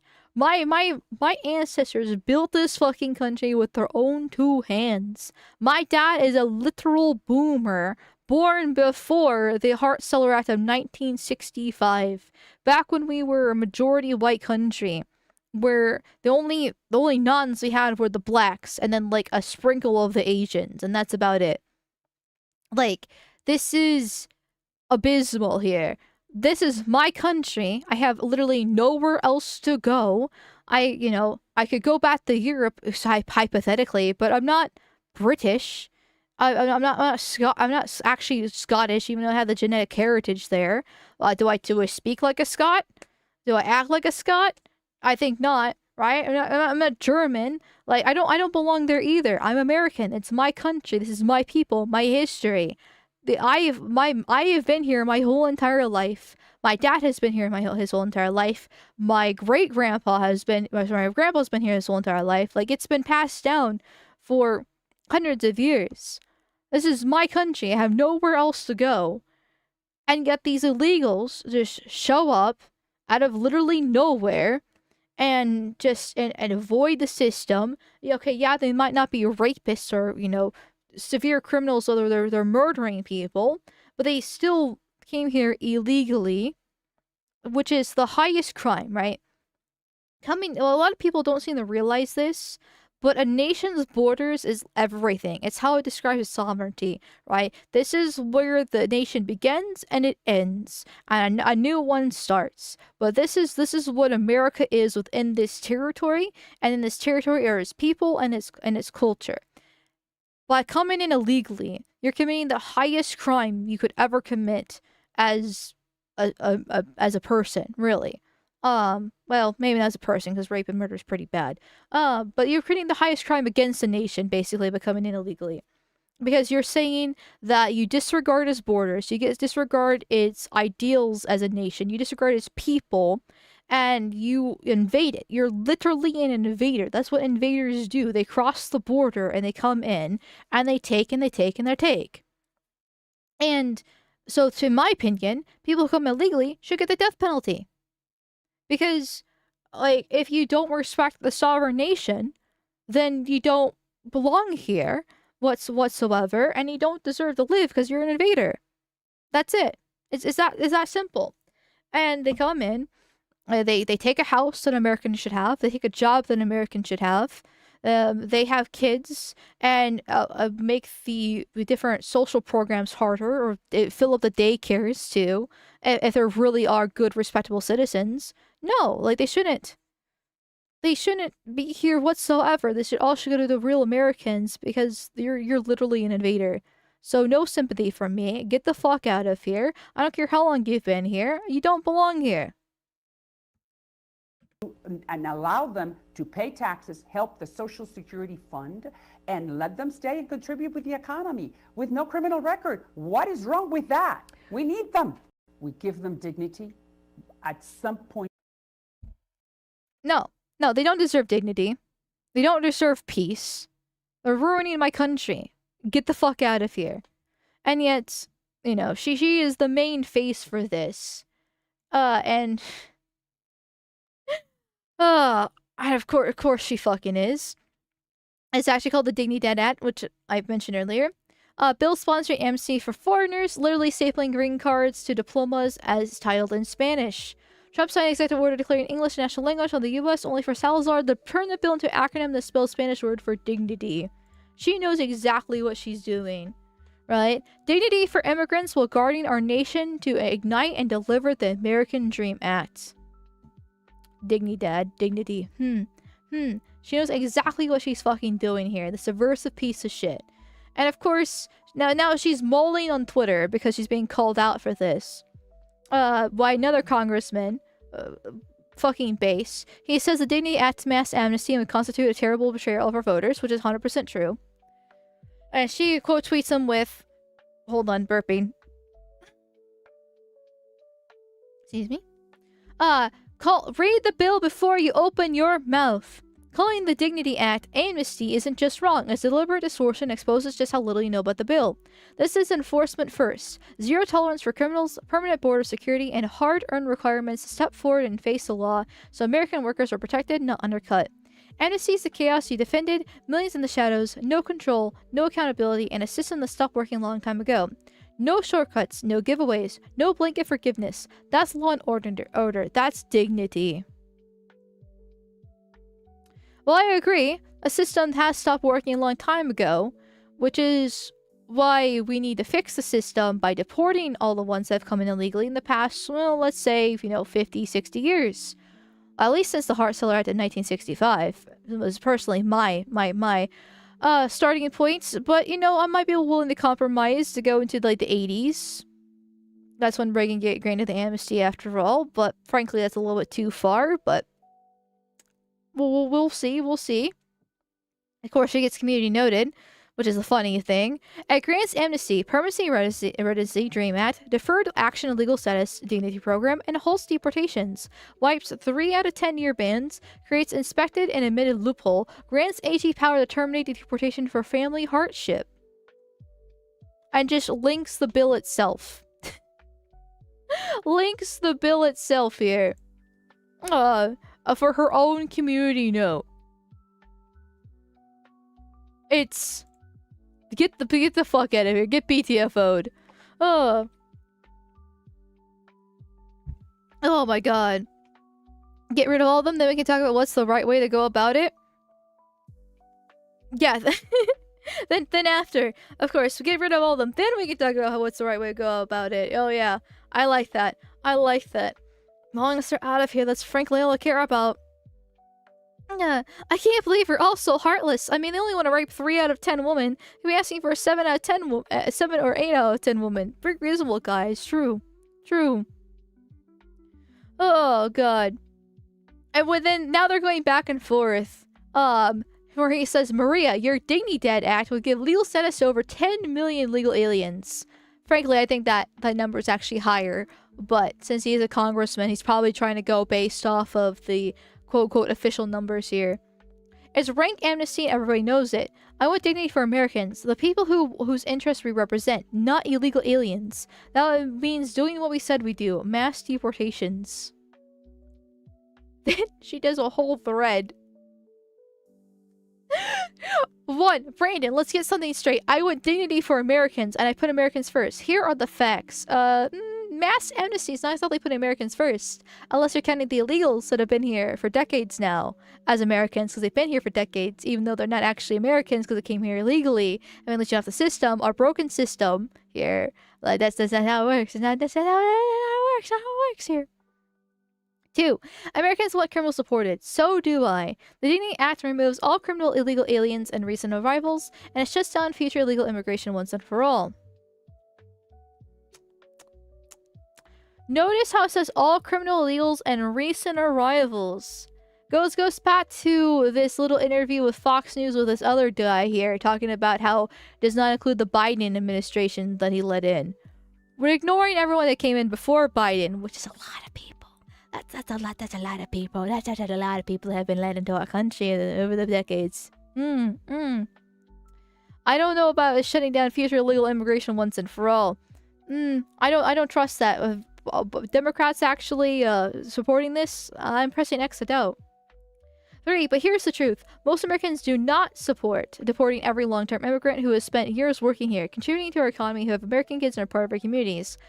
You might get some soft-hearted normies that don't know any better because they hear, oh, they see a brown child crying on the TV, and then they, like, oh no, the brown child's crying. We can't do anything about the brown child crying, clearly.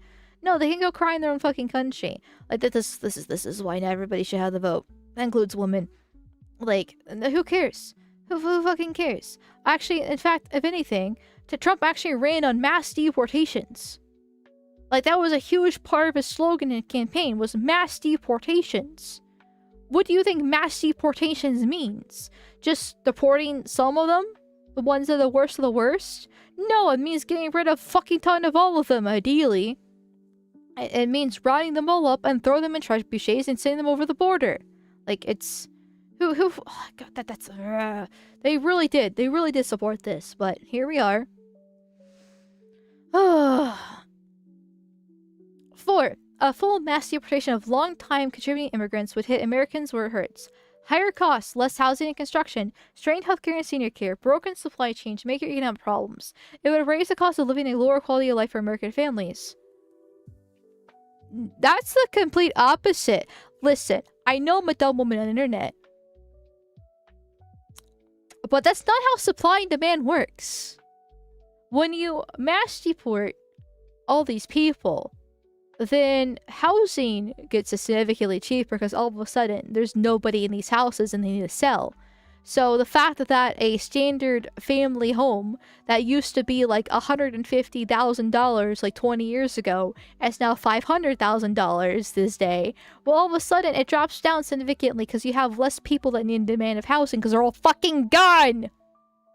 What higher costs are you talking about? It's not going to be in groceries because, once again, less people buying food means that they'll lower the cost of food so they can have, ideally, more people buying it to recoup those costs of the ones that aren't buying it anymore. Strain healthcare and senior care. That means less people going in healthcare and less people in senior care. So, and I know they're probably being like, oh, well, the jobs, they're working these jobs. Oh my God, you know, they're not going to have anybody taking care of them in the hospital. Well, if there's less people there in the hospital, then you don't need as many workers. And if you do need workers, well, guess what? The unemployment rate's fucking sky high right now with white American men, specifically. And as white Americans in general. Like, I know two people who have been unemployed for fucking ages now, and they have the degrees, they have the sheet, they have the resume. Like, they just can't fucking get hired because of how bad it is. And I've heard multiple people in chat talk about how long they've been unemployed too. Like, there is definitely a workforce here. There's even teenagers, if you want some, like, for some certain, like, smaller jobs too. That can get, because no, teenagers aren't working anymore. Like, it's all just filled with, like, browns and old people that have fucked up their lives. Like, there are plenty of people out there that want a job, and they can't get it because browns have taken them over. Broken supply chains. Okay. Whites are the ones that mostly do the truck driving. I know we have a Jeep problem with truck drivers, but it's still mostly white men doing the trucking because white women are not interested in trucking, doing 12-hour shifts, driving around the country, or, you know, going from state to state and missing family time for a week or two on end. Like, and then other supply, I know it's more than just trucking for supply chains, but it's still usually men that do those jobs. White men that do those jobs. It just means more jobs for white men to get, after all. And major economic problems. Like, their whole entire list doesn't logically make sense if you actually take it down one by one. If anything, it's a huge benefit for having mass deportation. Because they're not contributing, they're stealing. Like, it's just typical supply and demand. Jeeps aren't doing truck driving, they're doing truck crashing. Exactly! Exactly! White men props are the most unemployed. I'm going about 6 months. I sadly gotta join the Navy and become a Fed at this point. I mean, I have heard that, you know, it does pay very well to join, like, ICE or something like along those lines. So, but yeah, like, I'm looking at chat, and it's just, I see, like, 3 people talking about how they've been unemployed, and it's like, great, see? I know it's just, you know, anecdotal, but soon enough, those anecdotes add up all together.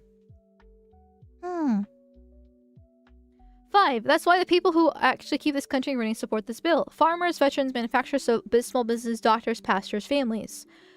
No, it's only the bipartisan shills that actually support this, because a lot of people are very, very upset about mass amnesty.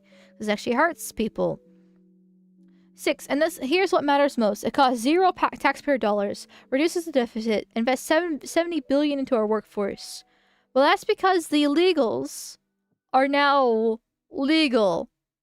Also, one little thing too, if they're here illegally, then how are they actually helping the economy unless they're working under the table?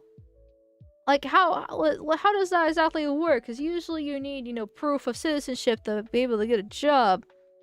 That's how it's supposed to work, though. I know a lot of big businesses don't do that, and they actually purposely hire illegals because they're cheaper, can't work on the table, or they purposely fuck up the paperwork just because, like, the 70 billion really seems to come from they all of a sudden become legal, and so now they can actually be counted on the spreadsheet. The whole entire thing is just one massive fraud scheme. 7. This is a one-time fix that puts an end to 40 years of failure. 40 years of failure? It's 2026. 2026 minus 40 equals 1986. When was the last time there was amnesty? 1986. Wow, almost seems like they're common denominator there. It's been 40 years of failure because we keep on giving amnesty to these fucking illegals and they'd be deported via trebuchet.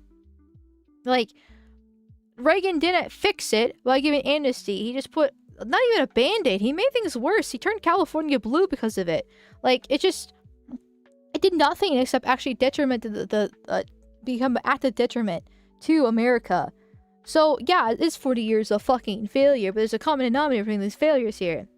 You can keep defending a broken system, or you can fix it for American workers, our community, and our future. That's America first.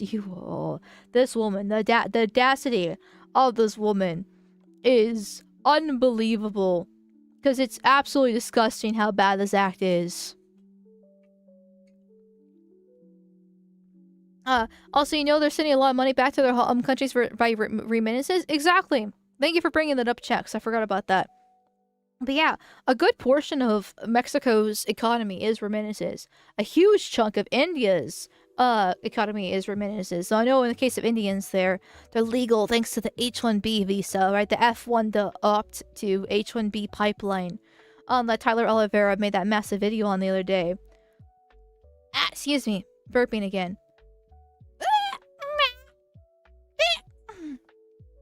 Excuse me.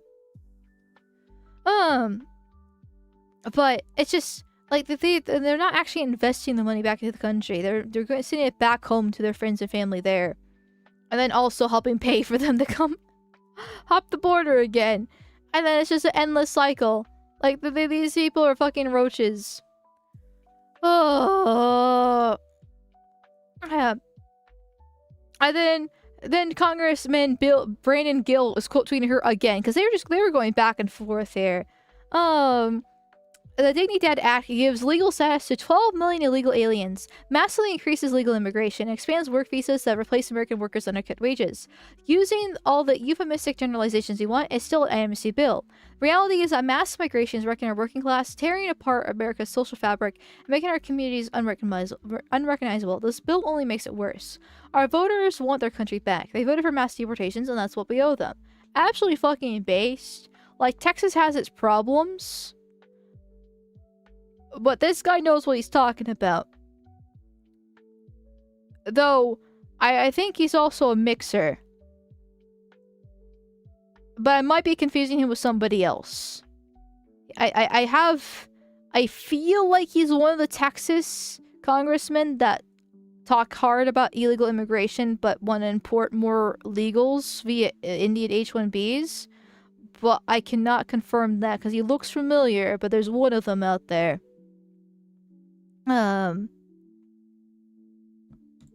Anyways. Still based, and he's still fighting a good fight here. Versus this woman needs to get the fuck out of here. Congresswoman in fucking Florida needs to be primaried at the bare minimum. And then deported. Or deported, and then it takes care of the primary, in my personal opinion. Because she's clearly foreign. Her name's Maria Elvira Salazar. With the little dash on the eye. She's brown. She's in Florida. Like, she should just be deported. She should just be deported. She's actually a great case for why legal immigration is actually horrible. Like Ilana Marford as well. Or like Zoran Mamdani. Like, these brown subversive foreigners come here legally or legally. Or they come here illegally, then they eventually get their legal citizenship. And then they run for office and help bring in more of their kind. And she's just exactly one of them. Just go. She wasn't legal. She's an anchor baby. Oh my god, that makes things worse. I knew there was something saucy-wussy about him. Because they all are. All these fucking brown subversives are the exact same way. Like, Vivek Ramaswamy was also another anchor baby. Another brown subversive foreigner that just does stuff for behalf of India. Absolutely awful. Oh, she's a Florida woman. I'm sorry for that. No, she's not a Florida woman. She's a fucking Mexican and should be deported. Then this guy, Matt Von Swall. Thank you for your service, absolute fucking patriot. Though I think he's actually European. Never mind, he actually the U.S. Department of Energy. I'm getting my people on Twitter screwed up. But she said, in that one tweet, read the bill before you open your mouth. Well, he's like, well, guess what?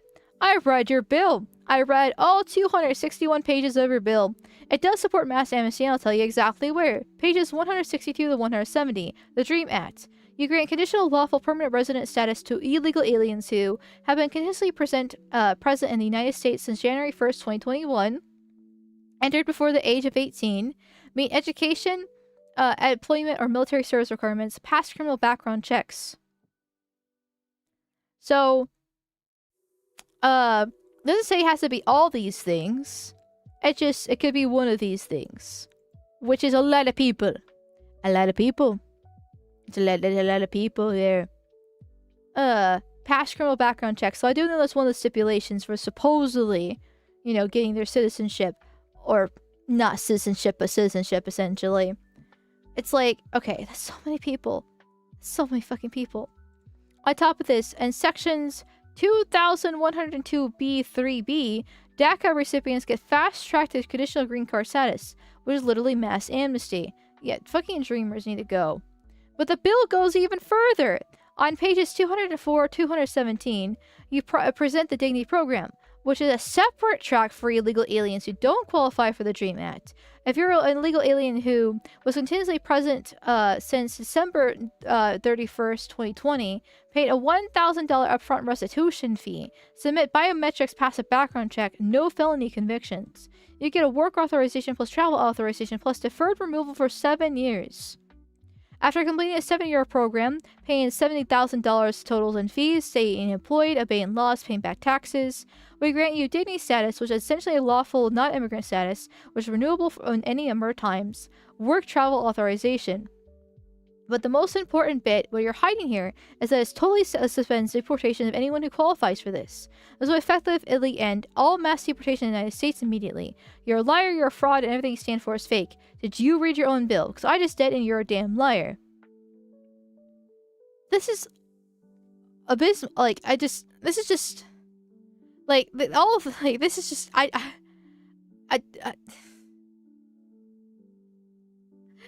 it would actually just end all mass deportations. This is words cannot describe how baffling this is. And yeah, she's pushing this anyway and being like, oh, it's not actually, you know, it's not actually mass deportations, it's not actually amnesty, blah, blah, blah, blah. No, it is. Because, yes, a good chunk of the illegals actually do go out and commit crimes after breaking, you know, into the nation, right? A good chunk of them do. Whether that be rape and murder or just petty theft or whatever the case is, right? A good chunk of them do. And honestly, I could argue that there's more that commit crimes than there actually are that actually stay here and try to have stable families and stuff like that. But I don't fucking care. Because you're stopping mass deportations. Because that's so many people that you're just allowing in. And you're in this whole 7-year program, paying $7,000 totals in fees, which is nothing. Nothing these days. They just put it on a fucking credit card. Like Caleb Hammer does the whole financial audit. And he's had a few illegals on. He's had a few brownoids on. They just put on a fucking credit card for the legal fees. This is nothing to them. Nothing to them. And they can just get away scot-free for breaking into our country? All because they came in before Biden, which is so many people? Yeah. No, this is mass amnesty that she's trying to push. And it's, once again, bipartisan. Bi-fucking-partisan here. That is pushing this with multiple Republicans and Democrats. Democrats, not a less surprising. It helps good good boost to their voter base. But Republicans, well, they're all rhinos too.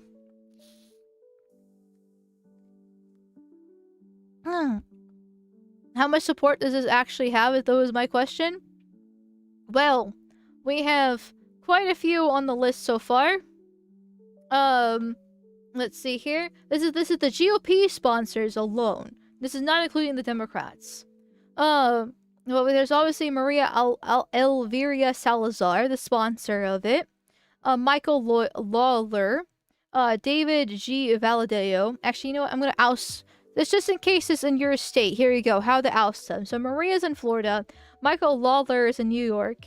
David G. Valadeo is in California. Dan Newhouse is in Washington. Mike Kelly is Pennsylvania. Brian K. Fitzpatrick is Pennsylvania.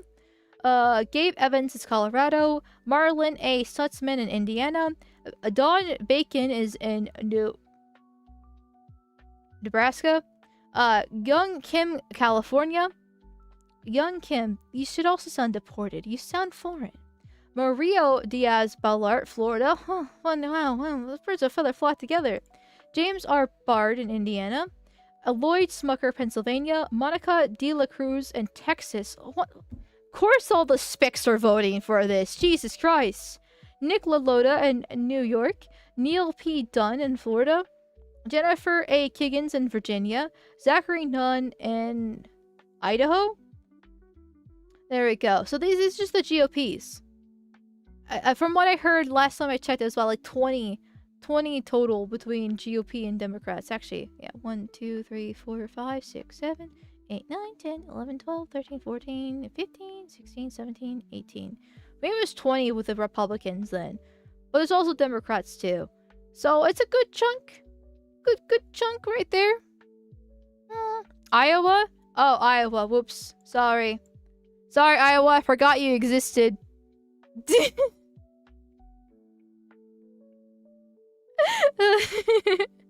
No offense, Iowa. You know, but yeah.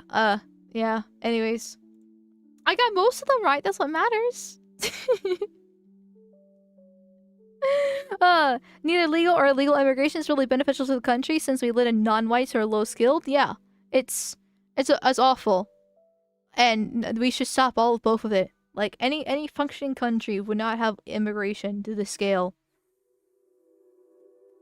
I can't believe Bacon isn't primary now already. I hope he loses his general. Bacon. Who is Bacon? I know I listed him off, but like, what state was he again? Where is Bacon at? Nebraska. I don't know anything about him. There. But frankly, a lot of the thing is, right?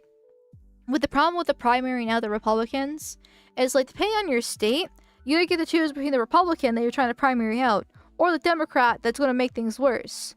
And so you're stuck between a rock and a hard place there. Because you either got these rhinos that are voting for this goddamn amnesty bill, or you have the Democrats who are going to just import the third world en masse, even more so. And then also have DI and trans and gay and women fucking bullshit as well. And so it's like, okay, well then I'm going to vote for Republican then. Because the Democrats are worse. Like, it's awful. Absolutely awful. And, I mean, on one hand, they deserve to lose their seats because for being rhinos and traitors, and they should be punished for it. At the other hand, Democrats do make it worse. Like, for example, Virginia governor, that fucking woman, Spangler, I think's her name, if I remember correctly. Like, they won. The Democrats won in Virginia. A large part of it's because the GOP ran a black woman who was talking about Black Lives Matter and would often post about fake black achievements in history. So, not exactly the best pick there. But Democrats won, and then she comes in, guns blazing, and starts legislating, raises taxes astronomically, puts more gun control laws, lessens punishments for criminals, including felons in general, and just goes balls to the walls, just insane. And so now Virginia is going to be permanently like a blue state with different things like that. And it's just like, okay, great. I know this is a government example, but it's still an example of where voting for Democrat makes things worse. Even if you do actually want to punish the GOP. Like, not like the GOP is making things better because we got this mass amnesty bill that's being, proposed. And keep in mind, it's just proposed. It hasn't been passed yet. But neither has the SAVE Act been passed, by the way. Fun fact. SAVE Act's not even bipartisan. This is bipartisan. I'm sorry. I'm blackpilling a little bit here. Duh! Spanberger. Okay, sorry. I got my Jewish woman confused. Spangler Lomeo Wish. Where does Spangler come from? I'm pretty sure it's the last name of some sort of politician. Pretty sure Spangler was the headmaster in middle school and Francis went to Malcolm in the Middle. Okay, not from that. I can tell you that I've never watched Malcolm in the Middle. I've never watched Ghostbusters, okay? I've never seen Ghostbusters, the original or the Feminazi remake. I don't know. I probably just made it up because I was trying to vaguely Jewish name that starts with an S. I'm going to tell you a story. In 2010, Democrats rammed their Obamacare. Pelosi sacrificed half the caucus for it. When she regained power, she had pit bulls in those seats instead of blue dog squishies. Be like Pelosi, perpetrators from your own caucus first. Yeah, well, Democrats know what they're doing, because the Democrats understand power. Like, just... the Republicans don't. And I think part of it is because of their own incompetence and trying to play by the rules. The other part of it is because there's no reason to. Because they can still get voted in, because the Democrats are worse, right? And like certain states, like let me see here, Indiana, Nebraska, sort of kind of Texas, Iowa, right? Those are pretty generally red, though Texas is turning purple because of the Indians and the Mexicans there. But those are in general like red states where Democrats have like no chance of winning there. And so they can sit there comfortably, and then they can just get paid off by AIPAC, because they're all the Republicans are being paid by AIPAC for the most part, right? And not have to do anything, because they sit there comfortably. They don't have anything to lose. They have more to gain by voting for this kind of stuff, because, you know, once again, AIPAC's paying for this kind of stuff. You what? Yes, I've never seen Ghostbusters. I've never seen most movies that existed out there. I have never seen, fuck. Trying to think of a popular movie off the top of my head. The one with the red pill and the blue pill. Why am I blanking on it? The one where the meme originates from. I've never seen that movie. I'm not sure why I'm blanking on it, but I am right now. Matrix. Thank you, chat. Thank you, chat. I don't know how I fucking forgot about the Matrix, but I did.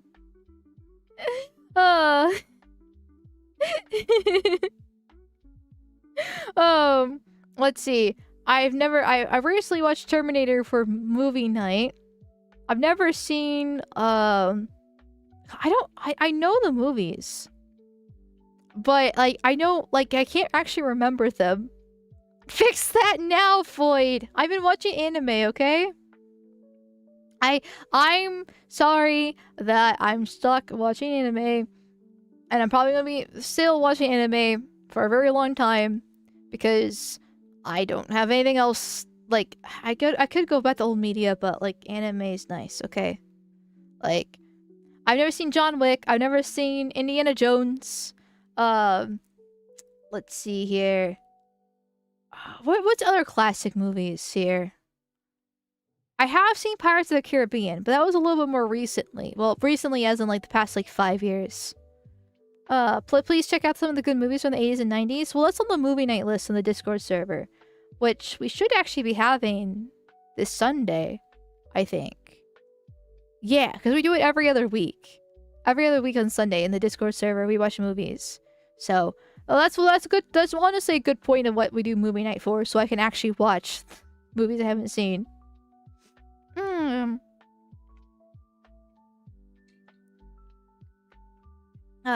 But yeah, I haven't seen most movies. I've seen some like really, some really old ones since like I said, my dad's a little boomer, so I've seen things like Herbie. Herbie's fucking great. Or let's see, Chitty Chitty Bang Bang. I do love Chitty Chitty Bang Bang. I forced the Discord server to watch Chitty Chitty Bang Bang one time. That was amazing. I definitely recommend that. You need some whimsy in your life, after all. I've watched some old TV shows like I Dream of Jeannie and Bewitched with my dad. We used to watch that a lot when I was a kid. But anything from like the 80s and 90s, I just kind of like completely skipped. She is not based. She's not even seen Blues Brothers. No. Well, okay. Fun fact. Okay, women can't be based. By default, they have a vagina, and means they can't be based. So she might sound based. She might replicate being based. But there will be one issue that will prove the fact that she is still just a void at the end of the day. And so therefore opinion disregarded. Also the fact that women just get their facts from other men. And yes, that includes me. So, at the end of the day, men are still superior. Mary Poppins? I have seen Mary Poppins. Because my mom loved that one. Movies are overrated as fuck, just 2 hours snooze fest. I've recently started liking movies. Because I usually have always preferred TV shows, and I still like TV shows because they can usually have a bigger plot overall that's more long-term, can be more developed, different things like that, and they can binge watch it to get that, you know, the time-wasting aspect out of the way. Versus movies are just 2 hours, they have to condense it. But Project Hail Mary, ironically enough, I know it's a brand new movie, but that's the one that really made me actually start liking movies. Also, the ones that we watched in the Discord server help with that too. But that was like the final nail in the coffin where I'm like, you know what? Movies are actually pretty good. I love Project Hail Mary. 10 out of 10 recommend.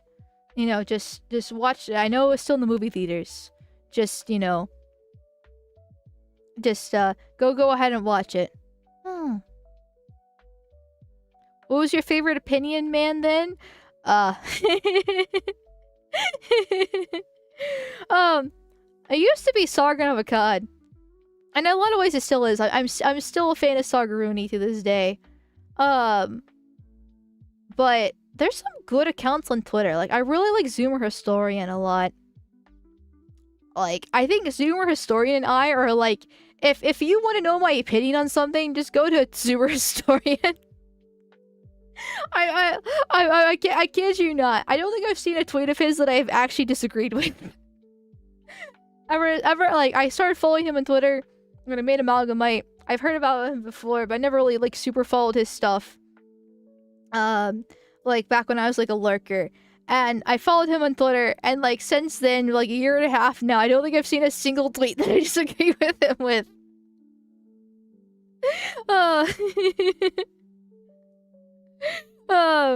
So I do love Zoomer Historian, but Sargon of Akkad will always be, you know, #1 in my heart.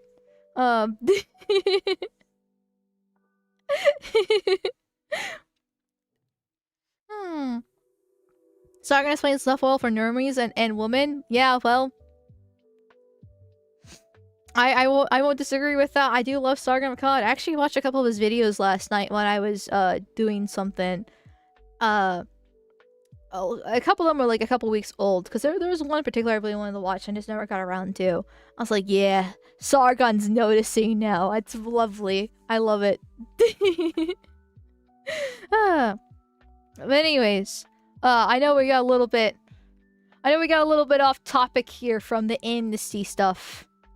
So let's get back on top of it. Back to it, chat. Because there is still more to this bill. On top of the whole, you know, different pathways to grant amnesty, because that's exactly what it is. It actually is amnesty. It will increase the country cap from 7% to 15%, meaning countries that are currently hitting the cap, Mexico, India, China, would get double their percentages. So we have technically immigration caps for how many people are actually, like, technically allowed in. And it's going to increase that cap. So it's already 7% too high, in my opinion. We shouldn't be having Mexico or India or China be allowed in at all. But now we have 15%, so we're doubling. Technically a little bit over doubling the amount of people that we're allowing in legally here. So not only are we just helping illegals become legal, but we're also making legal immigration worse. Which, to be fair, not that surprise coming from a rhino. It really does seem like Democrats are the ones for the illegals and the Republicans are for the legals, and either way you're still getting overrun by Browns, and so therefore fuck off, white American, you must die. But still, to do both of them in the same bill, whoo, Jesus Christ. The cap is already too high. Yes, it should be 0%. We should not be letting people from Mexico or any or China in, right? The whole, like, the Hart-Celler Act of 1965 is the death knell from this fucking country by allowing the whole entire third world in. Because before then, our immigration policies were only from Western Europe, basically. Not even Eastern Europe. Just basically just Western Europe. And we had a very small percentage that were actually allowed in during that time period. And that is actually when my grandma came in, because she was 100% Scottish there. So she came in before the Hart-Celler Act, and she's Scottish. So there we go. Like, I'm not getting deported. It's great. But like, but now the Hart-Celler Act comes in, and then we can let anybody in from the whole entire third world. They come in illegally, and now we want to raise the percentages from 7 to 15. Like, jeez. Repeal the 20th century. Actually, you know what? I'd be down for that, okay? Both world wars were abysmal, and pretty much everything we did in the 20th century is a mistake. Women's fucking rights, civil rights in general, like, just the whole entire 20th century was just a mistake. Can we just delete it off the server and then start again? Oh. I would urge everyone to call hear the caller congressman as well. Oh yeah. Like, this is, like, especially if you're in one of the states that have one of the rhinos sponsoring this. Here, Florida, New York, California, Washington, Pennsylvania, Colorado, Indiana, Nebraska, some repeats, Texas, Virginia, Iowa. There, just go ahead and call them and let them know that you're very, very upsetty for trying to pass mass amnesty and increasing the legal immigration cap. Like, and here's once again the whole new dignity status for, wait, hold on, actually, no. Oh, sorry. It allows every illegal alien deported by Trump since January 2017 to return to the United States. With respect to aliens who were removed or departed from the United States on or after January 20th, 2017. Which... Okay, I'll finish reading. And who were continuously physically present in the United States for at least 5 years prior to such removal or departure. The Secretary may, as a matter of discretion, waive the physical presence of requirements under sections blah blah blah, for humanitarian purposes, for family unity, or because a waiver is otherwise in the public interest. The Secretary, in consultation with the Secretary of State, shall establish a procedure for such aliens to apply for relief under Section 2102 or 2302 from outside the United States if they would have been eligible for relief under a section but for the removal or departure. So, not only are we granting mass amnesty to anybody who's come in before Biden, and then not only are we creating a new pathway for illegals to become illegal, and not only are we increasing the immigration cap from 7 to 15%, but we're also going to bring in back people who were deported during Trump's first term. Which does make me think, since it says on or after January 20th, 2017, will that include the ones that Trump deported this time around? Because I know the focus is like, oh, we're going to still deport the ones that came under Biden. But Trump has deported the ones that came under Biden, as well as his illegals in general, which is a good thing. So if they get deported, I know he's going after the worst of the worst, which is this bill supposedly states, you know, the actual criminals that have committed crimes once again. Even though they already committed crime in the first place, but, you know, they're not getting the ones deported, but still, it makes me wonder if, like, the ones that Trump's are deporting now will also be allowed back in like, let's say 5 years or something like that. Like, this is absolutely insane. It just gets worse and worse and worse the more that you read it. Because it's mass amnesty on top of just, let's just become the third world to the extreme. What do you mean they can come back in? Like, gee. My hope is that this bill won't get past the Senate. I hope not. I fucking hope not. But the problem is, since it does have bipartisan support, it probably will, because it's just a win. Like, even if there's Republicans that vote against this, it's not going to be enough. And so far, everything stated here has been a win for the Democrats. There's been no problems with this bill that a Democrat wouldn't actually benefit from. The only thing I think of is that the fact that it's also putting this, not including the ones that came under Biden technically. Which I could see some Democrats being like, no, it's not enough amnesty, and a couple won't vote at that point. But I think the Democrats are smart enough to realize this is a major win for them. And so other than like a handful of them that won't, the majority will. And then you have a decent amount of Republicans already, you know, being traitors on top of it. It probably actually will. It probably won't pass the Senate with a 60 vote threshold. And even then Trump could veto it. Well, here's the problem with Trump vetoing it. This is why I'm also pressing X to doubt on this too. Wait, hold on. Oh fuck, that's right. There's another bad thing about this. Okay, I'll get back to that in a second. But he just endorsed this Maria Elvira Salazar a month ago. Or sorry, 2 months ago. Congresswoman Maria Elvira Salazar is doing a truly fantastic job representing the wonderful people of Florida's 27th Congressional District. A former news anchor and political reporter, Maria knows the wisdom and courage required to confront the corrupt-faced news, which seeks to divide and destroy our great country. In Congress, Maria is working hard to grow our economy, cut taxes and regulations, promote Made in the USA, advance American energy dominance, keep our borders secure, stop microcrime, support our brave military veterans, and defend our always under the siege Second Amendment. Maria Elvira Salazar has my complete and total endorsement for re-election. She will never let you down. February 10th, 2026.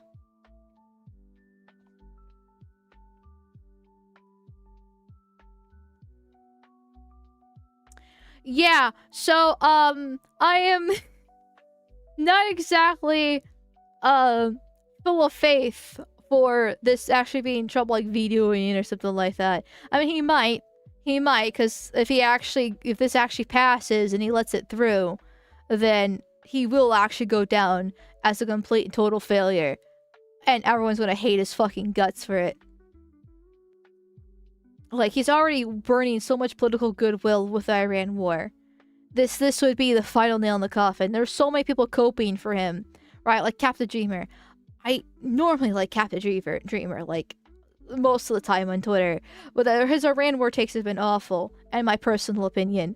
And there's people tracking him and being like, oh, if there's actually boots on the ground, then I'll make a video. And then he's like, well, too bad, I'm not going to make the video because all that matters is mass deportation. As long as we get that, then I don't care. I don't care.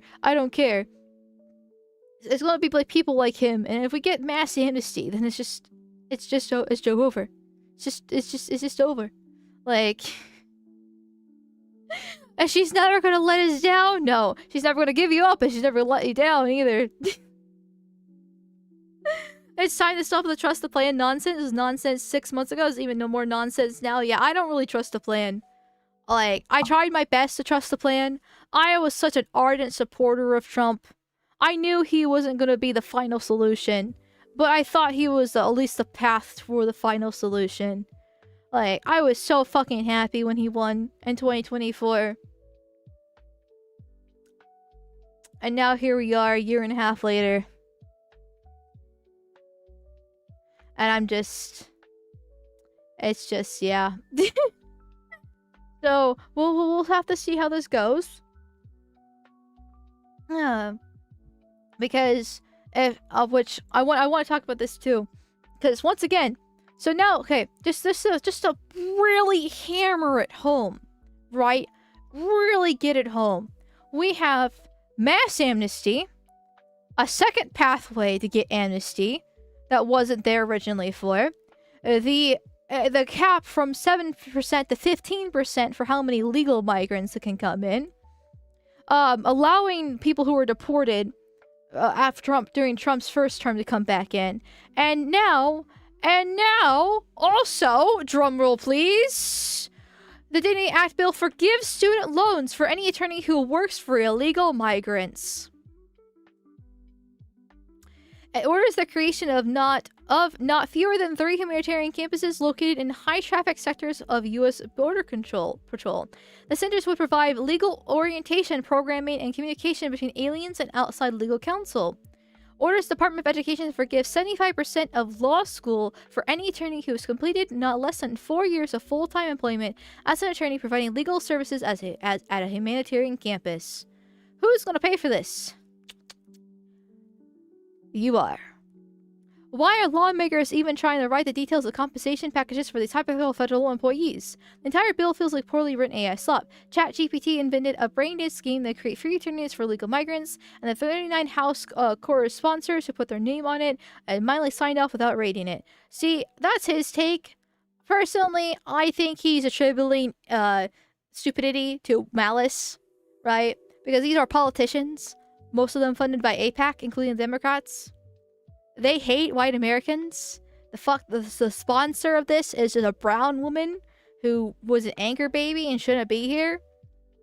Like, I don't think it's poorly written AI slop. I think that they're using the Iran war and the fucking shit show that it has been to push this nonsense there.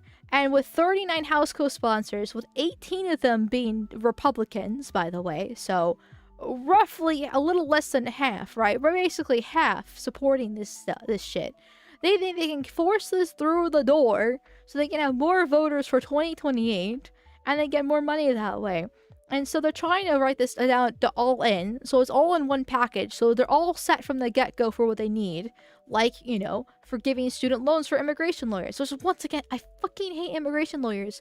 I have so much hatred, so much despise for immigration lawyers for how they work, and this to me, this proves even more so that these people are fraudsters and are actively anti-American by trying to also get their 75% of law school for any attorney just forgiven if they had completed not less than 4 years of full-time employment as an attorney providing legal services at humanitarian campus, which just means immigration lawyers. And on top of that too, so not only are we getting like the amnesty part of it, and they're also paying for the lawyers that help give them the amnesty, but like our tax-paying dollars are gonna pay for this too. You're paying for their loan forgiveness with their taxes. You're paying for these illegals to be able to get their amnesty and green card programs. You're paying for just losing your job, I guess. Like, there's no win to this. There is zero win. Yes, we'll move to South America. South America is kind of a shithole. Let's go to El Salvador, which, to be fair, I'm also thinking about that too. This cannot pass is literally over. This passes. Yes, it is literally Joe over. Like, I know I say, like, don't give up. Don't vant a black pill. But if this were to pass,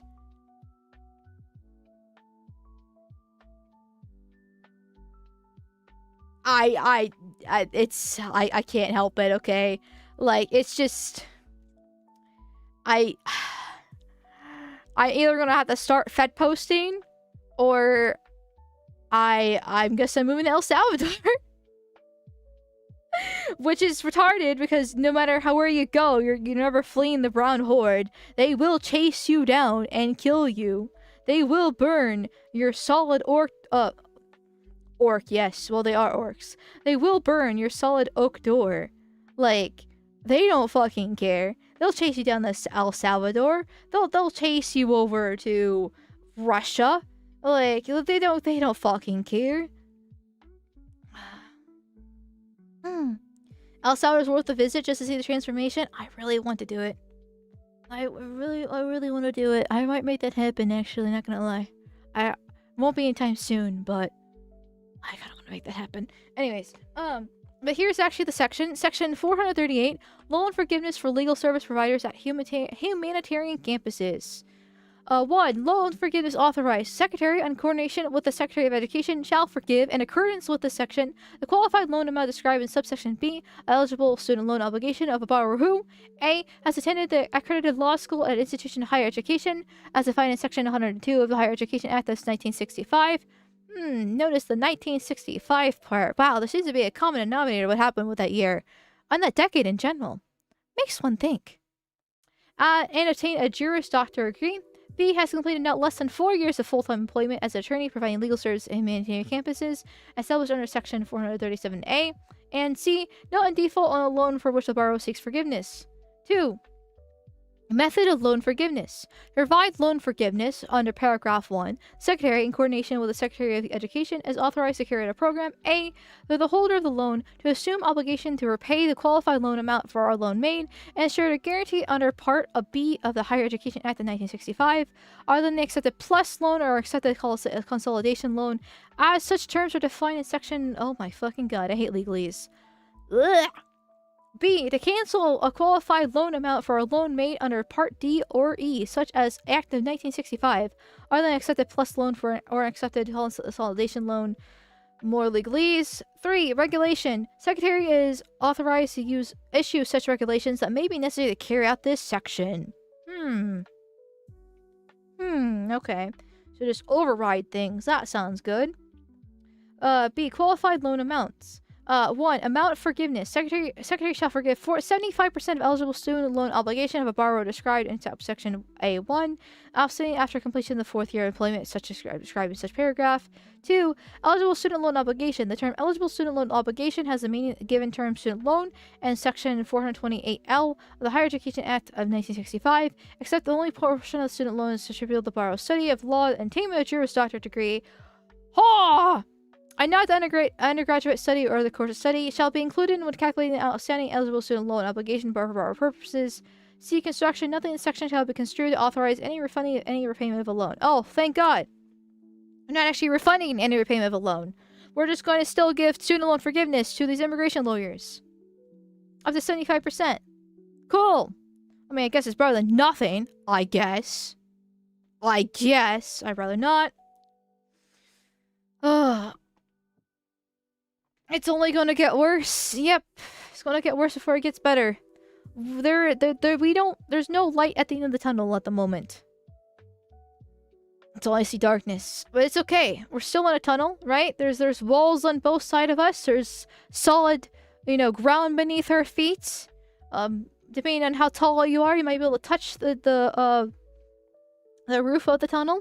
But you can still, you trace your fingers along the walls and keep on moving forward until eventually see that light. And, it might be a little bit slippery. You might fall in some sewage. But hey,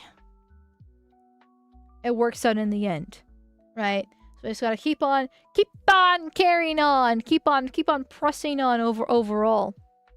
And just continue forward.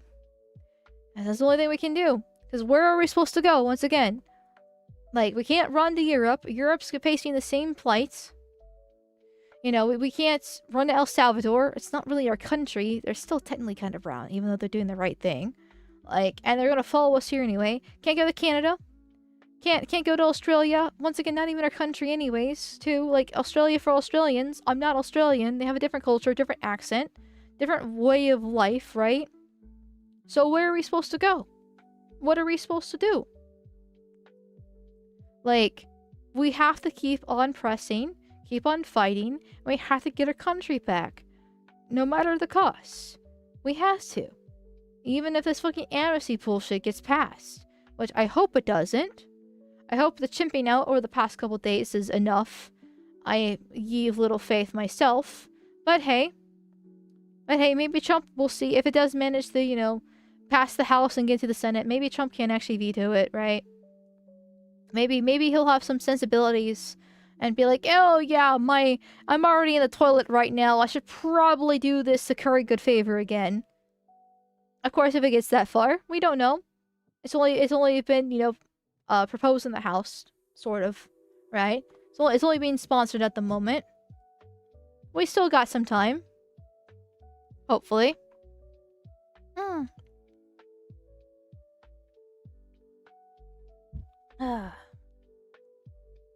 You could go somewhere else, they would follow you because they can't build their own countries? Yes, exactly.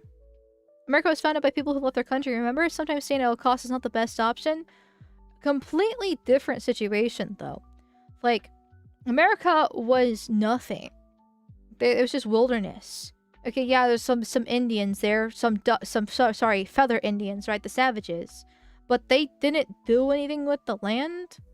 And it was a vast amount of wilderness. Complete playground. And we built it out of nothing. Same thing with Australia and Canada, right? Like, that's a whole different thing. But now the whole world's been explored. Where are we gonna go? The Browns follow us like the plague that they are. Because everywhere else has been taken, and they keep moving here. Like, if we move to, let's say, Nigeria, we're gonna face the same problems, if not worse, unless we completely replace the Nigerians with white people, with Americans. Then we can probably make Nigeria into New America, but requires completely swapping the demographics there. Like, and that's, I don't even advocate for that. Let the Nigerians have Nigeria. It's their country. It's their territory. Like, good for them. They want to make it a shithole, then they can make it a shithole at their, at their rate. But, like, as an American, I have nowhere else to go. It's my country. I know the House is trying to convince Vance to sign off impeaching Trump through a 270-plus state legislator signed letter. I have not heard about that.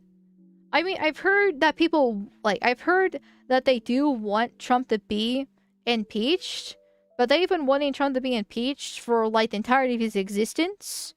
So, I just kind of ignored it, because it's just like, whatever. And, like, even if hypothetically, right? Like, hypothetically, Vance actually signs off on this to impeach Trump. What's gonna happen? Like, Trump gets ousted. Will Vance step up to the mantle? Will he actually change anything? Do Democrats get the win over him? I mean, even impeaching doesn't actually officially get rid of the president. It just puts a mark on his history. It doesn't mean he actually leaves the presidency. Trump just gets betrayed by his closest people again, and he's still in office. And Democrats have more control. Like, it's not. There's no really winning to impeaching Trump unless he actually gets kicked out of office and J.D. Vance takes the reins. But even then, like, I'm not even really actually for that. I like Vance over Trump, but Vance is still a race mixer. I don't fully trust him. So, it just, yeah. Space is only a long-term solution, but it won't happen in our lifetime if it happens at all. Well, you see, if it happens in our life, like, it's not, well, one, I don't think it's gonna happen in our lifetime, which means it's not gonna happen at all, because only white people have made it to the moon. And we haven't even made it to Mars. Yeah, so, it's not gonna be happening in the brown horde, that's for sure. I would like to see Trump impeached personally. He shouldn't get to betray his base and walk away with a positive legacy. I frankly don't think he has a positive legacy, but I know I'm biased at the moment. I don't think there's enough goodwill at the moment personally myself, but I'm also biased and in my own silo. I don't know where there's this adamantly to keep believing that Vance would not be a follow-up to Trump's plans. In fact, he'd be even more globalist. I mean, depends on who you follow and what you believe at the end of the day, right? So, like, if you believe the whole Peter Thiel connections, then yes, he's going to be a little bit more globalist. If you take him at his word, and he is a really good orator, and also hot, then he's not going to be, because he's saying the right stuff. And he has done the right actions over the past few years, technically. But the Peter Thiel connections are a concern, and having the Indian wife is also a massive concern. Especially since he hasn't even tried assimilating their kids. Like, they've been to India like 2 or 3 times since they got into the White House last year. And the kids are still named Indian names. So he's definitely on the side of hypocrisy. I don't trust him in those regards. Yes, he's hot. But that's not enough. That's not enough for me to fully trust him. Vance is still a grifter, unfortunately. Yeah, I pretty much agree with that. Even though he's a good grifter, I'll give him credit where credit is due. You do like evil men after all. That is true. I want a man to ruin me. Is that so hard to ask? That's so hard to ask. Okay. What is wrong with you? Lots of things, actually. Listen, I am a simple creature, okay? I'm a simple creature. I just want a man No, never mind. I'm gonna stop. That's girlfriend baiting. That's boyfriend baiting. Never mind. I'm not gonna do that. That's lame and gay. But I just like men. I just like men.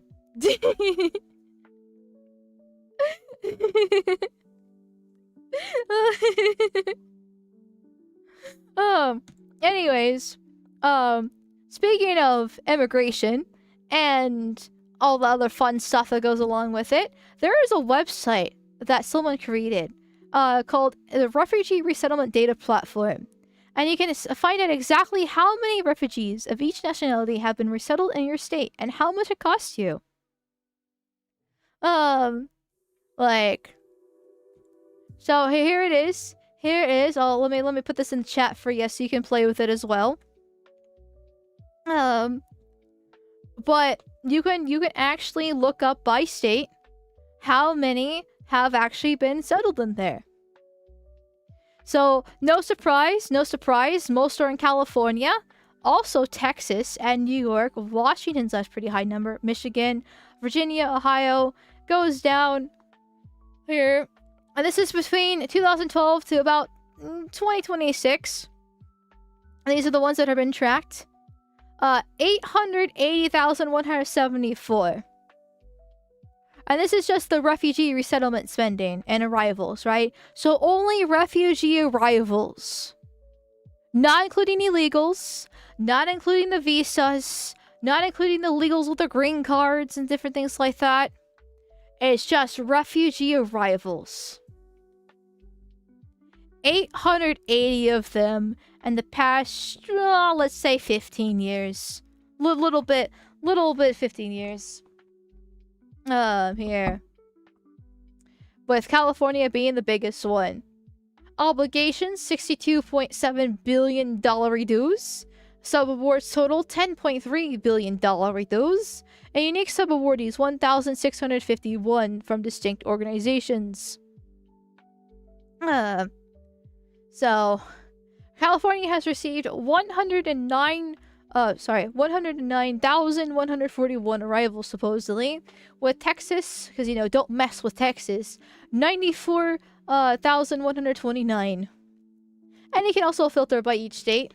So with California, you can actually see the different things. And you can actually see the different nationalities as well. With Afghanistan being the biggest one by far. At least when it comes to the subawards or SIV here. Iraq, Iran, Syria. So clearly places that love America and don't want to bomb us whatsoever. Like, I'm actually kind of surprised there's not more terrorist attacks in California based off those demographics there. Then we got Ukraine. Okay, finally one of the actual legit cases of refugees since there's a war with a white country. Still think the Ukrainians should go in the surrounding Eastern European countries instead of America. But hey, I'll let this one slide. Then we got the fucking Congo, Burma, Somalia, Guatemala. A little bit of El Salvador, though they should be head back since El Salvador is supposed to be a better place. We actually got some Russians, believe it or not. But notice how they're basically all brown? Like, they're almost all actual brown here. That's just, you know, in California. Of course, we can also get, you know, Texas. The wonderful state of Texas. Whoops, I went a little bit too far back here. Though, give me 1 second. My dog is crying for me. 1 second.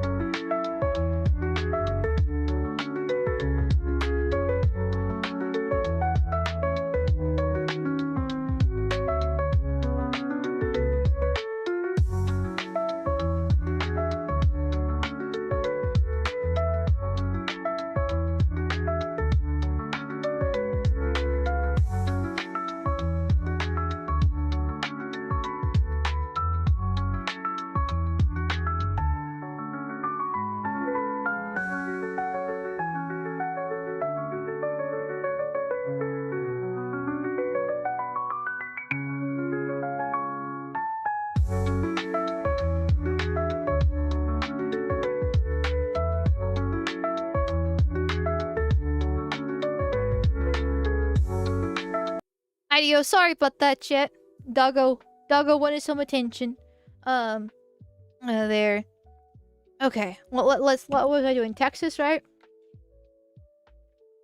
What's with the poll? Well, I literally just got back. What's with the poll? I mean, oy vey indeed, but what's with the oy void? Jesus. That's me. I mean, Texas, not the dog. I mean, you'd probably be crying too. Oh, wow. Hold on, wait a second. Hold on, actually, I want to see something. I want to compare and contrast what California and Texas numbers are. Afghanistan. Oh, sorry, I was reading this wrong because I'm retarded. 56,774 from Afghanistan here. Versus Texas is, okay, 26,000, okay. I saw these being bigger. Okay, so that's Burma and Iraq. Okay. A lot from Afghanistan. From between these two states would have the biggest number of resettlements, right? Wow, maybe we shouldn't have, gone into a 20-year war with them. Wow, but maybe that could have some problems, right? And then we got Burma, 15,000. Iraq is 14,000. Congo is 11,987, so it's basically 12,000 there. And just more brown countries. Is there a white country here? No. Texas didn't even get Russia or Ukraine. There's no white country. They're just brown. Remember, chat, don't mess with Texas after all. That explains some things to see on the road. Goddamn. Yeah, well, welcome to Texas, I guess. Gotta thank you for the heads up with the Vaudemal. I did not realize my representative was such a Republican. I will now be doing everything in my power to make sure he gets primaried. Good. Base. Get rid of them. At the same time, Democrats are worse, so I don't know if I want them to get primary. They should lose their seat. But if it means Democrat getting in place, I'm not sure if I'm actually support that, frankly. I don't know. I haven't made a decision on that. It sounds good. Just for Undead Warrior here. Don't look at my state. I can't take any more blackpilling. Just for you, Undead Warrior. I'm gonna look up Washington for you. Yeah, let's see. Afghanistan! Wow. They're all just from Afghanistan. Who could have guessed this? 12,989, so 13,000. The 13,000 from Afghanistan. Ukraine, hey. You have whites. 7,857 of them. You have some whiteys. Being, resettled, so not the worst. You still got more browns, like Iraq, with 3,940. Somalia, Burma. We got some Russians. Okay. Let me see. So the 7,800 blah blah blah versus California's was 4,500. So hey, you got more Ukrainians than California did. California got 770 Russians, and you got where the fuck? Oh, is this Texas? No, this is Washington. Where the fuck did Russia go? 778. So you have more whites overall. So that's not a bad thing. See, there's a white pill in there. There's a white pill. That does make sense to see a lot of Ukrainians less Russians here. Okay, see, not the bad. You still got a bunch of browns, but of course, all the browns are here. Wonder where Montana falls on this? Okay, let me bring up Montana. Let me bring up Montana here. Because I'm curious. I know they're slowly but surely trying to flood Montana. I imagine it's probably closer to the bottom because of it. Montana, only 903. Jesus, lucky bastard. I know they're trying to work on flooding Montana, but it's a slow and small process. So only 900 arrivals in the past 15 years ish, right? Most of them from the Congo, 325. So about a third of them. Syria, Afghanistan, and they're all brown. No surprise. No, Afghanistan for the first time, third on the list and not first. But not like the Congo's much better. They're definitely a lot darker and dumber from the Congo, but you only got 325 of them. So could be worse. Could be worse. Wait, why isn't Mexico on this chart? Because this is only for refugees. So this is only for refugee resettlement spending and arrivals for any U.S. state. So not counting the illegals, not counting the illegals that are now legal, not counting the visas, right? Not any of this. It's just refugees. Yeah. Sending from the Congo here is fucking hilarious. Freeze little shits freeze. Well, maybe it's only that's why there's only 325 of them. The fact that there's 325 of them in Montana is abysmal, but they're probably all in like what, Billings? Well, I mean, I know it's the capital of Montana, right? They're probably all there because they're jungle monkeys. After all.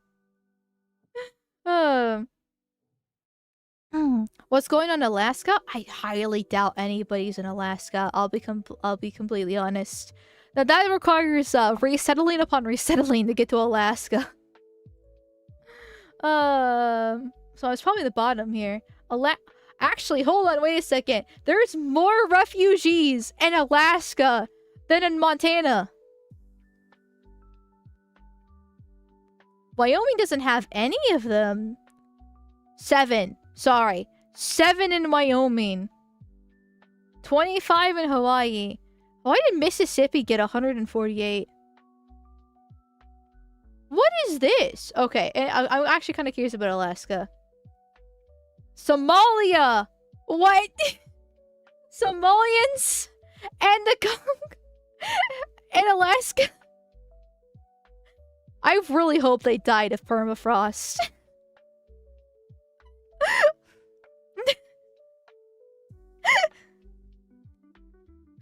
What do you mean Somalians and Congolese in the fucking Alaska? I mean, the Ukrainians made sense, because, you know, still relatively cold, but the Somalians? Oh.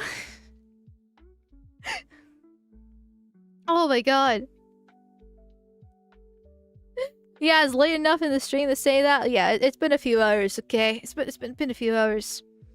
Sudanese people are very good, very good at accommodating. I don't care. I don't care. They're brown, they don't belong here. Montana's colder on average than Alaska? Wait, it is? I did not know that. Alaska's surprisingly brown, LMAO? Well, when you have the Eskimos, it kind of makes sense. They need to think long-term to live in Alaska? I don't think the country with... well, what, Somalian IQ is like, what, 68 or something like that? I don't think they can think long-term. God help, I don't know what the Congo one is, but it's probably roughly around the same. There. Okay. Let me see. Then... oh, I went too far again. I'm just gonna, like... there we go, duplicate this tab a million times over. Okay, what other state should we look at? Here. Actually, let's look at Minnesota. Look at Minnesota. I want to see the Somalian population. There it is. There it is. Somalia. You guessed it. 8,238. Excuse me. Excuse me. And they're the ones that are refugees. Which, to be fair... oh god, I'm burping. A good chunk of the Somalians in Minnesota are actually refugees. But then they have babies. And then they produce even more, like roaches, and it's disgusting. But the fact that, let's say 8,238 are refugees. This is within 2012 to 2026. They've been coming in technically before 2012. It was like the late 90s, early 2000s they started coming in. I don't I don't know. I feel like let's half that. Let's add. So let's make that like 12,000 roughly. For the ones that come in between 2000 and 2012, let's make that 4,000 instead.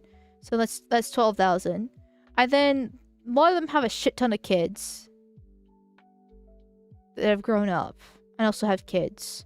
So let's just say 20,000 in Minnesota based off these numbers. I'm sure there's probably actual statistics of how many Somalians are in Minnesota. I probably have talked about them before, but I've forgotten them because numbers are hard. But just imagine, like, 20,000 is causing that many problems in Minnesota with all the autism and healthcare fraud and everything else like that. Just makes you think how easy it'd just be to run them all up and kick them out. Yeah. Thank you, Knight Right, for the 50 war tokens. Thank you, thank you, thank you. Thank you, thank you, thank you. Or Knight Rich, I should say. Knight. I don't know why I added the Reich there. I might be talking about the Browns too much and my love of them.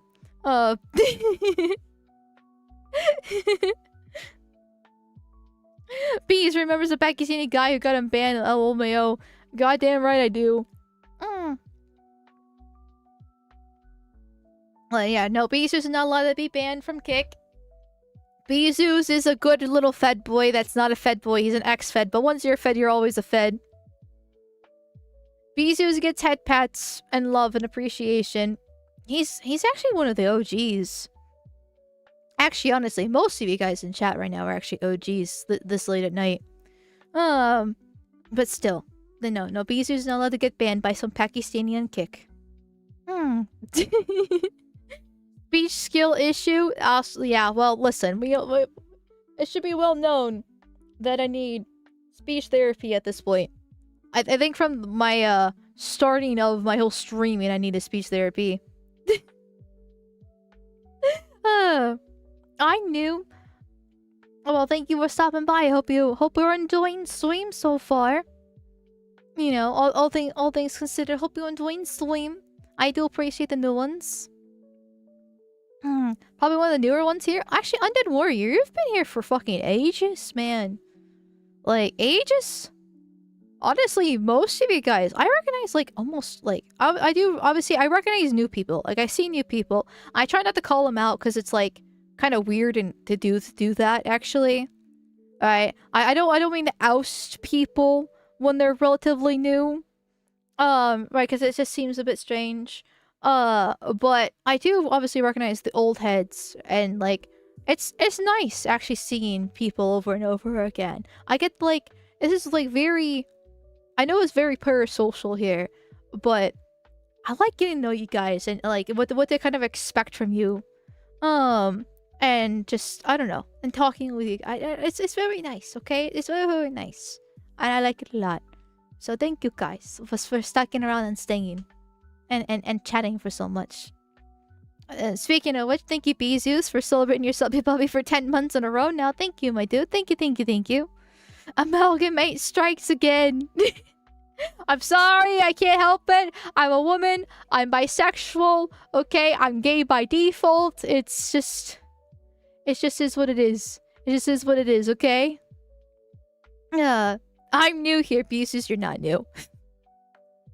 You are my little Fetty. We love Feds here. After all, I'm a honeypot. I mean, come on. Do you think that these pixel titties, didn't just come out of nowhere with these takes or anything like that? Come on, come on. It's all just a trap to lure you in, and then now the FBI knows your location, and so when Trump's term ends, they're gonna round us all up.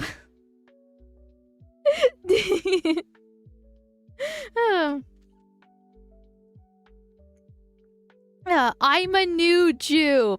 Okay, well, we don't like the Jews, so get stuck in the gas chamber.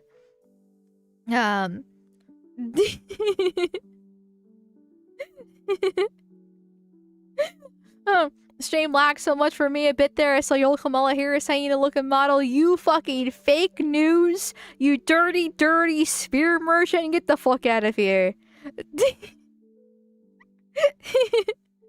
Anyways, okay, last call. What's the last state that you guys want to see? What's the last state that you want to see with the different demographics for, you know, what has been airdropped into the states? More than likely, first come, first serve. So Kick Bros get an advantage there. Well, actually, no, I'll be nice. Since Kick Bros have an advantage, I'll let one Kick Bro and then one YouTube Bro decide. So we'll do two last ones there. Let's see. We got 2 votes for Idaho from Kick. And then we got 1 vote for Iowa from YouTube. Nebraska. Not Dutch. Indiana. New Jersey. Sorry. Indiana was the... Okay, we're gonna do, Idaho for the Kick Bros. And then... YouTube Bros. Nebraska. Jersey. Kansas. Okay. Well, there's no repeat. Let's do... Sorry, I'm making decisions. Nebraska. I want to see Nebraska. Nebraska's a pretty white state. So we'll do Idaho first. Idaho. Where Idaho's at? Where the hose at? I want to get the hose. Okay, there is. Let me. Fine. Be gay. And then Nebraska. Where is Nebraska? Where is Nebraska's at? Oh my fucking god. Should I just control F? Where the fuck's Nebraska at? There it is. Oh, it's not. Okay. So, Idaho first. Total arrivals, 9,883. With most of them from the Congo. A third of them being from the Congo. And another chunk of them being from Afghanistan, Iraq, and no whites, just still browns, right? Yep. Oh, never mind, I lied. You have 24 Russians, Idaho. 24 Russians. You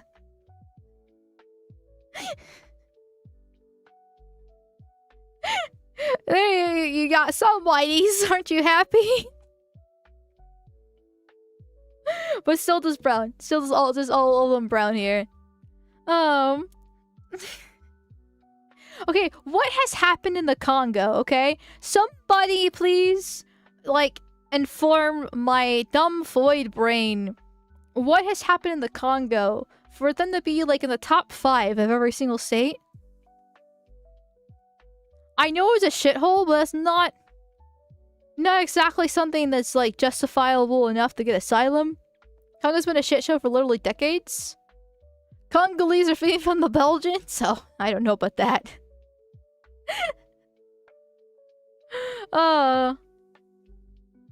Wait, I might as well pop up the vodka. Sikkeblatt. Doesn't that means bitch? Like fuck you, bitch, or something like that? Sikkeblatt. But that was a swear that it would be used all the time. Or does it mean shit? Blatt means shit, I think? Like fucking shit? Or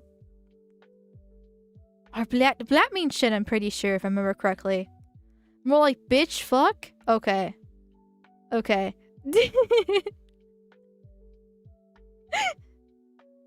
But still, okay, why? The Congo's been a literal shit show for decades. Like, warring tribes. And that's why we have asylum seekers here. We shouldn't have asylum seekers here. If they were warring tribes with each other, mass killing, and just whatever the fuck they're doing in that jungle or desert or whatever the fuck they are, I don't want them here. I don't want them bringing their bloodthirsty tribalism here. Like, why? They brought it upon themselves. Rwanda is leading the proxy conflict with a rebel group destabilizing the region. Some Romanian mercenaries fought there. Interesting, okay. Okay. I still don't care. go spread yourselves out in the rest of Africa.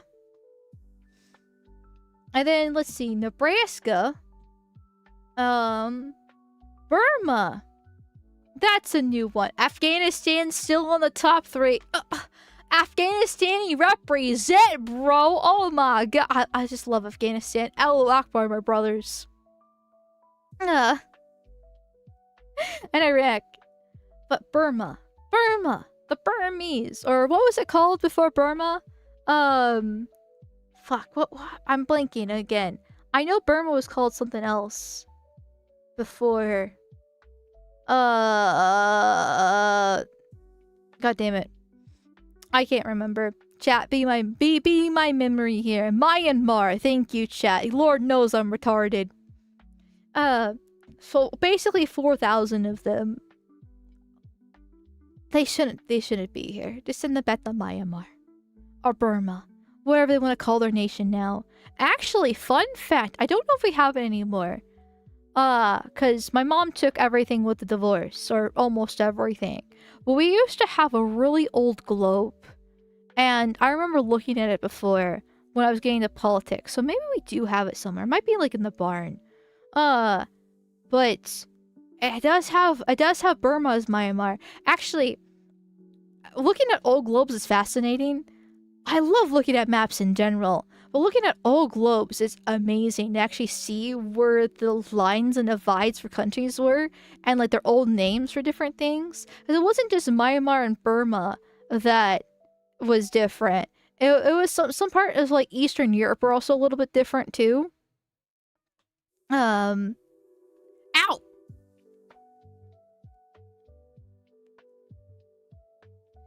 Thank you, kitty.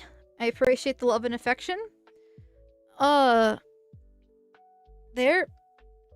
She was trying to climb on the desk, and she slipped, and then scratched my arm. So that's gonna itch a little in about 5 minutes. Myanmar is the after, Burma is the before. Why is it still labeled Burma? Like, this is something that somebody made on their own volition, right? This Morse research thingy. So, it might not be, like, 100% accurate as independent data-driven research on U.S. federal spending and policy. Which, I mean... I do like having these independent fact-checkers here, because, you know, to help... God, it's actually bleeding a decent amount. It's nice to have the independent fact-checkers, because Lord knows you can't trust the government. Kind of like that one, that Peace and Quiet website. That was awesome. You get to see the demographics without looking up the demographics there. Old maps and globes are very cool. Snapshots in the history. Oh yeah, 100% agree. I love them. I kind of want to find that globe again just to see the differences. I wonder if it had Ukraine as part of Russia or not, actually. I trust CNN stats. Yes, me too. CNN, my beloved source of all my information. Let's see. Does Nebraska have any whites? No whites. No whites from Nebraska. You just get brownified. You will be demographically replaced, and you will be happy. Even if it's through refugee programs. Like, you must suffer for just being white. Oh, never mind, I lied. Ukraine. 223. Okay, I'm sorry. Sorry, Nebraska, I lied. You got 223 whiteys, so therefore you're not being demographic replaced in real time. Even, like, who cares about the illegals and the illegals and the visa programs and the refugees? You have 2,023 Ukrainians. So you're A-okay. You are A-okay. Trust me, bro. Like, that's one thing that's not talked about enough, is the refugee program in America. But, I mean, thankfully, one good thing Trump has done, right? We've been bashing Trump a lot tonight. But one good thing Trump has done is he's basically cut the refugee program. Like, apparently, the last statistic I heard was like 97%. For this denial rate at this point. And it's basically all just the Afrikaners, the white Afrikaners, from South Africa that are being allowed in. So that is a good thing. Because a refugee program is another way, this asylum seeking is another way to abuse our legal system, just allow the third world in. But one aspect that's not talked about enough is the fucking charities. Like the goddamn charities. That just allow them in. Like, I know, last year I did a stream and there was a... Was it Catholic? Or was it some sort of Protestant denomination? I can't remember. But there was one that was bringing in a lot of Haitians into Indiana, southern Indiana and Evansville. That was fucking horrifying. And they met in Indianapolis and talked about how great it is to have the enriching the community of southern Indiana with all these Haitians, even though we literally just had the whole eating the cats and the dogs in Springfield, Ohio, right next door, going on. So it's like, okay, that's cool. And then, like, if you actually look at the different charity groups in general, like, a lot of Lutherans take part in them too, and they just import these third world savages in with the refugee programs, and like through these basically Christian charities. And I just unfortunately there's been a lot of Catholic and Lutheran charities that have supported this stuff. Yes, exactly. That's the one that I remember, because that was like the first time that I really heard about these charities really doing this stuff. Because I was raised Catholic, and so like every year we had the rice bowl happening at school and at church, where you're supposed to drop in your little coins to help feed the starving children in Africa, right? And you see the ads on TV with more starving children in Africa. And then you hear about these little youth groups that would go to starving children in Africa to, you know, proselytize to them, spread the good word of God, and do charity things. In fact, unfortunately, there's a chunk of my family that likes adopting blacks from Africa to give them a better life. Miracle they haven't been murdered yet. I'm glad they haven't been murdered yet. But still, instead of having kids, they rather just adopt from poor countries. Also because of these Catholic charities and different things like that. And it's like, once I saw that, I realized how bad it actually was. I'm like, God fucking damn it. God fucking damn it. I don't know a religious debate for like the 5th time in a row now in chat. But I'm just sitting here thinking, oh, these Christian charities need to be fucking nipped in the bud. What do you mean you're using this as an excuse just to import the third world again? And that's like basically all of them. I can't stand it. It's like in every fucking state. Just everywhere you look, there's another leak. Another way into America that we just allow just because. Just because.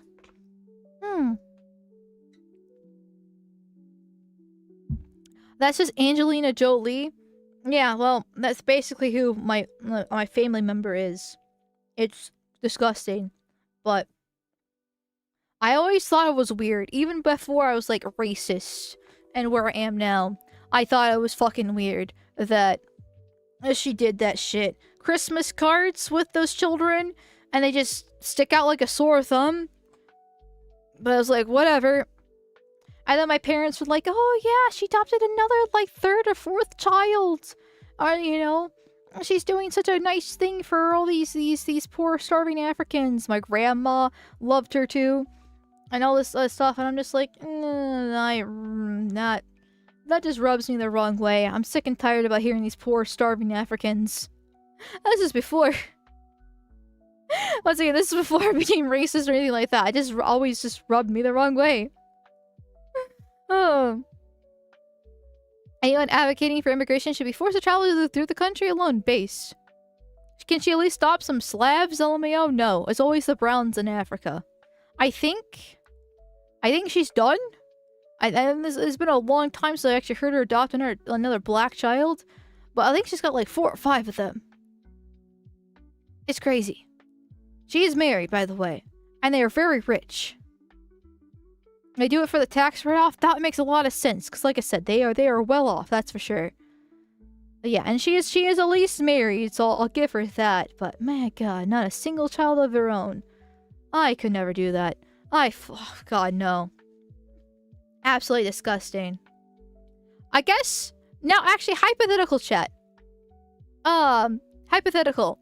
What do you think is worse? Actually, I think it's not really hypothetical. It's just a question. What do you think is worse, chat?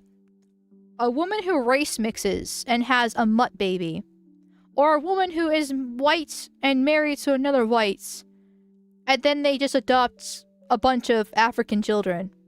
Which one do you think is worse? I'm kind of curious what your what your thought process is. Rich, guilty people. Yes, I mean, basically, like, she's super, hardcore Catholic, and, super religious, so it's probably performative, because that's what most of those are when you're that deep, right? Very well off, has everything you wanted and given to your life, so you have to feel you're doing something good. Yeah.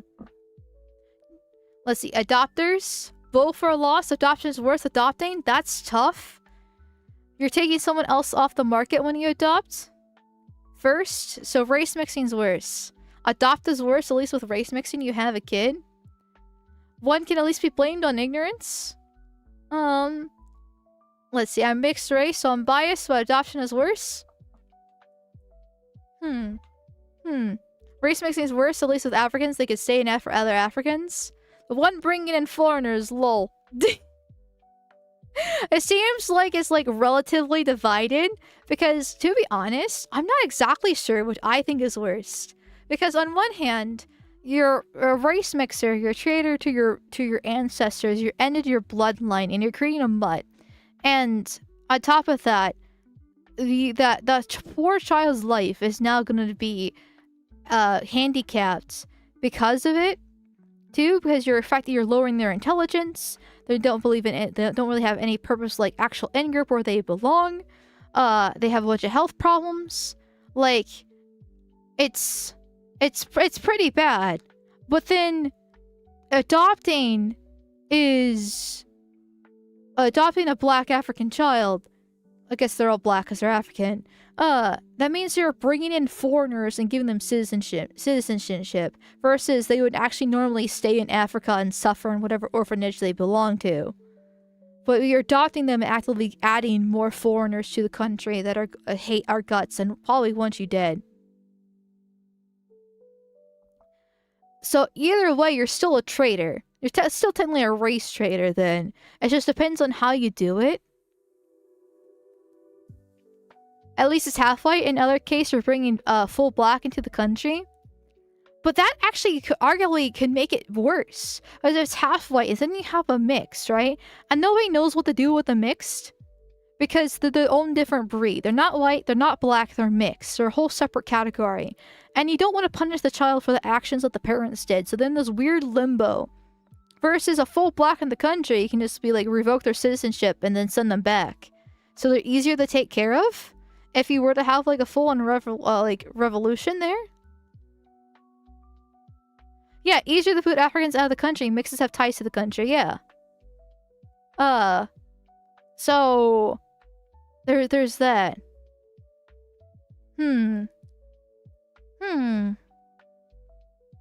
Also, is Rumble not crossing over? Did the Rumble crossover die? Because, like, I can see your Rumble chats in Rumble. But I don't see them in Kick Chat. And Kick Chat's what I mostly read because it has Kick, YouTube, and Rumble when it crosses over. Wait. Yeah. So, I'm sorry, Rumble Bros. Usually I'm better at reading your chats. Well, not that by much, but at least a little bit. I just realized that, it's not showing up. Mixes are also a affront to nature. Well, Race mixing by adopting and blacks is bad too. Okay, I'm trying to like read the Rumble chats to see what I missed here. Sorry, Rumble Bros. You always get cocked and I don't mean it. Kick is not showing up in the screen feed. Yeah, that's been going on for like over a week now. That is beyond my control. Poor Trium spent 2.5 hours trying to fix that stuff. And wasn't able to be fixed. So we don't know what's happening. We hope it's just going to fix itself in due time. If not, then I'm probably going to have to figure something out. Because I don't know what. I'm lazy, but not now. Race trade is probably worse in my opinion. At least the doctors probably think they're doing the Christian duty or some other cuck shit. Well then, okay. But I could toss that back. Because, like, their Christian duty, they're held by morals, right? Delusional morals for their Christian duty or whatever cuck shit that you're referring to, right? But, like, they know what they're doing is probably wrong because it's the whole, like, white savior complex.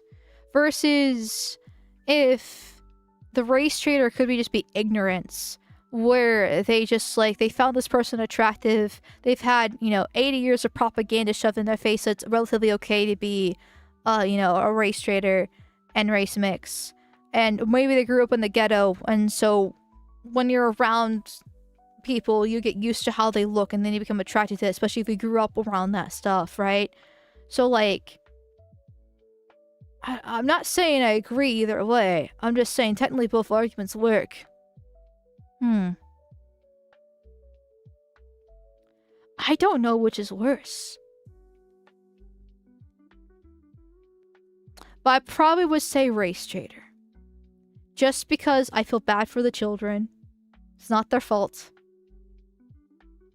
And it creates a whole different issue to have to be crossed there. And that's not an easy issue. So yeah. Morality isn't really concerned when we're about 2 centuries from extinction, dude. Well, I think we're a little bit less than 2 centuries of, from extinction. But I get where you're coming from. This is just a question out of curiosity here.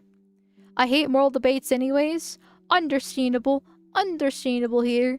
I just thought that, I just saw it in my mind, because I never see anybody, like, talk about this kind of stuff. Then again, it gets, we like to get a little bit spicy here. We like to be a little bit of an Icarus and fly a little bit close to the sun. And, just, like, proposing those questions. That's one of them, that's for sure. I'm half Germanic and half Slavic. That is rough enough. Those are actually good genes. I know you're making a joke, but it's good. It's good to be half Germanic and half Slavic. You got some fucking tough genes in you, actually. That's like pure Aryanism right there. Because yes, I do consider Slavs white. Okay? It's a meme. If you don't actually consider Slavs white, you're just... I don't know what to tell you. Okay, here. Let me see. So, YouTube Bros, I'm sending you over to Temp. Kick Bros, I'm sending over to Oko. Neither of them are political, so do not bring up politics whatsoever. That's very, very gay. Though it looks like Oko is talking with Mizu about the leaflet debate with that one tranny. So I guess it gets a little bit political. But remember, the 5th of November, but you have to follow the rules. Don't be disrespectful or anything weird like that, okay? Just keep it on topic. Don't be gay, okay? Is it so hard not to fucking stick a dick up your ass? Is it? Do I really have to put this on you guys? Come on, get it, yeah. Anyways, thank you everybody for all your subby bubbies, donos, and vigorous spankings. I don't think I missed anything. Have I missed anything? Now I realize that I don't think I missed anything, right? I think we're good in the hood. Yeah. Anyways, so thank you for all your subby bubbies, donos, and vigorous spankings. I hope you enjoyed stream. I will see you at 2:30 p.m. EST on Friday for the typical early Friday stream. Floundering Friday for whatever we talk about or whatever the issues is at hand. I hope you have a good night. And hasta la vista. Bye. Bye. Bye. Bye.